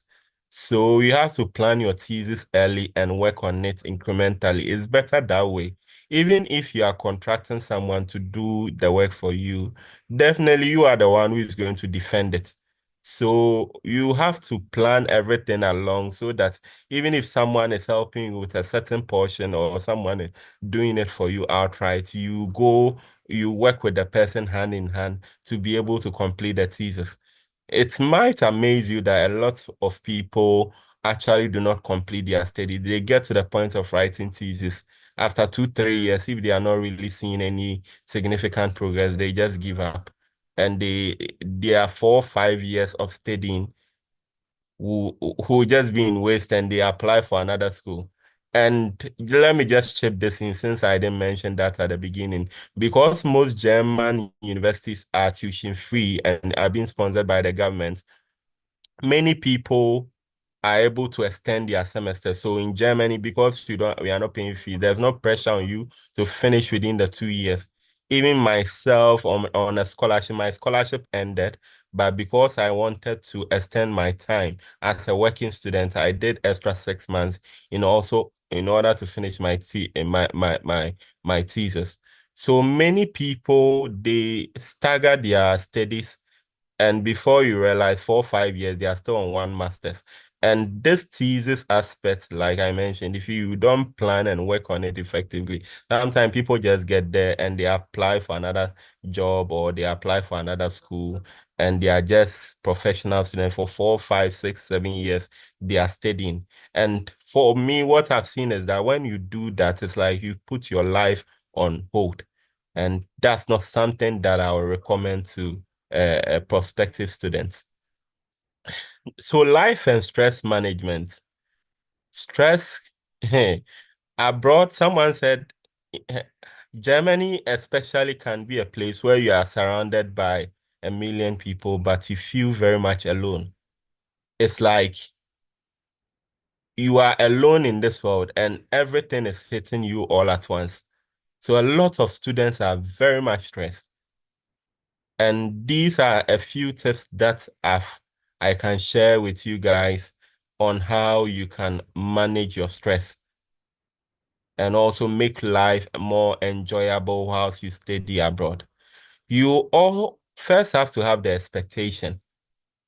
Once you have the expectation, then it's easier to manage it. My brother earlier said he did research about Russia and the weather and everything, so he knew what he was going to meet. So if you have this expectation, you then find coping strategies in order to cope. But if you come in thinking everything will be all fly and maybe similar to Ghana, then you might be very disappointed, or similar to your country where you are coming from, then you are in for disappointment. Then you also have to be intentional about learning the language. So whatever country in which you are in, maybe you might not have the idea or the ultimate goal of remaining in that country, but your life will be much easier if you learn the language. It can be something as simple as learning Duolingo 1 lesson a day, or watching some videos, something to get by, being consistent. Because if you know the language, even up to a point, you are open to more opportunities. Because there are some jobs, even sometimes cleaning jobs or just manual jobs, menial jobs, they'll tell you you need us to be able to communicate at least. So if you know the language, it helps you a lot. And communities, you have to find a way of joining the communities because communities do really help, especially church communities. We have Muslim communities, we have student groups. For me, my church communities, I'm a member of Church of Pentecost in Bonn, and they have really helped me a lot. If I want to share with you guys how church has helped me, maybe we spend all the time talking about it. And you also have to volunteer with organizations and NGOs. I did a volunteering with one organization within EU that gave me other several opportunities and also built my capacity. And it was a way of having vacation without paying for it because we used to travel quite a lot and always have travel with a team and everything will be sponsored. So it's a very nice way of also reducing stress and managing your life whilst there. And you also have to eat well and exercise regularly. You have to eat well and exercise very regularly because it actually helps a lot. I know many of us combining work and exercise is not easy, but at least let's try from time to time. And we also have to avoid living beyond our means. One trap that is in abroad, which a lot of students often fall into, is taking things on credit. because they always having these Black Fridays and always giving these things out on credit where you can take it and pay something small every month. Before you realize, if you don't take as a student, you might be taking so many things that you don't really need. And at the end of the month, by the time they finish deducting from your money, already about 20 to 30% is gone. You have not paid rent, you have not paid your other bills. So just buy the things you need. Some people, they'll buy iPhone 15. When iPhone 15 come, they'll send it and go and top up, get iPhone 16 and iPhone 17. For me, I think those things do not really matter unless maybe you are using the phone for something like blogging and you need a better camera quality or something. But many students find themselves in these things and it's better to avoid it. And you also have to plan vacations and tours with friends. It's very important because during vacations, in as much as you work, you can connect with friends, travel around, even within your country. You can travel to other cities, see exciting places. These things are things that are able to lower your stress. And you also have to keep in touch with family and friends back home, even though sometimes they may not really understand you, but they are your family. And there are a lot of people who, because of maybe expectations and demands, they cut ties with family and friends. But it's so wrong. Like I mentioned before, you have to learn how to say no. So if a family or a friend calls you that they need money and you don't have it, you don't have it. You are not going to manufacture it anywhere. So don't say because when you call your family or your friends back home, they are going to ask for you for money. You are not going to call anyone or you are not going to speak with anyone. Just find a way of connecting to them with them from time to time. And when in need, just ask for help. When in need, ask for help. And avoid living isolated life. It's very important. Avoid living isolated life. And you also have to keep a close relationship with your maker. Rounding it up, this is something I would have stressed much on, but because of our time, I'll just touch on it. Uh, Planning your life after school. Life after school for many students can be rough and bring in a lot of anxiety. We have to be aware that the world is not a global village and there's competition everywhere. Therefore, the best time to start planning your life after graduation is the very first day you arrive as a student in a foreign country.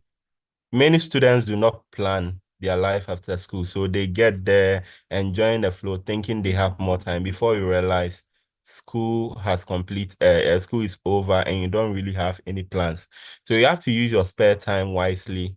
You have to learn marketable skills through online courses and self-learning. The truth is, which is a bitter truth, is that most of the things they teach us in class are not things that the job market needs, even in abroad. Because sometimes I go to LinkedIn and I just do surfing, trying to find jobs, and the kind of skills they need. Sometimes I ask myself, where do they expect us to learn all these skills? But this places a burden and a responsibility on you as a student to go the extra mile to be able to learn things on yourself and build yourself. And you also have to build a solid LinkedIn profile because LinkedIn is now like the digital place where people are scoping for jobs and employers are also looking for suitable candidates. And you also have to apply for work study jobs and internship, even if they pay lower than other blue collar jobs. I have an experience that maybe afterwards I could share because of time. And you also have to attend career fairs and job fairs in and around your university location. And if you plan to pursue a postgraduate study, maybe a PhD or a postdoc, you have to take advantage of conferences and apply, even if you do not have a concrete paper to present. It kind of boosts your confidence and it gives you connections. And you also have to embrace rejections and keep a fighting spirit. You shouldn't give up. I'm bolding it because it's something that a lot of us fall short, especially those of us living in countries where we also have to learn a foreign language. Many of us give up too easily. You also have to understand that if others have been able to make it, you can also make it. So these are some useful links. There's the Erasmus Mono Scholarship Guide, there's the DAD Scholarship Application Guide, the international jobs in Germany and beyond, international programs in Germany, and European Union jobs. Each of them are clickable links that you can actually click on, and it will lead you to the site where you can read more, and also guiding you with school application and also jobs. So for me, what has really made the difference is the God factor. Because as of the time that I applied for the Erasmus, I didn't even get in. I was on the waiting list.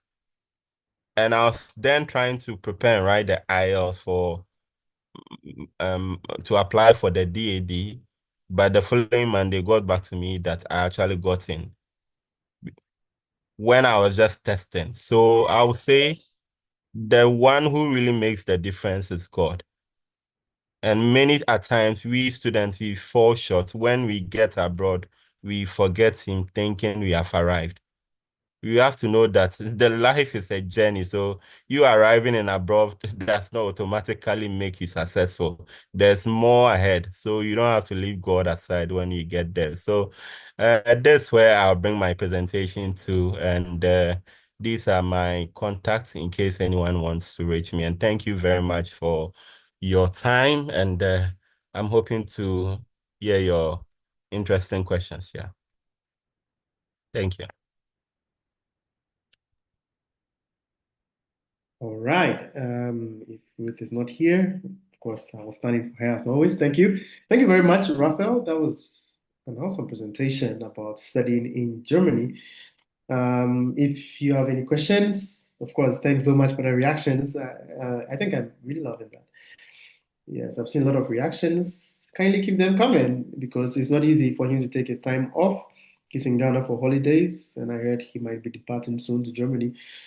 Um, but he has spent time with us, actually, talking to us about all this. Thank you so much, Raphael. If you have any questions, please let me know. But Raphael, I have my own personal question. So, how did you apply for the Erasmus? Is it that you went to the Erasmus website, the European Union website, or you applied to the University of Bonn, and they gave you the Erasmus scholarship? How was the process?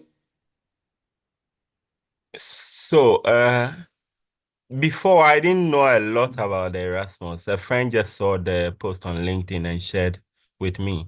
So each of the programs, they have their own website and they try to do their own publicity, even though centrally all the programs are on the Erasmus catalog.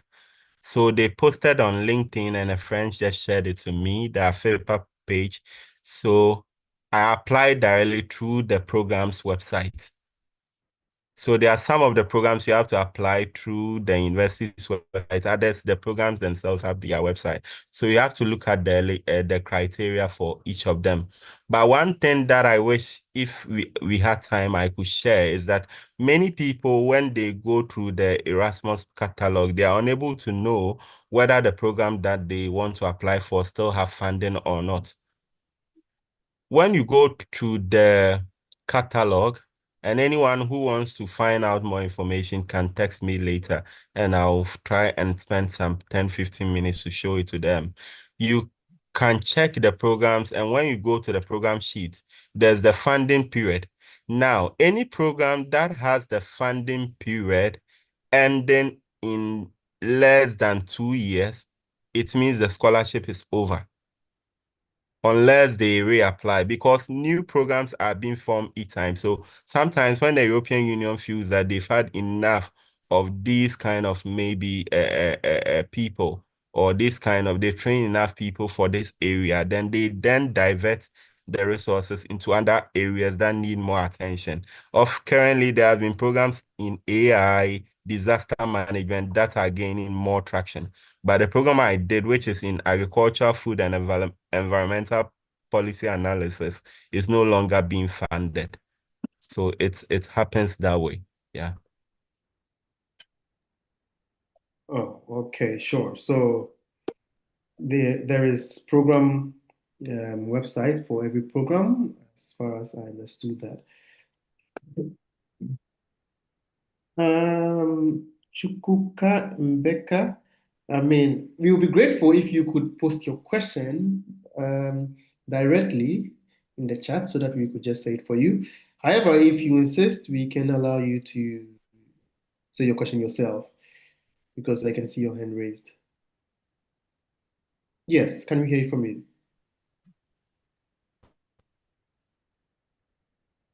Okay, I think we've lost him. All right, so maybe last question because we don't have any question in the chat. What are the major challenges regarding this application applying to this program aside the the availability of funding, as you explained? Are there any other challenges?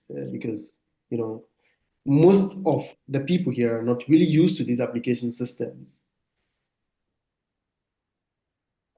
So, the challenge, in my view, might be when you don't have enough information, because I've had a lot of people who have reached out to me that they are unable to navigate the system.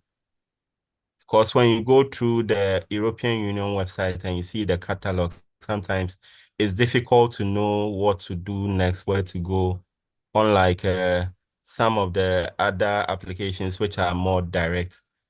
And the second one I will also say with the Erasmus is also that after getting the scholarship, you have to find a way of funding your travel and everything yourself when you arrive in the country before you are being reimbursed.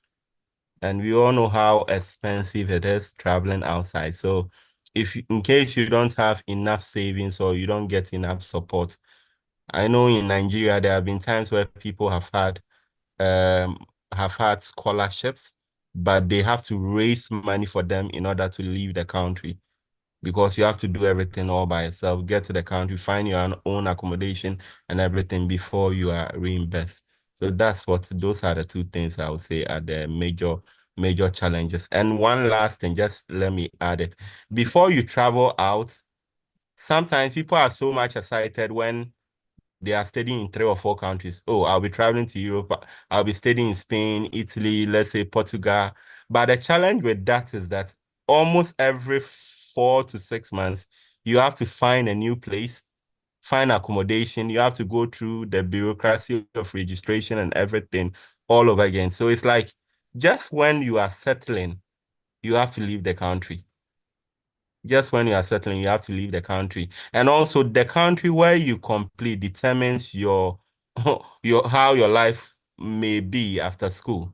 So I settled in Germany. So I had the 18 months post-study visa to actually look for a job. I had a contract back then. It was a short-term contract, but by God's grace, it was just made permanent. And now I'm now changing my contract from a job-seeking visa to a work visa. So in case you land in a country in Europe that doesn't have very friendly post-study visa arrangement, then that might affect you. You have to find your own way of navigating or leave the country or find further studies in a country that's more favorable. Yeah. Any other question?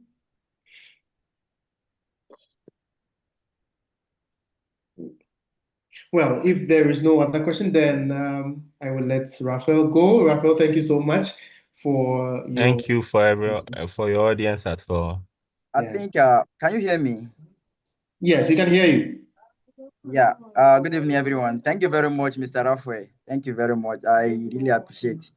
Definitely, you've helped review my letters and motivation letter, and I'm very grateful for that. So you speak about Erasmus Mundus. There's this program I applied to last time. The Erasmus Mundus Joint Masters on Coordinated Humanitarian Response and Health and Displacement. So I was given admission as a self-funding candidate, which I cannot afford. So now, hello. Yeah, we can hear you. Okay. So I was given admission as a self-funding student, and then which is not possible, which I myself I know is not possible. It's not going to be possible because of financial burden and the rest. So this time around, I want to go harder I want to go at that. So what can you think, what advice can you give when it comes to drafting this motivation letter in such a way that it flows very well with what the committee wants, or how based on the experience you have had so far? What suggestion can you give on how one can really strengthen his motivation letter such a way that the story will flow well, or something that can strengthen it and make it strong application? Thank you very much. Okay. So I'll just be quick for the sake of time. I got the opportunity to read some of my other colleagues who also had scholarship, their motivation letters. And I realized one thing, that theirs were more of storytelling than mine, even though I employ some storytelling. It's like when I read a lot of motivational letters, even some samples that people share to me, it's like it's following the same pattern. I've done this, I've gained this degree, my experiences, this and this, and blah, blah, blah. But these people are able to employ very, very weird, sometimes storytelling techniques to catch the attention of the of the selection panel. So for me, I think sometimes you have to dare to be different. If you have done the same thing and it's not working, try something different. Just be creative. Just do something different. And let's see how that also goes. And secondly, to apply for as many as possible. You may be interested in humanitarian something, but don't limit all your focus and attention there. Just apply as many as you can. Yeah. Thank you. Thank you, sir. Thank you very much. You're welcome. Yeah. All right then. Thank you very much, Raphael, for that. If I can have some reactions, of course, I'll be very happy for that. Thank you so much, Raphael. You've done so well giving us this presentation. And we have the last speaker, which is also about studying in Germany. He's going to be our last speaker for today. From the higher school, yes, higher school of economics. He's from the European University Viadrina. It's actually a university that borders Germany and Poland. The interesting thing about this university is that you can be studying in Germany and Poland at the same time, because it's just like 5 or 10 minutes walk away, which is quite interesting. Yes, and he will mostly be focusing on post-study issues, like how is it in Germany? Because there are a lot of factors in Germany that people do not know. For example, a student, if you work for about 2 years, you can be on unemployment benefit. That is something that is not very common in a lot of countries. So you can be staying home and be paid by the government, even as a foreign student who just graduated, So those were some of the interesting things in Germany. So Gelasius Mwangangi, Kenya, you're welcome. Yes, thank you very much. Actually, Raphael, that was a very good presentation. You covered, actually, I think everything, if not most of it, of what I was to present, which is highly commendable. And I will just share my screen now.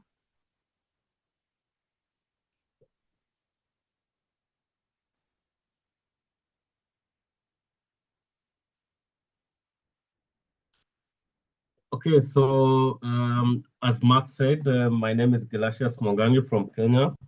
I'm also the organizing secretary of the African Students Union at the Europa University Viadrina.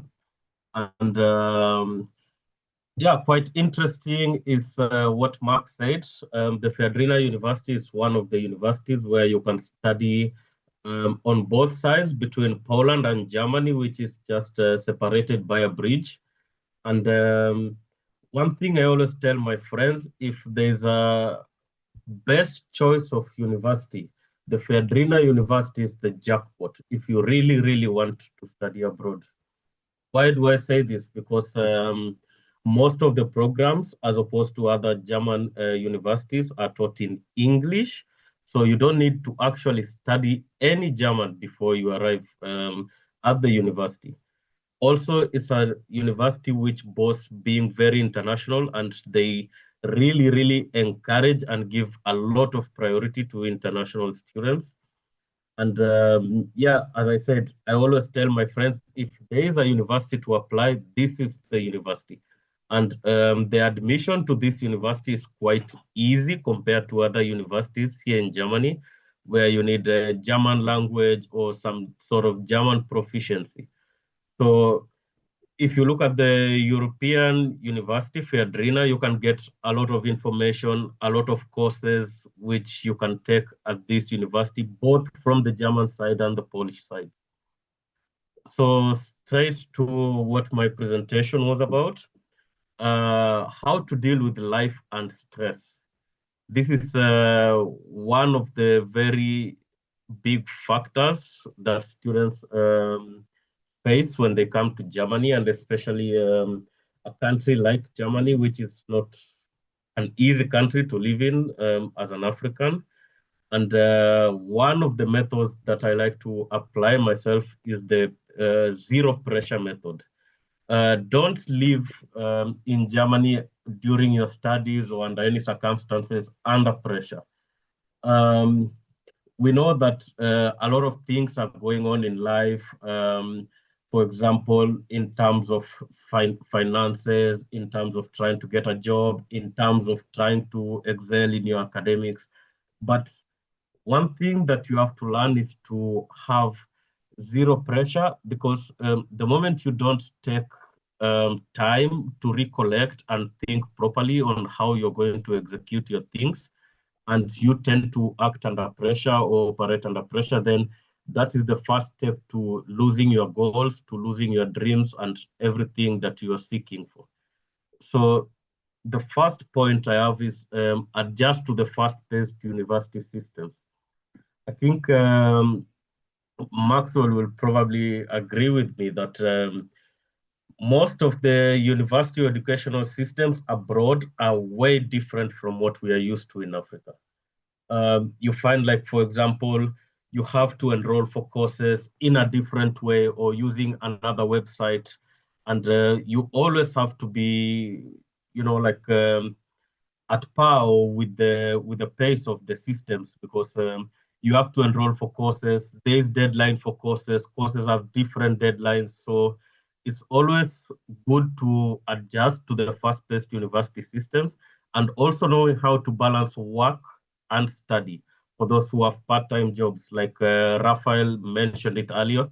Like you really need to know how to balance whether you're going to work on weekends and do your studies during the week, or maybe you have a job where it's a bit more pressuring, that you have to work the nights before university, or the day actually you're supposed to be having classes. As Raphael said, like, you have to learn how to say no. You have to tell your employer, no, I have classes on this particular day and I'm not able to work. The other issue is financial stress. Financial stress is a very, very, very big burden when it comes to studying abroad. And especially if, for example, you would be lucky if you come on a scholarship, but also the scholarship does not mean that it's an endless scholarship. So maybe your scholarship is for 2 years and your program goes for 2 years. And now you start getting the financial stress. You don't have the monetary support that you are getting from the scholarships and everything. And you have to look for a job. You have to, get yourself moving and get yourself living, because also you have bills to pay, you have insurance, you have your house, you have to live your life, you have to eat and everything. So planning everything ahead is always the best way to do it. If you know your scholarship is going to end, let's say, for example, next year in February, then you should start planning ahead of, what am I going to do? I need to pay bills. I need to live my life. I need to pay for my rent and everything. You have to plan ahead. And this means, for example, looking for a job or looking for scholarship extension. You have to do it way early enough for you to avoid this financial stress. The other issue is self-imposed pressure to succeed. The saying that I must not fail. Failing is actually part of life, and if anyone tells you that they've never failed in life, that person is telling you a very big lie, because it's from these failures that we learn, which is very important for someone to fail. And how the next steps you take are always the critical steps towards your success. So what if, let's say, for example, you failed a course? It's my first attempt, I failed the course. You have to go for the second attempt. You have to accept that, okay, I failed to do it this first time, or I failed to make it this first time. What is the next step that you're going to take? The next step is to recollect yourself, have a few friends, discuss with your friends, talk to somebody who passed this course, your colleagues who did this course, and get to know what exactly they managed to do in order to pass this course. And when you set this kind of basis, then you are going to succeed. So how to deal with pressure? You need to have friends. Don't isolate yourself, as Raphael said. You need to have friends and peer groups to reduce your stress. You need someone to talk to. You need your friends, you need some communities to tell them, this is what I'm doing. How are you doing this? How is your courses going? How are you coping up with your courses? You should join clubs and associations or country-based communities. From what I gathered here, a lot of people here are from Ghana. The moment you come to Germany, or even before you come to Germany, you should do some research. Is there like a Ghanaian community in Germany? If there's no immediate Ghanaian community, is there an African community in Germany? Because it's through this kind of research, or at least knowing someone who is not necessarily Ghanaian, but also African, they will be able to connect you to those communities that you seek to be part of. The third thing is to take part in events, go for trips, have parties, etc., because these are some of the social things that tend to reduce the stress and tend to reset you up for your further studies and for your courses and for your exams. Because most of us might think that if I go for events, I will be wasting time. If I go for trips, if I go for parties, maybe I am wasting time. But that's not the case. As a matter of fact, it's actually really necessary for you to reset yourself in a more social and not an official forum, like where you can go and talk to other people, let's say over a cocktail or over a soft drink, where you can have a chat with someone, nothing too official, just in a social space. And be open-minded and willing to learn from all the different people you meet. If you study abroad, for sure you will meet a lot of people and a lot of nationalities. Try to learn what are the cultures of these other people, what do they do in these other countries. How is life, for example, in Russia? How is it to study in Ukraine? Even though now we have the problems with the Ukrainian war, how is it to study in France? How is it to study in Italy? Because most of the times you find that you have exchange programs where you have to do your 1 or 2 semesters in another country. And it is through this learning people from other nationalities that you can get a sense of, okay, this country seems like a nice place where I could fit in properly for one exchange semester where I would be comfortable. The other thing is learn the language of the country as soon as possible, and especially in Germany. If you are seeking to come to Germany and to have a smooth daily life, you just have to learn the language as soon as possible. And the Ferdinand University is actually one of the privileged universities that give privileges to students, that you can learn all the languages you want to learn at the University Language Center, free of charge, so long as you are enrolled as a student. You can learn Chinese, you can learn French, you can learn Portuguese. Any language you want to learn, you can learn from this University Language Center.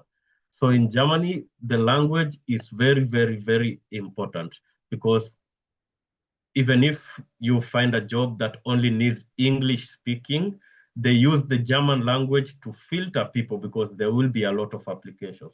They will say we need someone who speaks at least B2 German. And also, no matter what kind of job, even if you're working in the warehouse, wherever you will be working, they will require you to speak the German language. And what's the best time to learn the German language? Immediately you arrive in Germany, before you get commitments, before you get deep into your studies. At least the first 1.5 years will be really, really important to learn the language and at least have the communication proficiency. So what are the opportunities after studies? And the answer is simple: networking. You need to network. And most people actually just tell you you need to network. But what is this networking? How do you do it? For example, you attend a conference. You are at a conference. What is it you need to do to network? And I asked myself this question for a very, very, very long time. And because I was finding it difficult, someone just tells me, go and attend a conference and network with people. But there's no typical answer to what do I need to do then to network. And I came up with my own answer.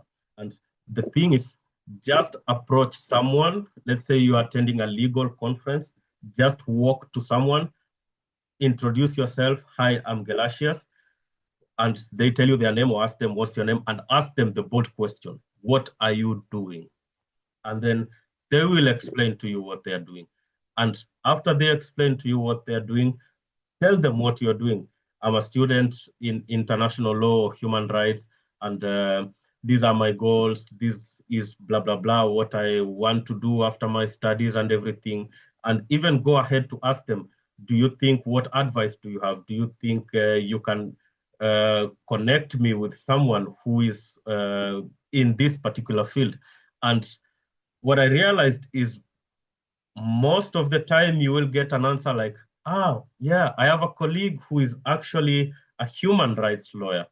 And it's actually like a very, very nice way where you will find yourself having one or two other people introduced to you where, like, you can start a contact or start some engagements and so on and so forth. And the most biggest thing here in Germany is where I've seen at least my friends thrive is getting internships that convert to full-time roles. Once you get an internship, it's always like a good stepping stone into you being absorbed into where you are working or whatever organization or company or field. And once you have this internship, show them what you're about. Like, you have to show them, this is my work, this is what I can do, this is what I'm best at.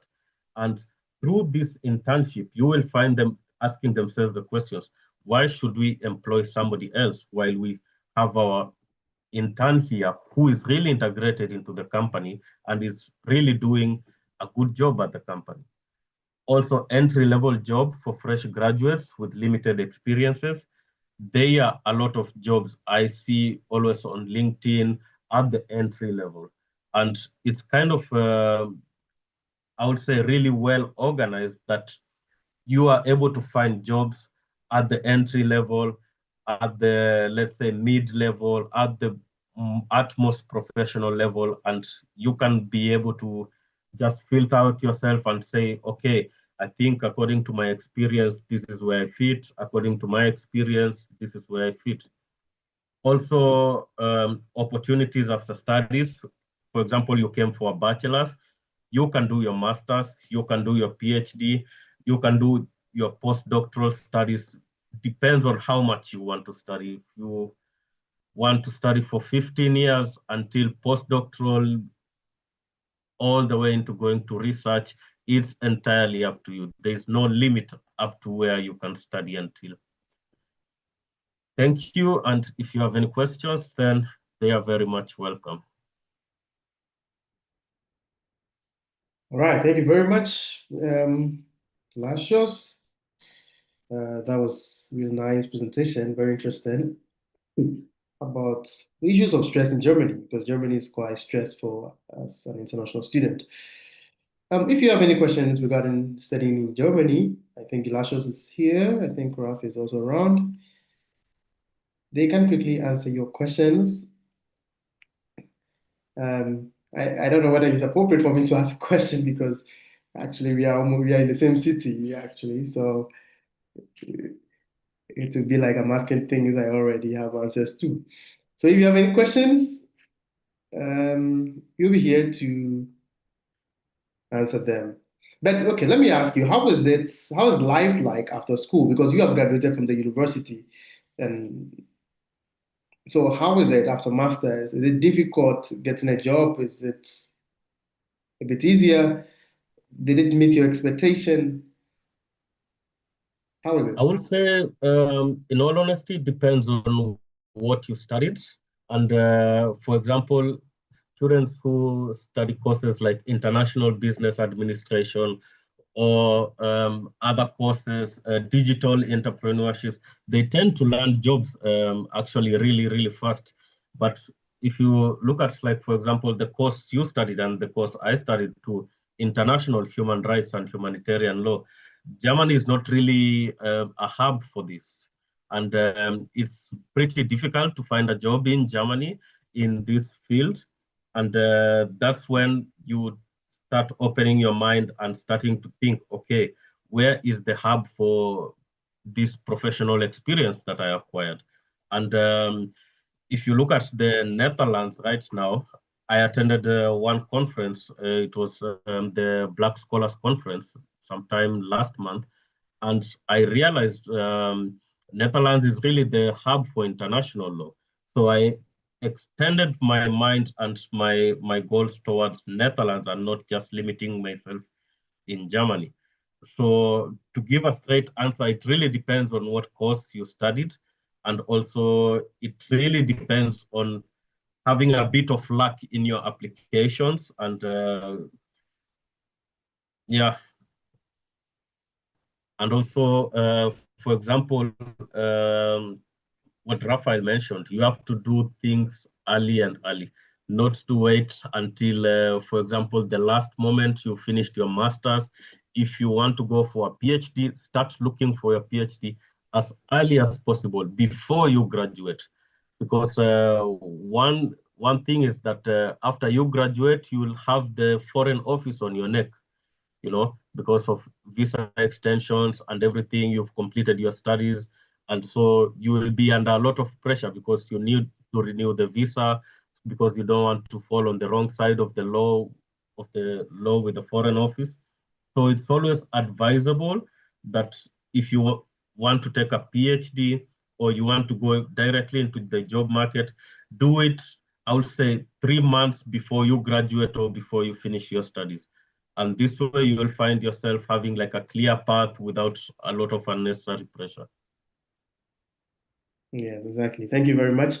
Yes, I would like to add something else regarding the study in Germany that I think you both touched on it, but maybe something more to add. Yeah, that tuition in German public universities are generally free. That means you don't have to pay tuition fees in German universities. And where Gelasius is no exception. Like almost all the programs are free, I think, except international law, which you have to pay for it. But all the other programs are free. But there is a catch in German application. That is, if you are not on scholarship and you are on free tuition and you have to apply for your visa, then you may need a block account. Now, regarding this block account, is amount of money that you deposit in a bank so that when you come, after getting the visa and then you arrive in Germany, the government will give it back to you. But the problem is how the money is given. Because when you arrive, you are not given all the amount in once. It's not done that way. You are giving them in installments. So every month you are giving like 800 euros or something like that every month till 1 year when the money is fully exhausted. So the block account, you need an amount about 11,000 euros or 12,000 euros, if I'm not mistaken. But I think that if you deposit 10,000 euros, it's mostly acceptable. So around 10,000 euros. But there are people who cannot afford 10,000 euros. We know the situation in most African countries, so you may not be able to afford the 10,000 euros. So there is another way that you can use. That is having a financial support letter. So if you know anybody within Germany, and I think now I think it even has an extension to the European Union, who is financially well standing. So financially well standing, it means you don't approach anybody like any foreign student and say, please help me with a support letter. No, foreign students do not have that amount they require. Mostly they require people who are in business, who have their own assets. They have something to fall back on. They are well to do. Such people can issue a financial support letter for you. Then you use that to apply for your visa. In that case, you wouldn't require the block account. So that is one way you can also use to apply for your visa instead of using the block account.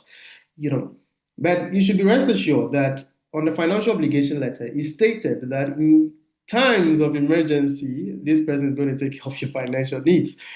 So, of course, the person who is issuing it should be aware of these clauses that have been stated on this particular letter. And I would also inform you to be more careful when you're using such letters, because it's not like once you arrive in Germany, there is job for you to do. I think people have this perception that once I'm in Europe, I'm going to work so hard and build all my mansions in Africa. It doesn't really work like that. And you are allowed to work 20 hours as a student.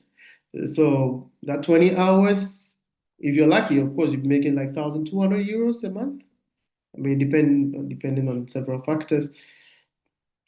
So manage your expectations and then do what you're supposed to do. And I think that you can get whatever you want to get. So if there is any other question for Gelasius, we'll be interested. If not, then I would let him go now. Thank you, Max. Thank you so much. Okay, Ruthie, thank you. I think we have finally come to the end of this. We started with so many people, and now we are at 19. And so I could tell you that timing too counts, and we'll learn from this going forward. But I want to thank everybody who made it today. Maxwell, thank you so much for filling in for me when I couldn't, be here throughout. Everyone else, I'm so grateful. All speakers, you were amazing. We love you. Basically, we love you.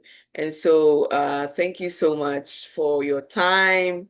Thank you so much for coming today, for speaking to us, for sharing your experiences with us. I was actually very happy when the speaker actually said, I could actually give you what I used. But yeah, people don't know how to take inspiration. People like to copy. So I didn't want to make a big deal out of that because yeah, he probably would have 20 copies of himself later if he had made that mistake. And so I hope that you have taken as much inspiration as possible from this, and you are going to make sure that going forward, you learn from their mistakes, learn from the challenges they faced, and do things better and be prepared, like they said. Thank you all so much for making it today. And in a year, if you are not in one of these countries, we'll see you again. Maxwell, any last comments? Thank you so much for coming. Of course, we have an extension of this program on our TikTok live sections, which will be coming off monthly. So we're going to have speakers from different countries, from Canada, from other places that you do not find here on our TikTok live sessions. Of course, if you are on our WhatsApp platform or any of our social media platforms, we are definitely going to put it there. If you are not there, you can always send us a message. Our email is info@ipadafrica.org. info@ipadafrica.org. So you can just send us an email. We will send you all the links to our social media platforms, or just visit our website, ipadafrica.org. So you just go to www.ipadafrica.org. And thank you so much for making this program a success, and see you again next time. Bye, everybody. Bye.